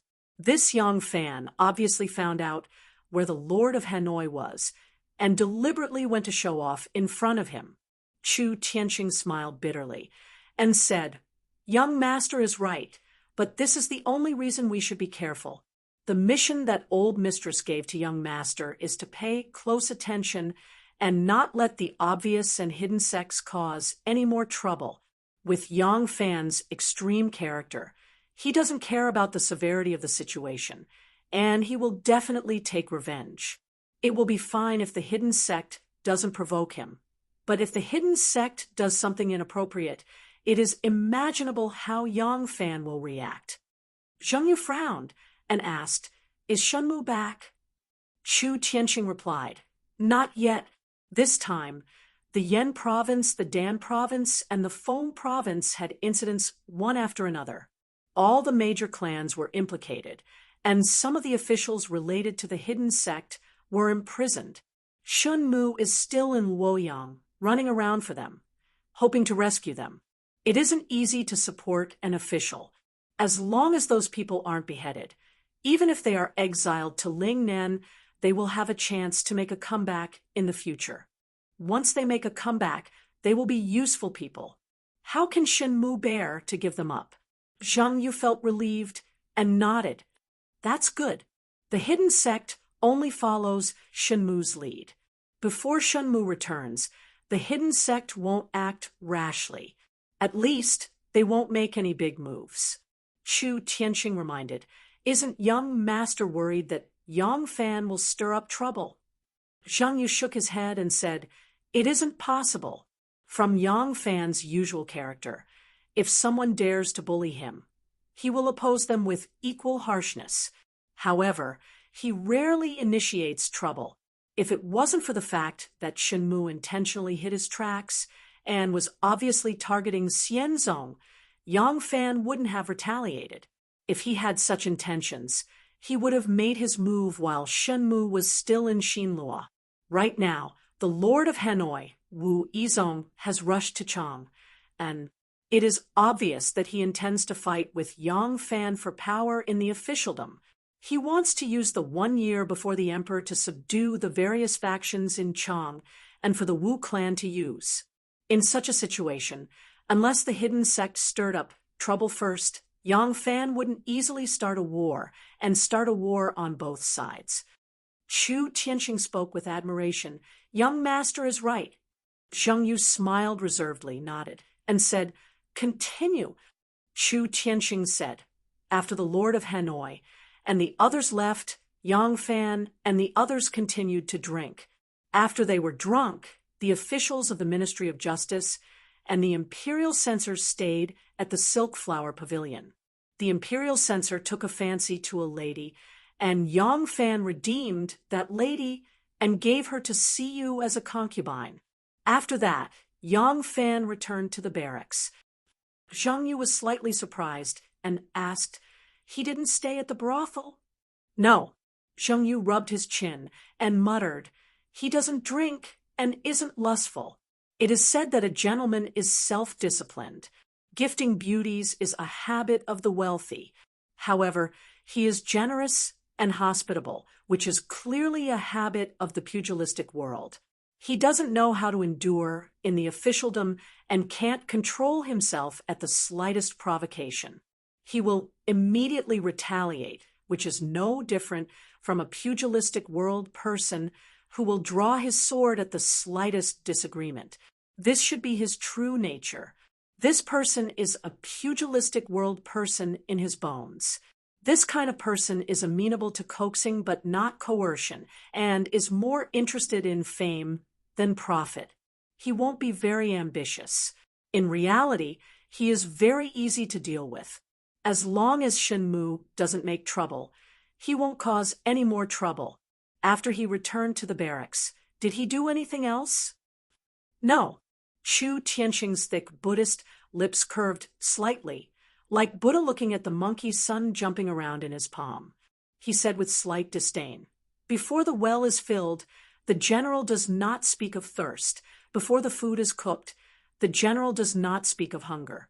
This General Yang hasn't led troops for many days. He probably still remembers the rules of the military books and is working hard to buy people's hearts. Zhang Yu laughed lightly. In his eyes, Yang Fan was just a bumpkin who had gotten lucky. He had inexplicably climbed to a high position, but he didn't have any of the shrewdness and foundation of an upper-class person. He worked hard to become a qualified general, worked hard to become an upper-class person that matched the status of the leader of the Xian clan, but all of his efforts were for the sake of being a servant and a wife. Zhang Yu waved his hand and said disdainfully, there is no need to pay too much attention to this person. The important thing is still Shen Mu. I will send people to keep a close eye on Shen Mu. As long as nothing goes wrong, the Xian clan and the hidden clan will not cause any more trouble. The old grandfather also has the same intentions. He feels that with Shen Mu's usual shrewdness, he has made many stupid moves recently. It is somewhat strange. Zhang Yu's brow slowly furrowed, and he thoughtfully said, I wonder what he is planning. As an extremely wealthy Arabian merchant, Abdullah was very particular about his food. He did not eat the food of the inn, but had his slaves cook a table full of Arabian delicacies for him and the honored guests. Their food was very ethnic, but the Arabians of this time did not care about luxury, nor did they like excessive formalities. Their food was simple and crude. There were 2 plates of fruit, raw vegetable leaves, and then there was meat soup and steamed buns, followed by pilaf and boiled mutton. He did not drink alcohol, and his drink was camel milk. It had to be said that the steaming and fragrant meat soup and flatbread were truly delicious. The large piece of boiled mutton was also very fragrant and tender. At the very least, it suited the appetites of Yang Fan and his guards. After the main course was finished, it was time for dessert. Yang Fan did not like desserts, but Abdullah did. With a beaming smile, he said, "In the name of Allah," and began to enjoy his delicacies. Abdullah ate the dessert with relish while calling in batches of slaves, preparing to choose a gift for Yang Fan as a token of appreciation. Despite Yang Fan's repeated refusal, Abdullah very seriously told him that generosity was a virtue of the Arabians. In order not to damage this great poet's virtue, Yang Fan could only sit there and watch as the female slaves entered and left. "Is there anyone you like? Look, these are Indian slaves. They have gentle temperaments and are the best at taking care of children. You don't like them? That's right. The greatest weakness of Indian slaves is that they age very quickly. Then what about the Sindhi slaves? Look at their slender waists, their beautiful long hair. All right, let's change to another batch. These are female slaves born in Medina. They are the best at acting coquettishly to their masters. They are happy and humorous, and all of them have golden voices. Whether it is at a ball or in bed, their voices are especially enchanting. This is a female slave from Mecca.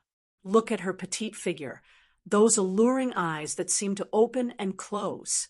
Abdullah was in the zone. It was as if he was not giving away, but selling. Spittle flew everywhere, as he spared no effort in promoting to Yang Fan, "Why don't you consider this Berber female slave? Her skin is as smooth as silk, and her temperament is incomparably docile.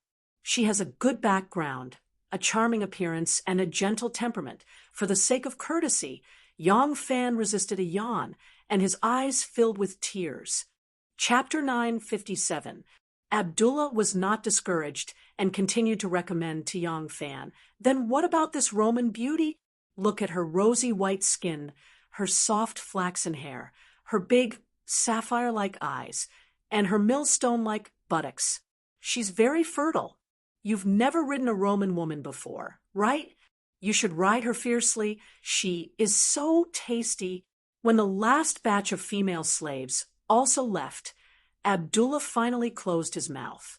As soon as the incessant chatter stopped, the room immediately became quiet. Abdullah propped up his chubby chin and said dejectedly, "My dear Moo, what do you like? You should at least accept one.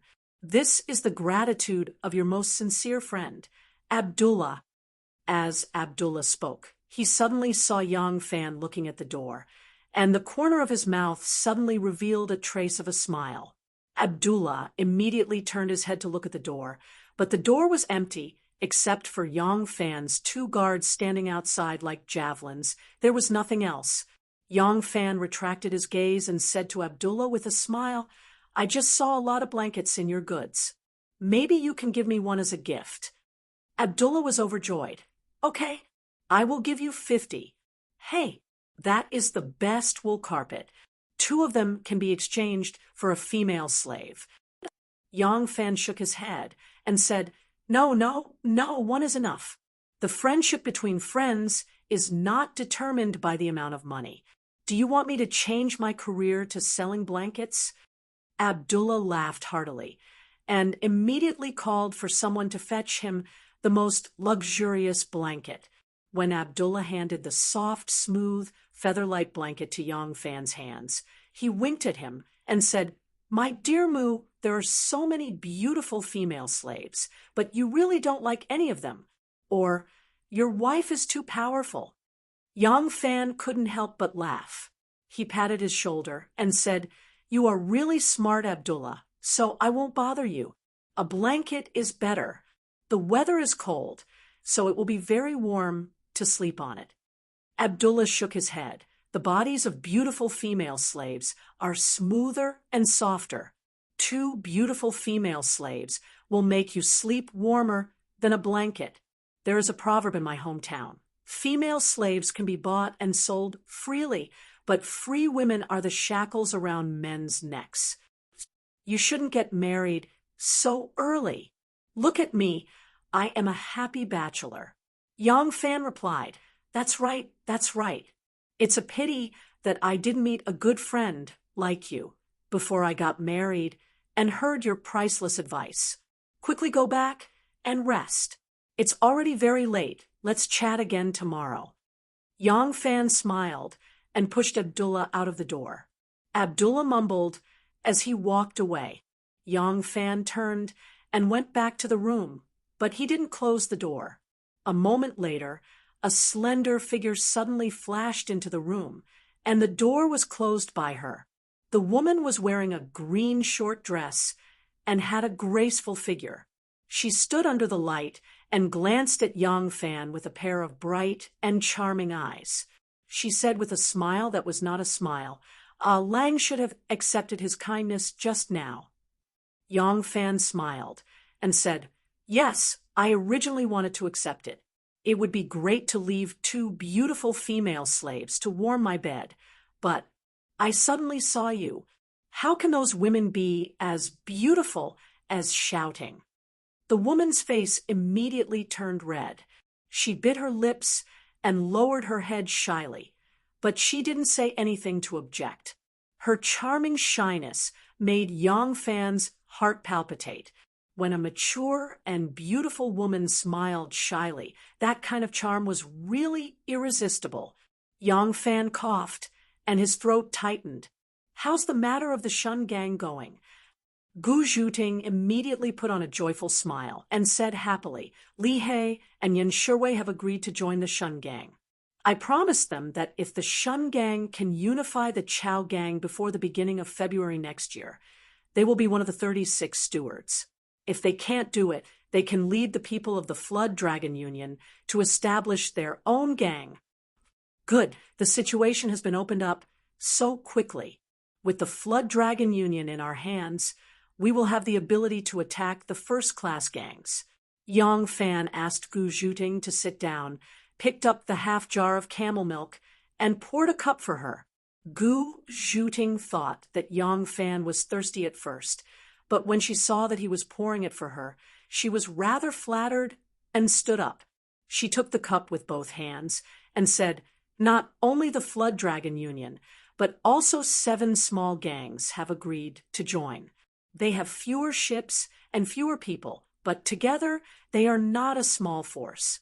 With their participation, the Shun gang is now barely close to the first-class gangs. Oh, is it really that smooth? You have to be careful. Don't let them test our strength by pretending to advance. Of course not. Seeing that Yang Fan was a little suspicious, Gu Zhuting became anxious. She had just taken a sip of camel milk when she put the bowl back on the table. She hurriedly stood up and said to Yang Fan, We've already demonstrated our strength. Jun Ruyan's refusal to come out has also shown our influence in the government. In a situation where their lives are threatened and they can't resist, do they have any other choice? As for those small gangs, the fact that the Flood Dragon Union is willing to join the Shun sect is enough to give them enough confidence. I don't even need to reveal the details to them. All I need to do is let them stand behind the screen and hear Li He and Yan Shiwei agree to join the Shun sect with their own ears. Good, good, good. Look at how anxious you are. Yang Fan found it funny that Gu Zhuting was so anxious that her face was red. Under the light, her skin was pink and translucent. In a hurry, there was a drop of camel milk on her lips.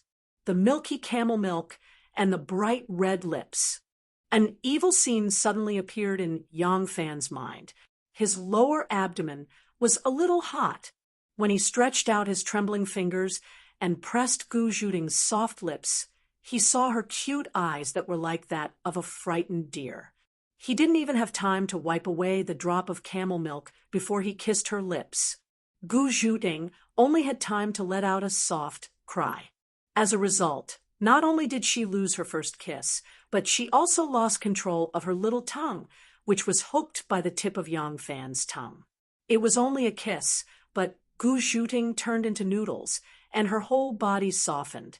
Fortunately, Yang Fan held her small waist in time. Gu Zhuting couldn't bear to be flirted with. Her whole body was intoxicated. When had she ever been cared for so gently? For a moment, her body and mind were intoxicated. Her body was burning hot, and she became softer and softer. Yang Fan couldn't make her stand just by holding her waist, so he took the opportunity to sit on the chair. Gu Zhuting, who was panting, was paralyzed on his lap. Yang Fan softly said, "It's not that I don't trust you. I'm just afraid that you will be too impatient. We have nearly 3 months, so we can take our time to plan. This decisive battle can't be early or late. It has to be at the end of January or the beginning of February next year. Only then will we have the right time, the right place, and the right people." Gu Zhuting snorted. Her cheeks were so hot that she didn't dare to raise her head. In fact, she also knew that her reaction just now was a bit excessive. As an assassin, her temperament had always been very calm. But she didn't know why. When Yang Fan revealed a trace of distrust in his tone, she became flustered. She embarrassedly lowered her head and said in a low voice, "Those small gangs don't know our real background. Li He and Yen Shuwei also don't know. They only know that we have the support of the Dugu family. They even think that we are people of the Dugu family. But with the name of the Dugu family, it is enough to subdue them." Yang Fan smiled and said, "In fact, in a place like Chang, and the name of the Dugu family is more useful than mine. They don't know what the succession hall is. It's enough to let them know that the Dugu family is supporting them." Yang Fan's hand wandered around. It wasn't known where he had touched, but Gu Zhuting's body fiercely trembled. Her face turned red, and her heartbeat quickened. Her breathing became ragged. Her pair of moist eyes looked at Yang Fan with a pleading expression as she softly said, "Master." Yang Fan's heart softened. So, he moved his hand away from her breast. Gu Zhuting felt as if she had been granted amnesty. Her taut body relaxed a little, but the 3 Qiao brothers know that this third master's successor can order around the Dugu family. But they don't know who he is and what his identity is. Should I tell them? Yang Fan gently patted her plump buttocks. He thought for a moment. Then he shook his head and said, "No, we don't need to tell them, at least for now. They value the word obedience more than their own lives. This is the greatest guarantee of their loyalty. We must let them know the details. But we must wait until they can no longer get off the boat." "Yes." Yang Fan rested his chin on Gu Zhuting's shoulder. Her body was shivering. This kind of soft and timid appearance could easily arouse a man's beastly desire. Yang Fan resisted his impulse and continued, "You'll first integrate the word obedience. Then you'll gradually annex the other factions. I'll set up a decoy in the city, and I'll come to see you from time to time." Gu Zhuting enjoyed Yang Fan's caress very much. Her body felt limp, and her bones felt soft. She had never experienced such a feeling before. So, she felt intoxicated. In fact, it seemed as if she was drunk. So, she couldn't even reply. Yang Fan looked at her appearance, and he couldn't help but burn with lust. He knew that they couldn't talk about official matters. So, it would be better to talk about private matters. Yang Fan subconsciously wanted to hug her leg. Gu Zhuting exclaimed, "Ah," and wrapped her hands around Yang Fan's neck. Her hot face pressed against his cheek. She said in a trembling voice, "Master, you can't. Outside, there's someone." Gu Zhuting was shy. Yang Fan didn't have the habit of letting others eavesdrop. The room was very simple. There was no difference between the outer hall and the inner room. Yang Fan hesitated for a moment before saying, "I'll send them away." Gu Zhuting was very embarrassed. "Don't. That's too obvious." Yang Fan's face turned bitter. "Then what should we do?" Gu Zhuting said in a soft voice, Next time. Your servant is already master's woman. Can I still run away?" Towards the end, her voice was as thin as a gossamer. Yang Fan said. Then this time, Gu Zhuting gathered her courage and escaped from Yang Fan's body. She did not dare to raise her head to look at him. Her legs were still trembling. In a low voice, she said, "Your servant is leaving first." The door opened. She left like a gust of wind. Yang Fan dejectedly looked at a certain Gu, who was full of fighting spirit. He sighed and said, "All right, let's rest." Gu Zhuting stepped on a cloud, 1 foot high and 1 foot low. Like an arrow, she flew up to the top of the wall. Her limp legs couldn't support her anymore. "Io!" She cried out and fell down. A waiter of the inn heard the commotion. He picked up his stick and roared, "Blind little thief! You dare to break into an inn run by the Taiping clan?" Gu Zhuting covered her face and walked away in shame. Chapter 958. The next morning, Li He and Yan Shiwei arrived at Leader Wen's house. As Leader Wen's right-hand men, they didn't have to keep vigil for him at night, but it wouldn't be appropriate if they didn't do so during the day. Today, many gangs who had just received the news or had been observing yesterday came to offer their condolences. Li He and Yan Shiwei accompanied young master Wen to greet them one by one. Wenbin also sensed that something was wrong with Li He and Yan Shiwei's strange actions after Wen Changxing's death. He did not insist on immediately retaliating against them, but in his silence, he maintained an obvious distance and vigilance towards Li He and Yan Shiwei, these two elders.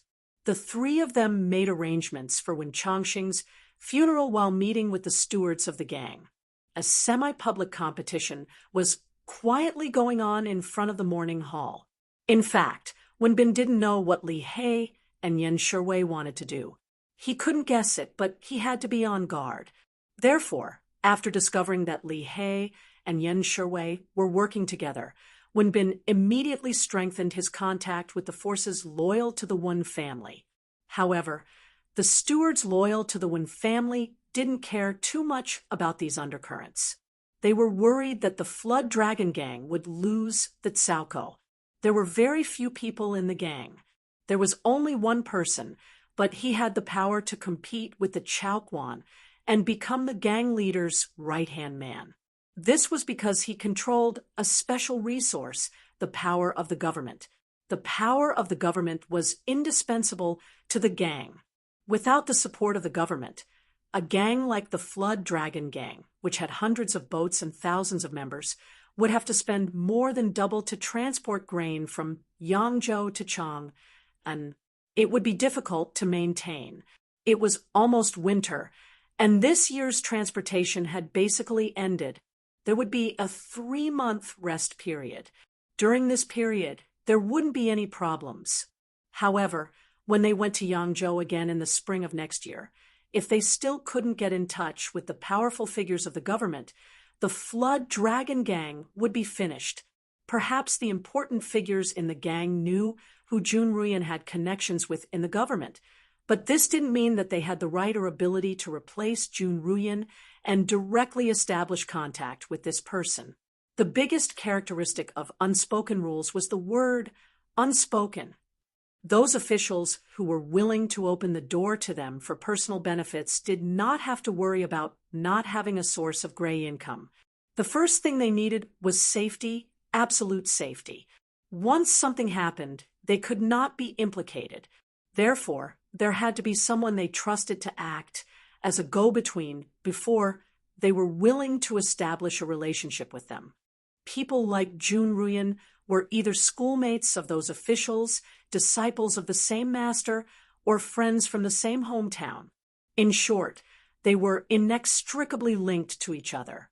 It was hard to imagine that these Jianghu people did not go through these special brokers, but directly brought a chest of gold and silver to visit, and those officials would be blinded by money and agree to be their protectors. However, what Wenbin was most worried about was that the position of the union leader would fall to someone else. Standing in different positions, one would consider different benefits. This was understandable. Wenbin thought of his father-in-law, the leader of the Heavenly Eagle Gang, Wei Yongtang, when he noticed that the stewards were not in a good mood. Wei Yongtang was a righteous man, not to mention that the person asking for help was his future son-in-law. Therefore, after receiving Wenbin's request for help, Wei Yongtang immediately came to the Wen family. Together with his daughter, Wei Yongtang respectfully offered a stick of incense to his old friend. Then he said to Li He and Yen Shiwei, "Master He, brother Yen, many things have happened on Murky in the past 2 days. Everyone in the Flood Dragon League is panicking. Originally, this was a matter of the Flood Dragon Society, and I shouldn't interfere. However, I'm good brothers with President Wen, and now that our 2 families are going to be married, I should help you out. I hope the 2 of you won't mind my presumptuousness." Yen Shiwei said, "You're too polite, Wei Yongtang." "What do you mean?" Wei Yongtang said seriously, "I think that we should help nephew when ascend to the position of union leader as soon as possible to reassure everyone." Li Hei's face darkened. He rubbed his eyes and said, "Vice President Jun is bedridden and can't attend the meeting. As the helm of the Flood Dragon Union's Tsaoko, if he can't attend the inauguration ceremony, everyone in the gang will feel uneasy. Let's focus on the funeral for the president. We need to rest on the Chao River for 2 to 3 months, so there's no hurry to take over the position." Wei Yongtang narrowed his eyes and said with authority, "Master He, how many people can recover from a stroke? Even if Vice President Jun gradually recovers, he'll probably be unable to walk or speak clearly. The helm of the Tsaoko will change hands sooner or later. Master He still wants to wait for Vice President Jun to recover. Aren't you afraid of others gossiping?" Yen Shiwei suddenly interrupted. "Master He's words make sense. Even if Vice President Jun can't recover, we should find another Tsaoko. Without the Tsaoko, young master will definitely be inferior when he ascends to the position. It'll be hard for him to win the loyalty of the gang's brothers, and he'll be laughed at by the other gangs." Wei Yongtang's eyes narrowed. He knew that Li He and Yen Shiwei didn't get along. Now that the 2 of them were in the same boat, he couldn't help but shudder. Wei Yongtang pondered for a moment and asked, "Then, Master He and brother Yen, do you have a candidate for the helm of the Tsaoko?" Li He replied, "Both Vice President Yen and I are people of the pugilistic world. We don't have any connections in the government, so where can we find a Tsaoko?" Wei Yongtang said, "Since that's the case, our Heavenly Eagle Gang's Tsaoko can help. As for the benefits, how about it?" Yen Shiwei sneered. "If the helm of the Tsaoko becomes your Heavenly Eagle Gang's man, and the president becomes your son-in-law, will the Flood Dragon Gang still exist? What a good plan, Boss Wei. Are you marrying off your daughter or looking for a son-in-law? Even the entire Flood Dragon Gang belongs to your Heavenly Eagle Gang?" Wei Yongtang's expression changed, and he said, "Yen Shiwei, what do you mean by that? I helped the Flood Dragon Union out of goodwill because of my friendship with Union Master Wen, and the fact that your young Union Master is about to become my son-in-law. When have I ever had any selfish motives?" Wenbin interrupted. Seniors, there's no need to argue. I'm willing to accept the help of my father-in-law. Li He glanced at him and said, You're not the president yet, and you're already treating the Flood Dragon Gang as the family? This sentence was not loud, but the meaning behind it was as heavy as a mountain. Wenbin's face turned red when he heard it, and for a moment he could not say another word. There was only one thought ringing in his ears. They really have ulterior motives. They really have ulterior motives. Wei Xiaoxiao was both shocked and angry. Li He, what are you talking about? Although Wenbin wasn't the guild leader now, could the guild leader be replaced by someone else? You're committing treason, deceiving your master, and destroying your ancestors. Li He glanced at her and said, Treason and treason? Treason and treason? I don't have any other abilities, but my seniority is high enough. Even your father has to call me Grandpa He. How dare you call me Li He? You don't know your place and your seniority. You haven't even married into the Flood Dragon Gang. Even if you become the president's wife, what right do you have to criticize the gang's affairs? Get lost. He didn't give her any face at all. Wei Xiaoxiao's face turned red from his scolding. Wei Yongtang's face darkened, and he sneered. Ever since when Changxing passed away, I've felt that something was wrong. Have you finally revealed your true intentions? Good. Li He, use whatever tricks you have. I'll take them all. Yan Shiwei rolled his eyes and said sarcastically, Since when do we need you to take over the Flood Dragon Gang's matters? Wei Yongtang heavily patted Wenbin's shoulder. Wenbin's frail and small body was almost slapped to the ground. Wei Yongtang sternly said, Just because he is my son-in-law, as a father-in-law, standing up for my son-in-law, is it in line with the rules of the underworld? Both parties argued in front of the coffin. At first, their voices were soft, so no one noticed it. Later on, when they saw their expressions change, they knew that something had happened. The surroundings were already silent. They could only see that both parties seemed to be arguing, but they couldn't hear what they were saying. At this moment, Wei Yongtang's powerful words were heard clearly by everyone. They finally knew that something big had happened. The members of various gangs who came to pay their condolences immediately swarmed forward, while the stewards of the Flood Dragon Gang, who had been signaled by Li He, Yan Shiwei, or Wenbin in advance, stood there with a gloomy face. Get out of the way! Get out of the way! This is Wanyan County's business. Unrelated people, please leave. Following a shout, the two sides in front of the morning hall, who were at daggers drawn, looked over in surprise.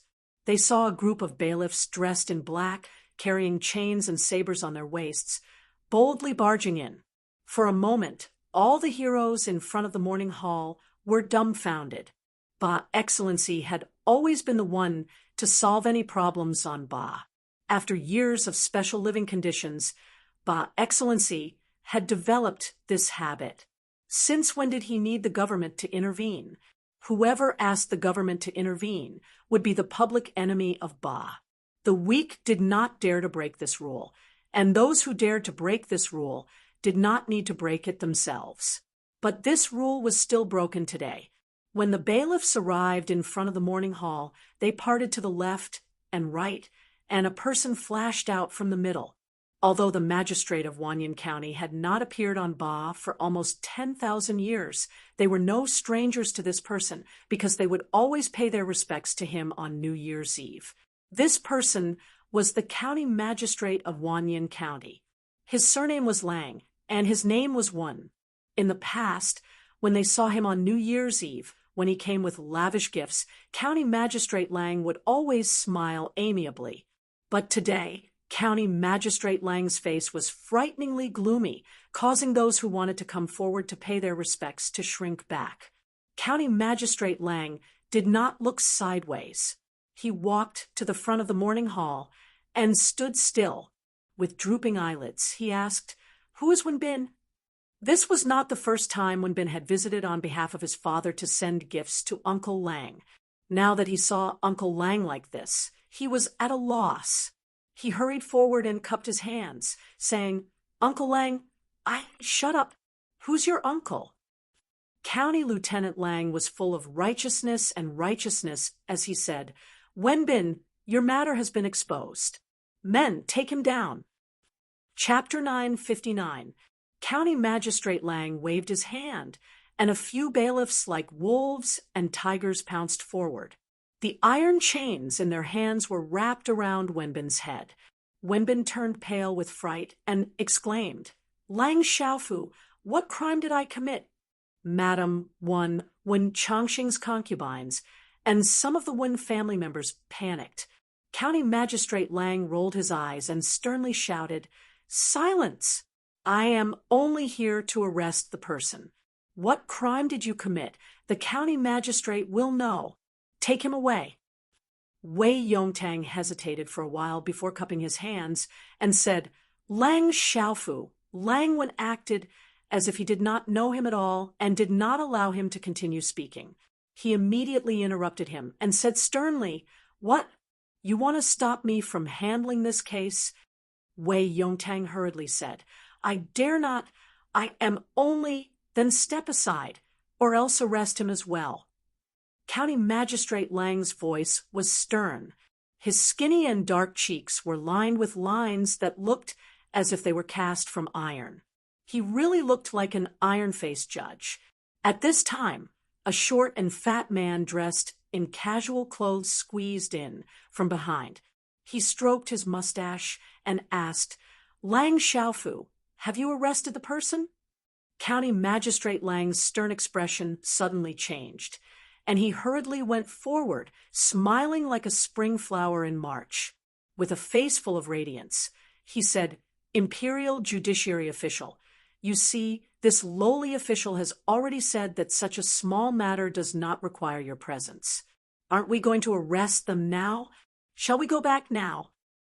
When Ao had just caught up with weak steps, he had played canary cat for a whole night yesterday and had not exercised for a long time. His limbs were weak and his thighs were aching. After much difficulty, he finally caught up. Once he heard this, he panted and said, Let's go back now." These officials came quickly and left quickly. In a short while, they had left the Wen family.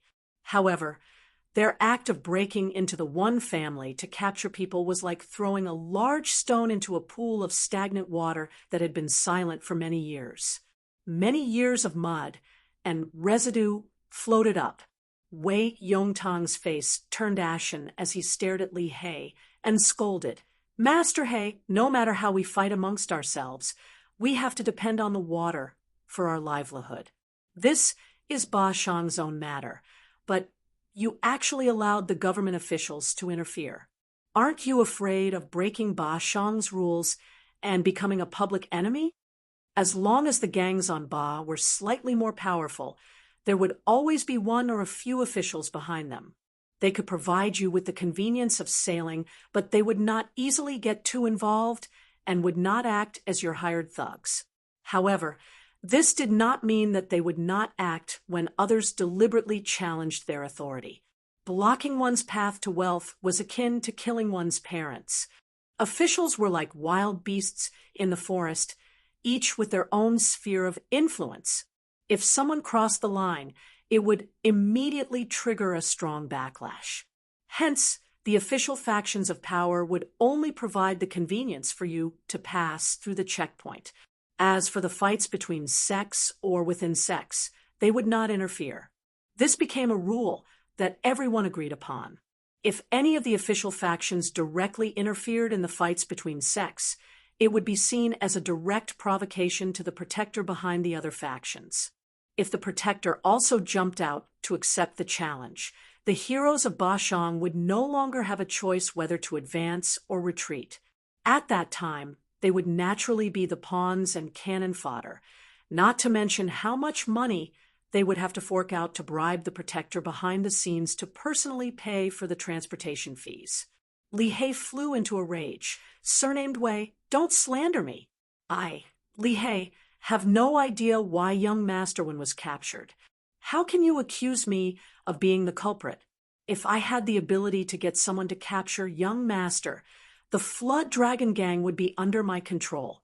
Do I need to do this?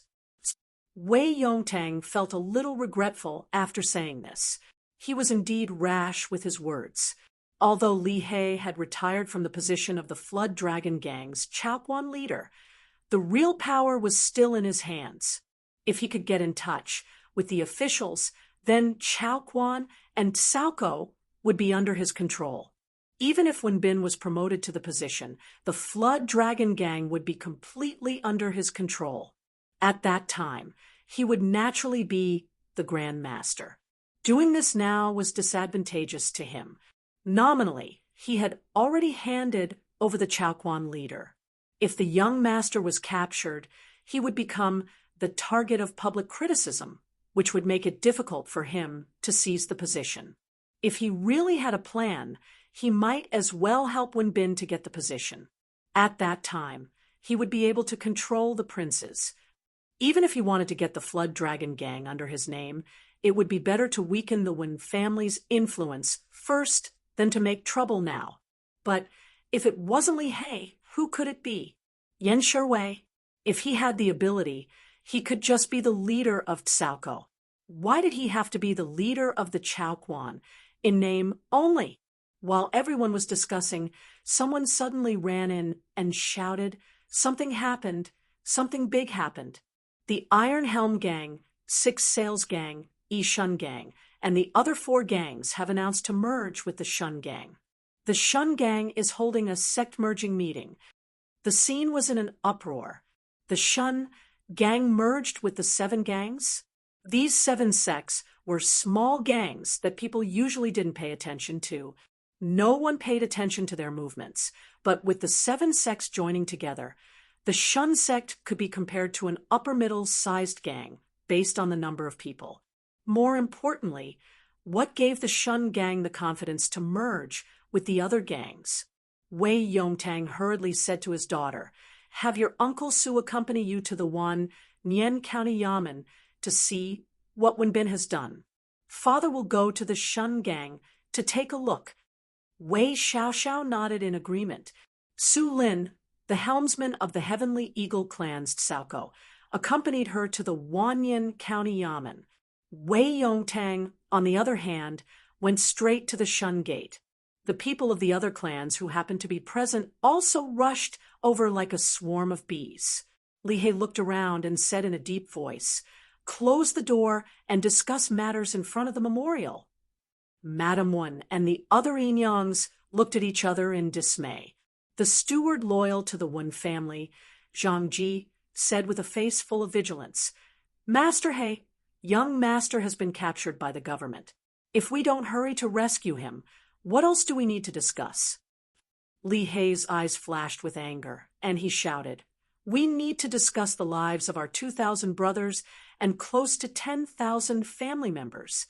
Yan Shuwei said unhurriedly, "The president has passed away, Vice President Jun has a stroke, and now young Master Wen has been taken away by the government. How difficult it is for the gang. The Flood Dragon Union is about to sink under the storm. Shouldn't we discuss our future and livelihood? Master He is the leader in the gang in terms of seniority and status. Isn't it right to summon everyone for a discussion? Close the door and reject all guests. We need to discuss matters in the gang." Zhang Ji shouted, "Wait!" Li He's face darkened, and he said coldly, "Zhang Ji, what do you want?" Zhang Ji sneered, "I also want to ask Master He and Master Yan, what do you two want?" Li He lowered his eyelids again and said indifferently, "I've already said that we need to discuss the lives of our 2,000 brothers and close to 10,000 family members." Zhang Ji walked to the memorial tablet and knelt on the cattail hassock. He kowtowed to Wen Chongqing's memorial tablet 3 times and said loudly, "Master Wen, your body is still warm and your spirit is not far away. Do you see that the good brothers you treated as brothers are going to rebel against you? Do you see that?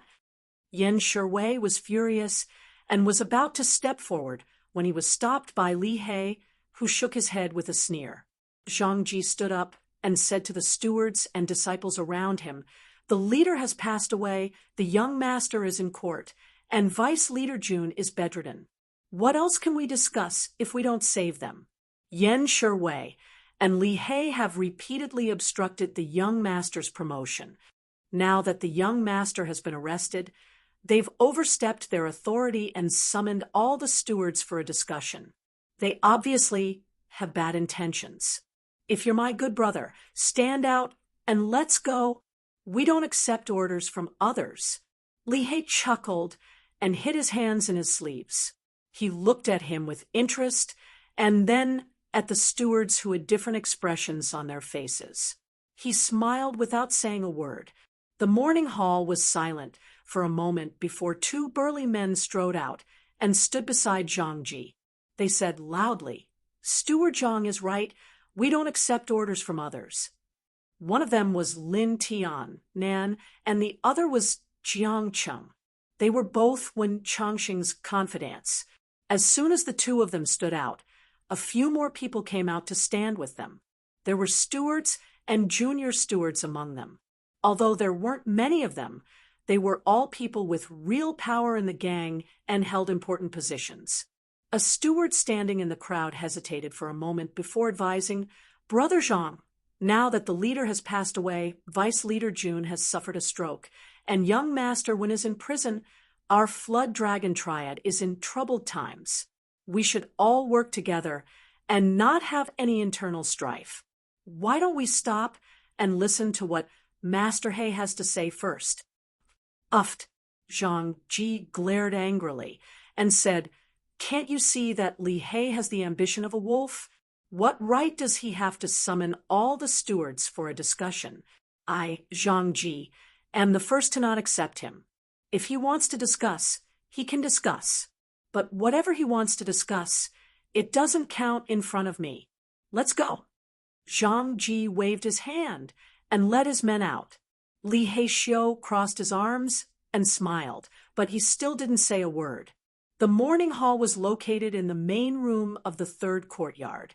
From the third courtyard all the way to the main gate, the three gates formed a straight line. Because the funeral was being held, the gates were wide open. Both sides were filled with shining white sacrificial offerings and spirit streamers. Zhang Ji and his men strode out of the main door of the third courtyard and went straight to the main door of the second courtyard. Just as they were about to step out of the second courtyard, the main door of the second courtyard closed with a loud bang. Zhang Ji stopped in his tracks and let out a shout. Suddenly, many assassins jumped out and pounced on them with long and short blades.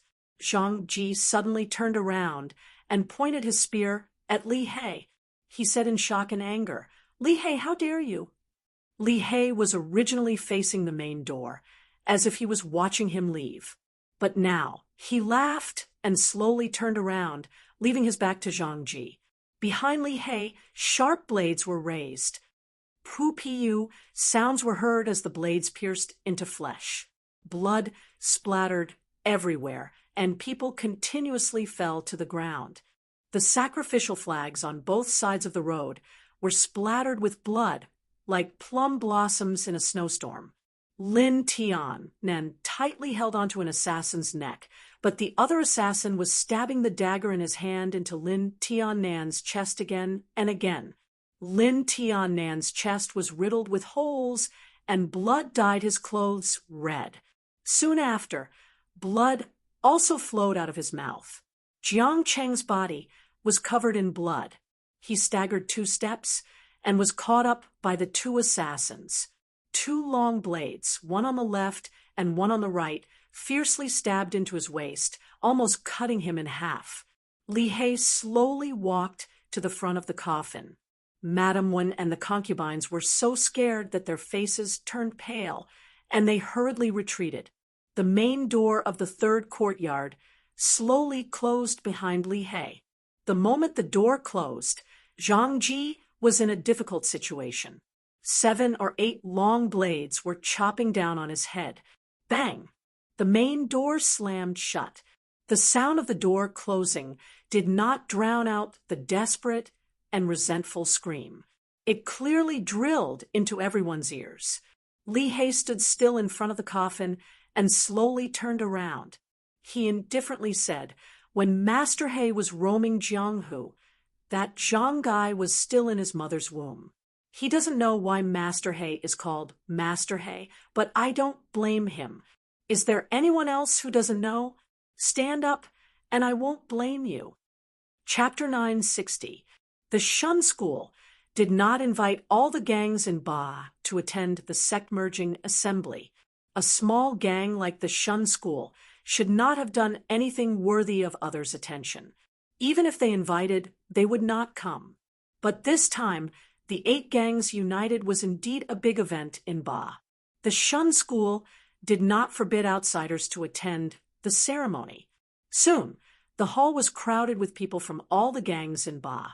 Of course, the leaders of the biggest gangs would not come, but they also sent their trusted informants to inquire about the situation.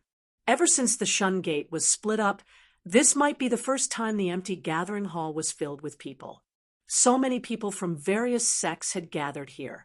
The leaders of the 7 gangs, including the Iron Helm Gang, the Six Sails School, and the Shun Society, stood solemnly in front of the hall, meticulously burning incense, saluting, and greeting the master according to the rules. Xiao Mu was wearing a new suit. Although the bruises on his face were still there, he was full of energy, and his face was ruddy. The 3 brothers of the Gu family were among the brothers of the Shun School. He had seen Miss Gu's kung fu. It was said that her 3 brothers were more powerful than her. With these 4 masters, no one would come to make trouble in the Shun School today. Yesterday, he also saw how Dugu Wentao of the Dugu family subdued Li He and Yin Shiwei. With the power of the Dugu family, it was completely reasonable for them to ask Jun Ruyan to hide behind closed doors and then pressure the government to punish Wenbin. Lady Gu had said that the one who truly wanted to help the Shun Gate wasn't the Dugu clan, but rather the successor of Zhang Senyi. This person was even able to order around the Dugu clan. Up until now, he had never seen this person, nor did he know his name or identity. However, he had already firmly believed in Lady Gu's words. Xiao Mu was also a veteran in Jianghu. He was knowledgeable and experienced. He had received the help of a great benefactor for no reason and was promised such a great benefit. Was he not on guard at all? Indeed, he was not, because he had nothing to be on guard against. He had nothing that could be seen by others. With their power, they had people and money. The only thing they could rely on was probably the Shun School, which was about to rot soon. If they could really make the Shun School stand up again, as Miss Gu said, even if they really used him, even if they killed him, so what? Besides, he was already desperate. His life was saved by others. Xiao Mu did not believe that there would be a free lunch in the world. He had already staked everything on this one throw. Seeing that the 7 gang leaders who led the gang members into the Shun Gate had finished offering incense, Xiao Mu tightened his belt and walked forward. His thighs were still swollen, and he staggered a little, but his gait was extremely steady and powerful, with a solemn expression. Everyone's gazes were focused on him. The people of the Shun Gate were excited. Many of them had tears in their eyes. The spectators were curious, amazed, cynical, and doubtful. But at this moment, no one spoke. The hall was abnormally quiet. Xiao Mu solemnly burned a stick of incense to the ancestors' memorial tablet. When he turned around, Zhuo Yiqing, who was wearing a short jacket and a red silk belt, came over with a tray with a bowl of wine on it. Xiao Mu picked up the wine bowl and glanced at the people of the Shun School, who were standing solemnly under the steps. He did not even look at the people of other sects who were watching the ceremony in the corridor on both sides. He said loudly, "Brothers, since the canal transport came into being, there have been canal handlers. Our ancestors supported us with an oar, a boat, and a pole to support us and support our families. But the wind and waves on the river are dangerous. When the boats are sailing, there is always the risk of capsizing and destroying the boat, and losing both the people and the goods. We have to pass through the locks and docks, and there are many difficulties, extortion, and blackmail. It is very difficult for us who drive boats on the water. So we have to form gangs and establish sections. The purpose of forming a faction was not to commit crimes, nor was it to oppress the good. It was to unite everyone and fight against the dangers of the river, against the corrupt officials, and against the local tyrants who closed the lock and docks. But today, the sects on the Ba have gone against the original intention of the ancestors. They cheat each other, undermine each other, and are even controlled and used by others. It is already the 5th generation of the Shun school in my hands. But I am unfilial. My ancestors' great family business has been ruined by me. But I have always been determined to revive the Shun school. Today, the Iron Rudder sect, the Six Sails School, the Shun Society, all the brothers are willing to join us and join us. I am very grateful. Brothers, today is the day when the 7 sects merge into the Shun school. From now on, we will be as close as one family. We will share blessings and difficulties. Today is just the beginning. I hope that all the heroes on the Ba can join us. The waves are high and the risks are high, but we are in the same boat. Let's drink this bowl of wine. The heads of the 7 sects who lined up in front of the hall each held a bowl of wine and drank it up with him. Chiao Mu gulped down the wine in his bowl, put it down, and said, "The Shun school has the help of all the good brothers. Today, the 8 sects are united, and the tasks in this sect should be clarified. Since the 7 sects have joined the Shun school, you can no longer keep your original banners. From now on, the 7 of you are the 7 stewards of the Shun school. At present, you are still in charge of your original people and ships." This was already discussed. Han Yuantang and the other 6 people cupped their fists and said yes. They walked behind Chiao Mu and stood still with their hands clasped behind their backs. Chiao Mu said again, "We live in the Chao family. It is inevitable that we will meet the heroes of the 3 mountains and 5 peaks. If we don't have the strength, we will be bullied. In a sect, the Chao family is indispensable. Now, the 8 sects of our sect are united. After a discussion with the stewards, we have elected a popular person to be the helmsman of the Chao family." "Miss Gu," Chiao Mu shouted. The disciples of the Shun school parted to the left and right, and Gu Zhuting, who was in a white short dress, strode out. There was a commotion in the crowd.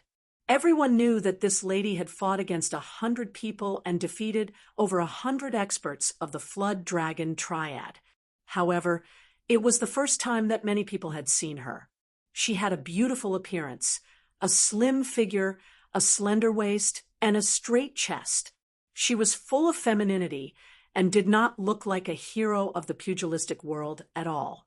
If her moon-white short garment was replaced by a wide-sleeved gauze long skirt, and the saber hanging on her slender waist was replaced by a medicinal hoe hanging on her shoulder, there would be a bright moon and osmanthus branches by her side, and a white rabbit would be hopping and hopping under her feet. But she was actually the helmsman of the Chao Quan. Chiao Mu said loudly, "From now on, Miss Gu is the first deputy head of the Shun school, the helmsman of the Chao family." In front of the hall, the disciples of the 7 sects who had just joined the Shun school and the disciples of the Shun school all cupped their hands to salute to Gu Zhuting and said loudly, "Helmsman Gu."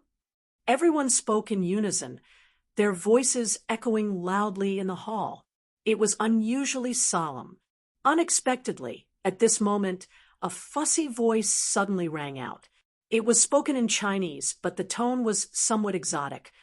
Ah, I swear in the name of Allah, this is the most beautiful Oriental woman I have ever seen.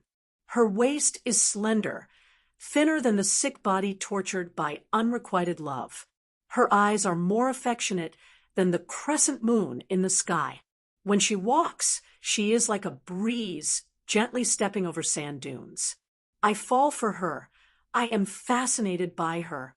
The solemn atmosphere in the hall of the Shun School was gone. Some people were talking, some were laughing, and some were looking around. It was a mess at once. Yang Fan stood there and groaned inwardly. He and Abdullah came here to watch the fun, but they didn't know that this guy was a playboy who couldn't change his bad habit of flirting with women. He was showing off his talent in poetry again.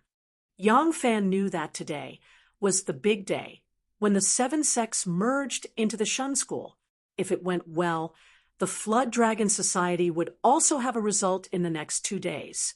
With the martial strength of the Gu siblings and the support of the Dugu family, Yang Fan was not worried that there would be any trouble. Of course, there would be trouble sooner or later, but not now. It must happen at the end of January or the beginning of February next year. If there was no big trouble by then, he would take the initiative to create one. Today, Yang Fan really came to watch the fun as a spectator. Even Gu Zhuting didn't know that he was here. Who knew that Abdullah, who was standing there watching the Japanese scenery, would say such words when he saw Gu Zhuting? In the uproar, Xiao Mu frowned and thought that someone really came to make trouble. He hurriedly winked at Zhuo Yiqing and the Gu brothers and the kung fu experts of the Shun School, who were hidden in the shadows, immediately moved quietly to the place where the sound came from. Today, the Shun School inexplicably merged with other sects, and from Qiao Mu's words, it seemed that he wanted to restore the former glory of the Shun School. If he restored the former glory, didn't it mean that all the sects on Ba had to surrender to him? So the people of the big sects kept sneering with their arms crossed. However, they hadn't figured out the ins and outs of the Shun Gate yet, so there was no need to be the first bird to stick out. They didn't think that someone would finally speak first. Everyone looked over, not knowing which sect it was that couldn't restrain themselves, and made a move. Gu Zhuting suddenly turned her head and raised her eyebrows like swords. Her sharp eyes suddenly looked at the place where the sound came from. Everyone shivered when they saw her. Previously, they saw her slender waist and graceful gait, which was far from the image of a heroine in their imagination. Now that she was full of heroic spirit, there was a feeling of a sharp sword being unsheathed. When Gu Zhuting looked at him, Abdullah felt even better about himself. Like a peacock showing strong desire, he took a big step, opened his arms, and praised loudly.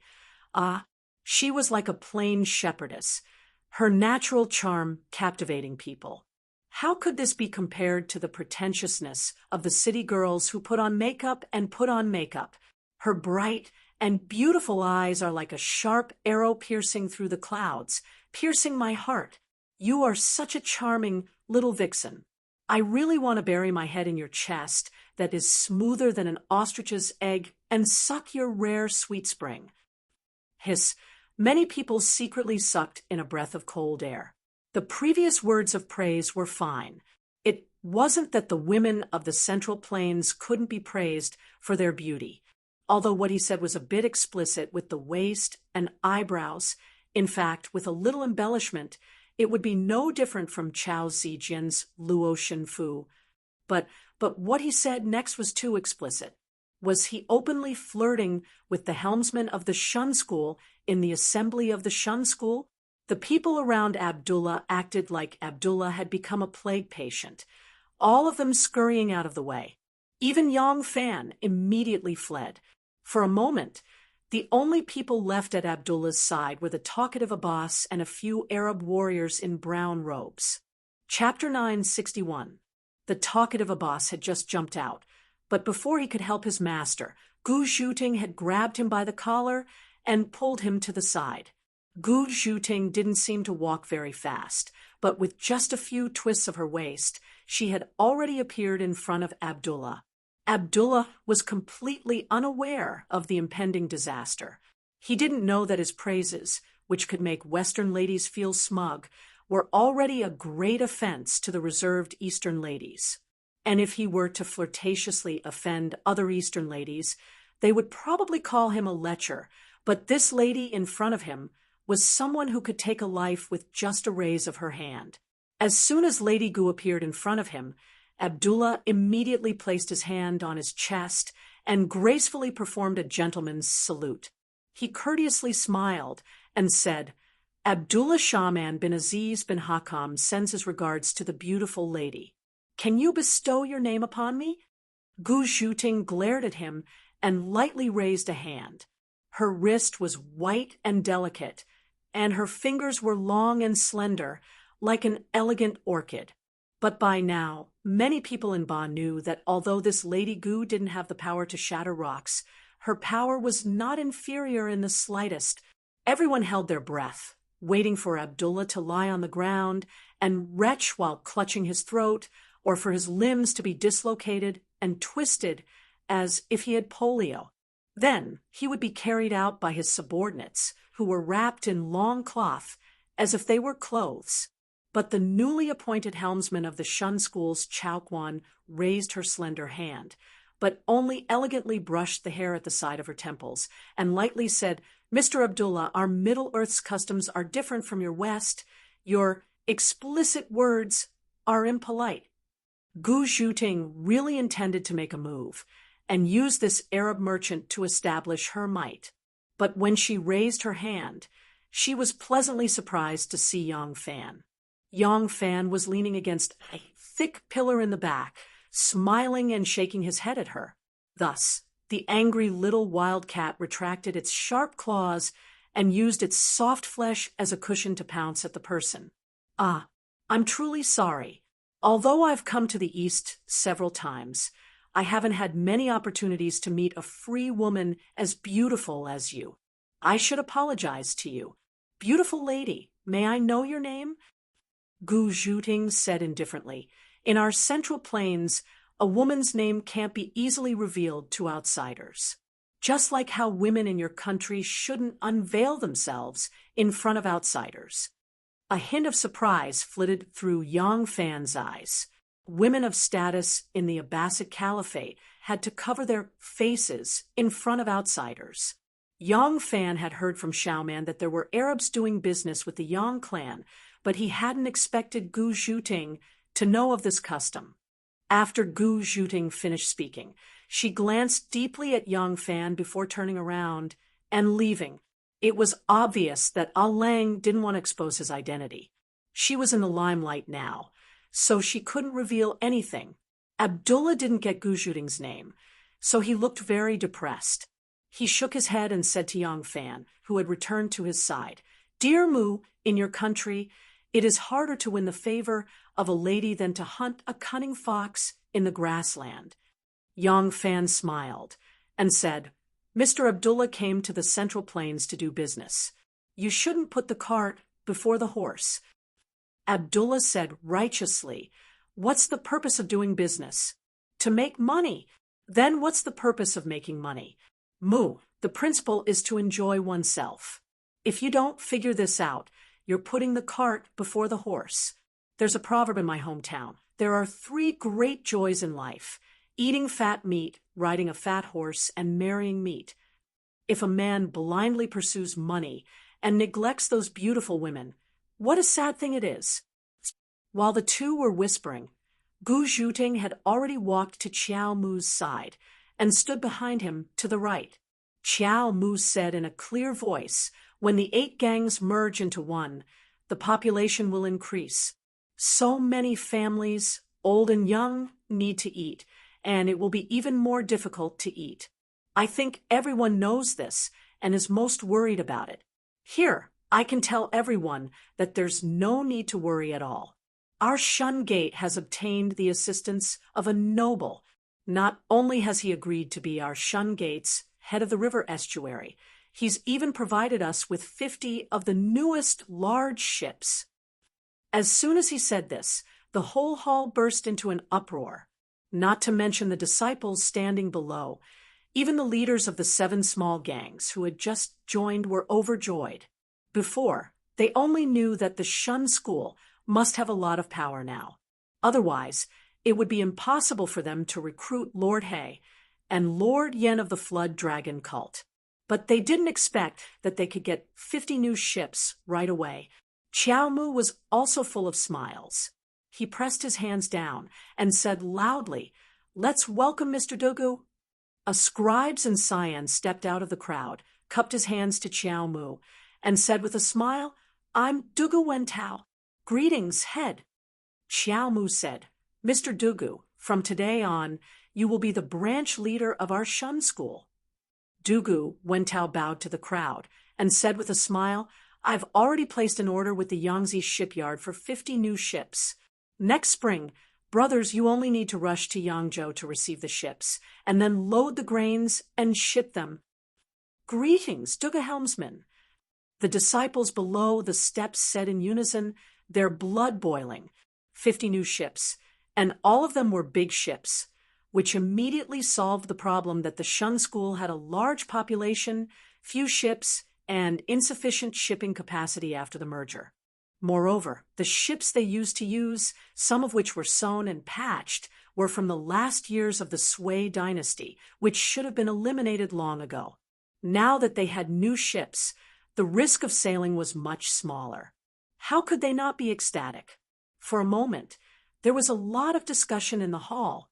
The disciples who came to watch the ceremony looked at the scholar with the compound surname of Dugu, whom they had never seen before, and also whispered to each other to inquire about his background. In fact, they had already expected that Miss Gu would be the helmsman of the Shun School. What they cared about was who was the helmsman of the Shun School. It was useless to only have dozens, hundreds, or even thousands of ships and tens of thousands of brothers. They also needed the support of the Shun School. Along the way from Yangzhou, they had to go through the Yangtze River, Bian River, Yellow River, Wei River, and many checkpoints, docks, and layers of gates. If they did not have a strong backer, the more ships they had, the more they would be exploited. By the time they arrived in Chang, and they would have worked for nothing, and they would not be able to maintain such a large gang. Therefore, if they did not have a strong Shun School, they might as well get a few broken ships, and at least they could get enough food and clothing. The 8 gangs merged into one, and they had a martial arts master like Miss Gu. In the end, whether the Shun School could stand firm or not was not the key. The key was whether they had a backer or not, and how strong their backer was. If they did not have a backer, they would collapse by themselves without the suppression of other gangs. The major gangs were concerned about this, not only because they wanted to know whether the Shun School could stand firm, but also because they wanted to assess the strength of the Shun School and determine how they should treat them in the future. It had been a long time since the Shun School had unified the Jianghu, and their current rallying power was not as strong as before. Nowadays, the leaders of the various gangs would not suppress the Shun School just because of their name. However, with the addition of a powerful gang, there would always be one more competitor. For this purpose, they would suppress them if they could. In this way, they needed to understand what the Shun School's trump card was, and who was supporting them from behind. Now, the results were out. This person was called Dugu Wentao. Who was Dugu Wentao, and who was the person behind him? Originally, no one knew Dugu Wentao. Although the Dugu family and the group of people on Ba's side were very close, they lived in 2 completely different worlds. Usually, they did not have any interaction with them. However, this time, the people in the gangs quickly thought of the Dugu family. Perhaps the Dugu family was not the only one with the surname Dugu in Chang and city. However, the Shun School had no connections in the field of transportation and could only follow behind the big gangs to pick up scraps. now that the Shun School had just merged and gained a lot of manpower. They were confident that they could act as the Shun School's Shun School and ensure that the government would not take too much from them. Moreover, they could help them fight for business and provide 50 ships in one go. Who else but the Dugu family could do it? In the crowd of spectators, people left in a hurry. They were all sent by various sects to inquire about the news. They had to report this matter to the gang master immediately. The Shun School was no longer a pushover, and they had to be careful with the Shun School. These people left too early, so they did not see the next scene that was even more shocking. Qiao Mu introduced the two helmsmen of the Chaoquan School and the Shun School's Shun School and 7 stewards to everyone. When he was making specific assignments after the expansion of the Shun School, a disciple suddenly rushed in breathlessly and shouted, "Sect Master, the Flood Dragon Society! The Flood Dragon Society is here!" Qiao Mu was stunned and looked toward the door. Another disciple ran in from outside with a pale face and shouted, "Sect Master, Master He and Master Yen from the Flood Dragon Society led all the people of the Flood Dragon Society here." The gathering hall was in an uproar again. The Flood Dragon Society finally took action. Were they going to destroy the Shun School? The people of the various gangs who had just joined the Shun School were in an uproar. They had unconsciously stepped back, lest they would be splashed with blood. When the fight started, what if some ignorant people also thought that they were from the Shun School? Wouldn't they all die here? Qiao Mu and the several leaders who had just joined the Shun School all knew about the deal between Li He, Yen Shiwei, and Miss Gu. Even so, they were still a little nervous when they heard that the Flood Dragon Society had come out in full force. They all looked at Gu Zhuting. Gu Zhuting was now the helmsman of the Chaoquan School of the Shun School. She would not decline her responsibility. She cupped her hands to Qiao Mu and said, "Sect Master, don't worry. I'll go and have a look." After saying that, Gu Zhuting walked out of the hall. One person, one sword. On the long street, countless people came in a mighty array, crowding the whole long street. There were countless people watching on both sides of the street. The whole Ba was in an uproar, and even the roofs on both sides were full of people. The Flood Dragon Society finally took action, and they turned out in full force. The Shun School had just merged with the other 7 gangs, and there were more than 1,500 people in total. Together, they could be regarded as a medium-sized gang. 1,500 people versus 2,000 people. This was a fight for sure. The 3 months of winter on Ba were the most leisurely 3 months of the year for the coachmen. The strong coachmen gambled, drank, and slept with women, but they still had too much energy to do. Just thinking about the big fight of thousands of people made people's blood boil. Before the two sides started fighting, they were already howling and shouting excitedly like wolves in the moon. Gu Zhuting was dressed in white with a short sword at her waist. She stood on the long street, graceful and beautiful like a peony.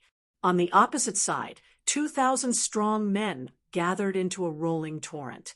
Under the leadership of Li He and Yen Shiwei, they walked toward her. Chapter 962.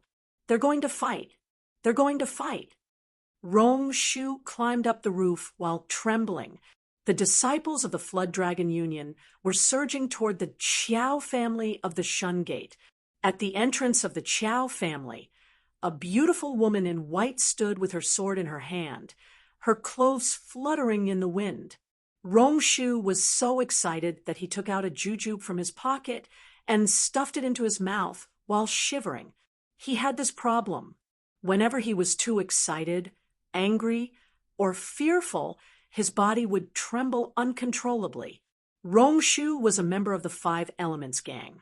Seeing that the people of the Flood Dragon Union were getting closer, and that the people on the street had all moved to the sides of the road, his heart almost jumped out of his throat. He condescendingly looked down at that smooth school's chow quan duo duo duo duo duo duo duo duo duo duo duo duo duo duo duo duo duo. Shu suddenly felt that such a pretty girl should be the leader of the Shungate. Who would be willing to let such a beauty be bullied? With such a leader, as long as she winked and pursed her lips, everyone would pounce on her like rabid dogs fighting for a bone. But the men of the Shungate were too unmanly. How could they let such a pretty girl come out alone? Even if she was really good at fighting, could she fight 2,000 people? She would be exhausted to death. That was impossible. However, if he were to mess up her belt or tear her clothes during the fight, revealing her delicate skin and white flesh, and if he were to accidentally let her pull off her doo-doo, Rong Shu's thoughts of having tender feelings for the fairer sex were quickly replaced by wretchedness. He carefully moved to the edge of the roof. If such an erotic scene really happened, he had to make sure that he was the one who saw it most vividly. He saw Master He and Master Yen striding forward with their men. He saw them stop when they were 6 meters away from the pretty girl in white, and he saw Master He and Master Yen walking forward alone. TSK, as expected of a person of status. At this time, he was still trying to be polite before resorting to force. He even cupped his fists and saluted the little beauty. What are you cupping for? Hurry up and tear off her clothes. Why are you kneeling on one knee? Do you have to be so particular? Kneel. Rong Shu stared fixedly at this astonishing scene in front of him.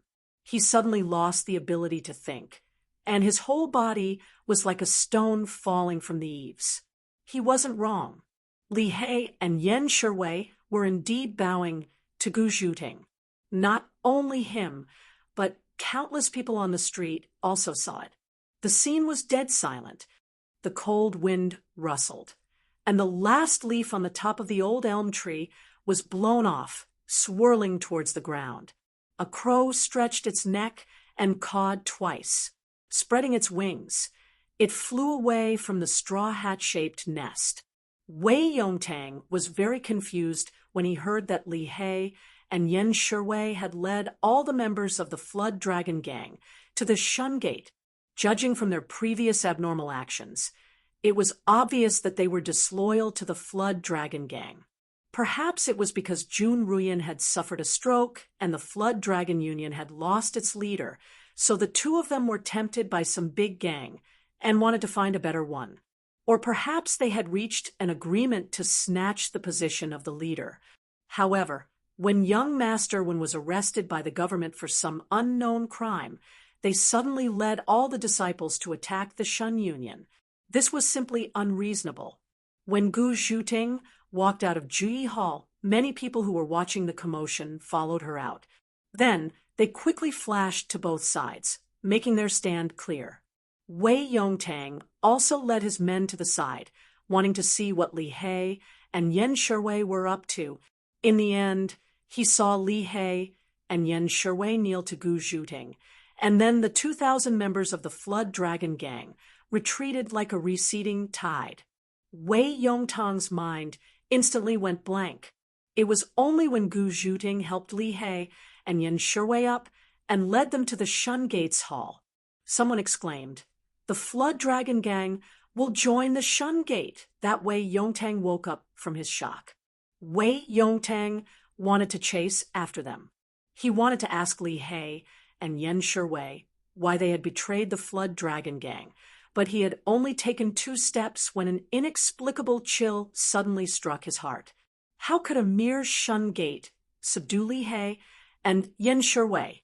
Even if the Shun Gate was affiliated with the Dugas, small gangs like the Iron Helm Gang and the Six Sails Gang would rush to join them. But the Flood Dragon Gang was different.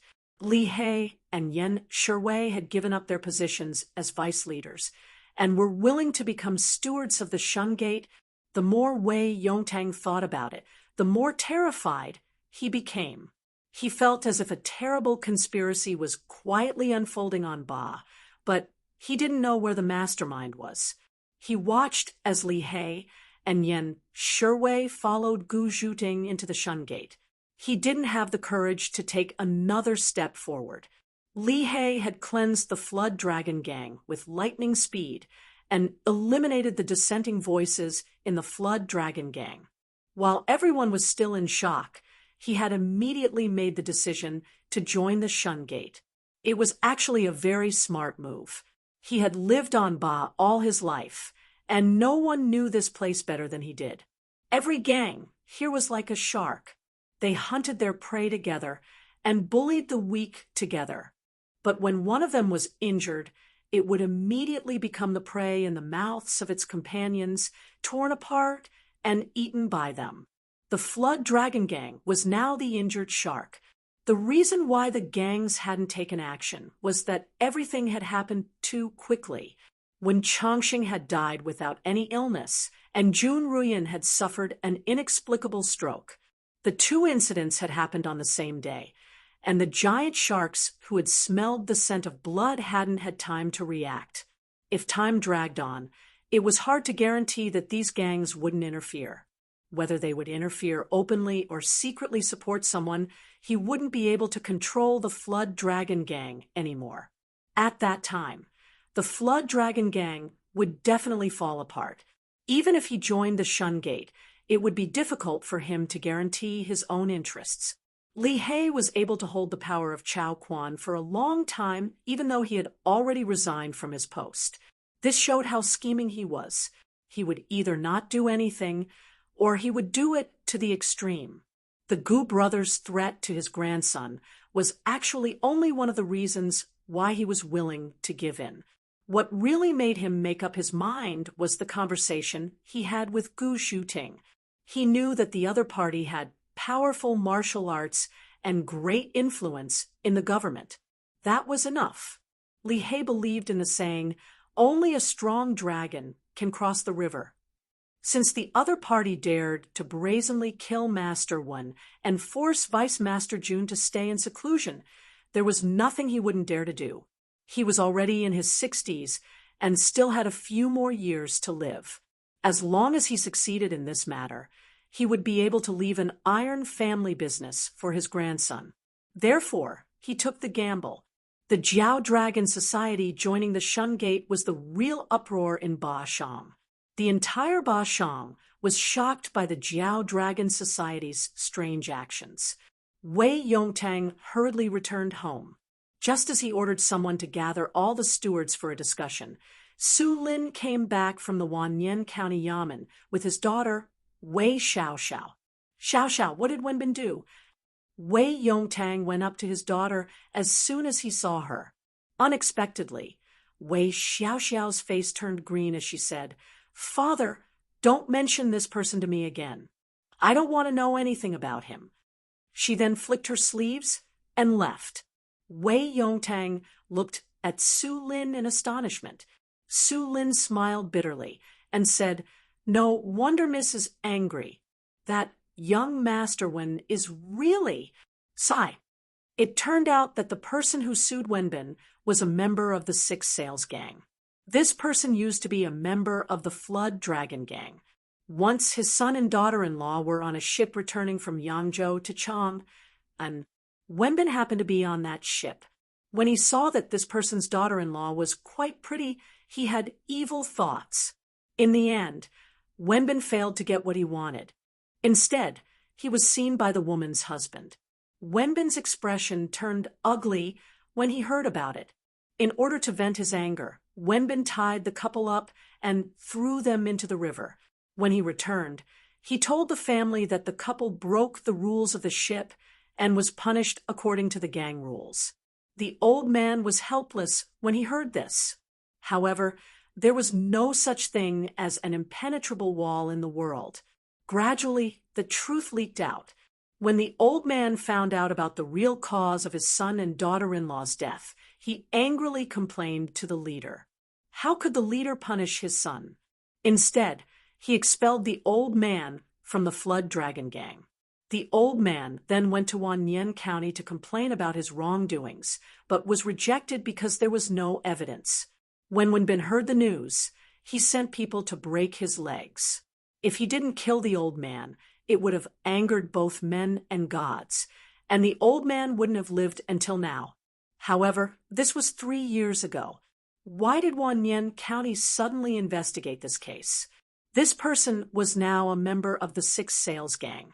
The Six Sails Gang had just merged with the Shun Gang. The truth was clear. This was obviously the doing of the Shun Gang. It was the doing of Dugu Wentao, the helmsman of Tsauko. Based on this, there was probably something fishy about Jun Ruyan's stroke. If Jun Ruyan's stroke was fake, it meant that he was afraid of the power behind her. How much power did the other party have? A little girl from the Shun Gang fought against 100 people alone. President Wen died without any illness. This was a show of force. Jun Ruyan was bedridden from a stroke.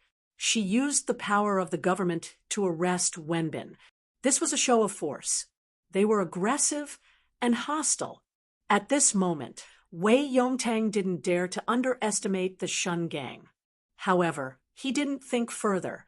So what if the Shun Gang rose? It was just the fall of the Flood Dragon Gang and the rise of the Shun Gang. All the gangs in Ba had a new partner. Could it be that the Shun Gang really had the ability to unify the water transportation and recreate the glory of the Shun Gang at the end of the Sui dynasty? Wei Yongtang shook his head in disdain. He said to Su Lin, "I didn't expect Wenbin to commit such an evil act. How can such a scum be a match for my daughter? I'll have to trouble you to make a trip to the Wen family and ask Madam Wen to return the marriage contract. The marriage between the Wei and Wen families will be annulled." Su Lin was stunned. He said in surprise, "Annulled? Then the Flood Dragon Gang." Wei Yongtang snorted coldly. "You've gone to the Wanyan County Yamen. You still don't know what happened in Ba. Li He and Yen Shiwei led 2,000 disciples into the Shun Gang. The Flood Dragon Gang no longer exists." Chapter 963. Yang Fan was very satisfied with the series of actions that Gu Zhuting had taken regarding Ba. Yang Fan had only given her a goal, a few names of relevant people, and the final result that should be achieved. As for the specifics of how to achieve it, Yang Fan was completely free to let Gu Zhuting do as she pleased. Gu Zhuting was a veteran in Jianghu. She did a better job than Yang Fan of interfering and giving directions. Gu Zhuting persuaded the School of Obedience, absorbed the 7 gangs, and swallowed the Flood Dragon Society in just 3 days. Of course, the next step was to rein in its sharpness and digest the inside. Even if the School of Obedience was originally a giant python, it would still take some time to digest after swallowing a buffalo. Moreover, it had swallowed the Flood Dragon Society, which was more than 10 times stronger than itself. Now that the School of Obedience had merged with the 9 gangs, and with the full support of the Dugu family, it had already become a first-class gang on Ba. It already had the ability to stir up a bloody storm on Ba. The people of Ba said that they were people of Jianghu, but compared to the great Jianghu that was the imperial court, the wild Jianghu was not even a small puddle. Who would lower their heads to look at this small puddle? However, the rolling torrent that was about to engulf Chang, and would start from this small puddle, living at the top of the imperial court and far away from Jianghu. If the Jianghu and the imperial court were to mix together, what kind of scene would that be?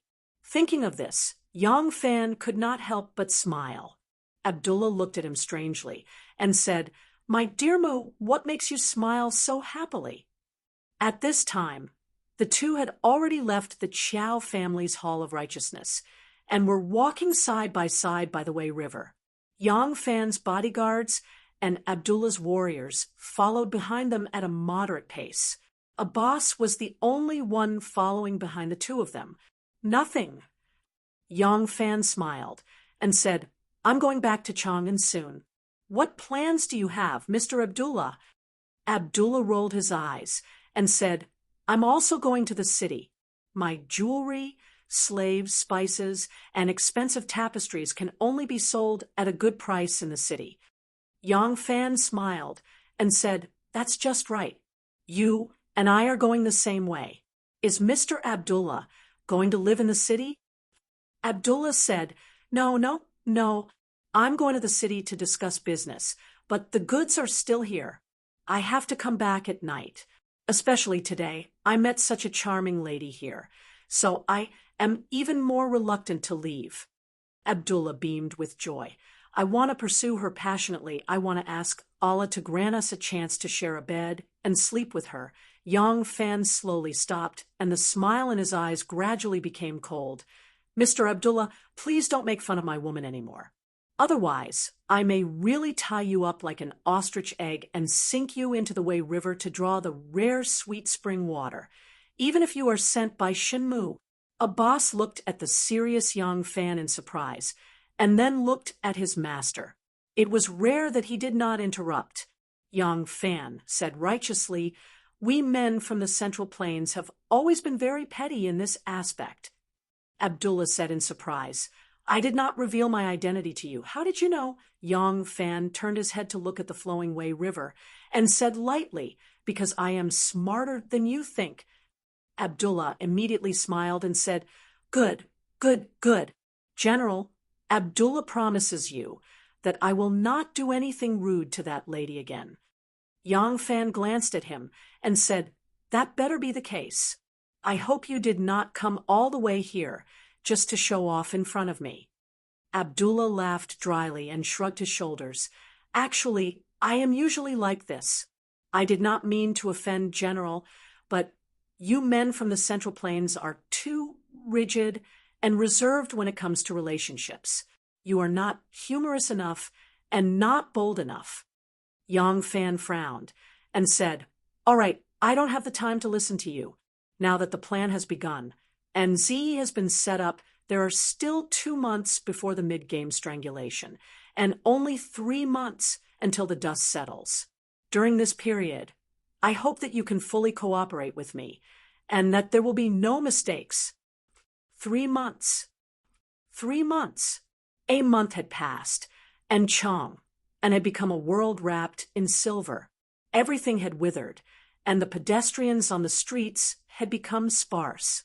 It seemed that the whole world had gone into hibernation under the cold winter, but Wu Yizong was busy all the time. He was like a hard-working woodpecker, sometimes flying to the east, sometimes flying to the west, pecking here and there a few times bang-bang sounds. Under his supervision, the Ministry of Revenue and the Ministry of Works were in full swing. The Ministry of Revenue was conducting a census of the population of Chang and the surrounding prefectures and counties according to his arrangements. They ordered the prefectures within the Guanyi Pass to report the latest household statistics and to check the amount of grain stored in Chang's warehouses. The Ministry of Works was calculating the cost and manpower needed to repair the palace, government offices, widen the roads, repair the city walls, and dredge the moat, as well as the amount of grain needed for transportation in the coming year. Construction could not be carried out during the cold winter. They had to wait until the next spring, which was the beginning of the year and the most important time for farming. So they had to wait for the statistics from the Ministry of Revenue to calculate the number of able-bodied men that could be transferred without affecting the spring plowing. Only then could they carry out the next step. At the same time, Wu Yizong was also in close contact with the generals of the Chang and garrison. He also wrote to the imperial court, suggesting that troops should be stationed in the Guanyi Pass. It went without saying that the purpose of stationing troops to build the palace and dredge the moat was for the sake of military power. On the other hand, Yang Fan's side was much quieter than Wu Yizong's. Yang Fan seemed to only be interested in his own small territory. He had designated a large area in the northern suburbs of the palace as the barracks for the 1,000 Horsemen Battalion. The area was so large that it could accommodate not just 1,000 horsemen, but even 10,000. In the barracks, he ordered the soldiers to level and widen the drill ground. He built 4 polo fields and 6 kuju courts. If it were not for the heavy snow and the sudden cold weather, Yongfan would have changed the entire northern suburbs of the palace before the Ministry of Works sent craftsmen over. The people from the censorate and the Ministry of Justice were still working hard. The emperor wanted to move the capital, so he first had to clean up the officials in Guangzhou and rectify the local law and order. Chun Dong and Sun Yuxuan from the Ministry of Justice and Hu Yuanli and Shi Yu from the censorate had a clear division of labor. One was in charge of law and the other was in charge of the officials. After the Ministry of Justice's crackdown, the prisons were filled with ruffians and the number of wanderers in Chang and city decreased sharply. Those who swindle, bully, and dominate the market were also severely punished. They also accepted complaints from the people and reviewed all the case files in Chang and in recent years. During this process, if there were any officials who engaged in corruption or violated the law and order, the case would be handed over to the censorate for Hu Yuanli and Shi Yu to take over. Apart from this channel, Hu Yuanli and Shi, you could not really clean up the officials' cases. If the emperor wanted to move the capital, he would have to make a big move on the officials in Guangzhou. He would purge some, transfer some, promote some, and demote some. The vacated positions would be filled by the emperor's trusted officials. This was for the purpose of political stability. The decision-making power was in the emperor's hands, so they could only catch the small fish and shrimp. Censorate, Hu and Shi, you could only catch the small fish and shrimp, so Procurator Wen could only catch the small fish and shrimp. When Ao had been in charge of the counties under the jurisdiction of the Chang and local government for a long time, he was arrogant and noisy, but he did not solve many serious criminal cases. Most of them were neighborhood disputes, theft, and adultery. Wu Yizong almost laughed his teeth off when he heard that. But even so, the 6 departments of Gong, Granary, Revenue, Army, Judiciary, and Shi were all busy. The Ministry of Revenue, the Ministry of Works, the Ministry of Justice, and the censorate were all officials who came from the imperial court, so the specific affairs could not be separated from these local officials. Not only them, but the whole Chang and local government, including the prefectural magistrate Lu Xiantian, was also busy. Later, Lu Xiantian had a brainwave and adopted a people-to-people strategy.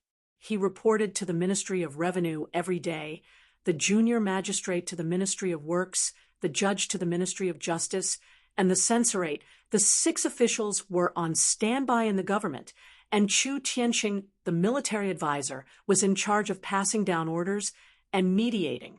In this way, it was much more orderly. When the emperor was about to move to the west, all the high-ranking officials and dignitaries in Chang and city used all kinds of means. Some wanted to show off and get promoted, some wanted to escape, and some wanted to take advantage of the good opportunity to bring down their enemies. The whole Chang and city was in chaos, and the small Jianghu world of Ba, which was ignored by everyone, was not peaceful in the past month. The Shun faction, which had been in decline for a long time, suddenly rose to power. Somehow, it managed to curry favor with the Dugu family. Then, it merged with 8 other factions, including the Flood Dragon Gang, and became a first-rate faction in Bashang. In the past month, the Shun school had been integrating and digesting internally, and some dissidents were eliminated. At the same time, Miss Gu, the helmsman of the Chaoquan school, and Dugu Wenao, the helmsman of the Cao school, accompanied Master Chiao to visit all the gangs and soon formed an alliance with the Life League and the Three River Society. Because the main members of these 3 gangs were concentrated in the east of the town, they were called ASEAN, and the 5 Elements Association, the Circle School, and the Taiping Gang immediately formed an alliance to oppose ASEAN, and they were called the West League. As soon as the East and West Leagues were established, they began to draw in and annex the small and medium-sized gangs. Wei Yongtang's Tianjin gang chose to join the West League. Once there was a clear division, hostility naturally grew. These boorish Jianghu men usually got drunk and started fights, not to mention now that they had a clear opponent. Fights between the two sides occurred frequently, and the friction became more and more intense. One morning, the cold sunlight tore through the clouds, dispersing the darkness on the ground. In a small alley, a few frozen corpses were revealed. These were the gang members of the Circle sect. There was no way to find the culprit, but the people of Jianghu did not need evidence. As long as they were certain that it was you, that was enough. The next morning, 4 gang members of the Three River Society were found lying naked on the street leading to the dock. A layer of frost had formed on their cold bodies. The conflict had escalated. The West League's revenge came so quickly and so ruthlessly.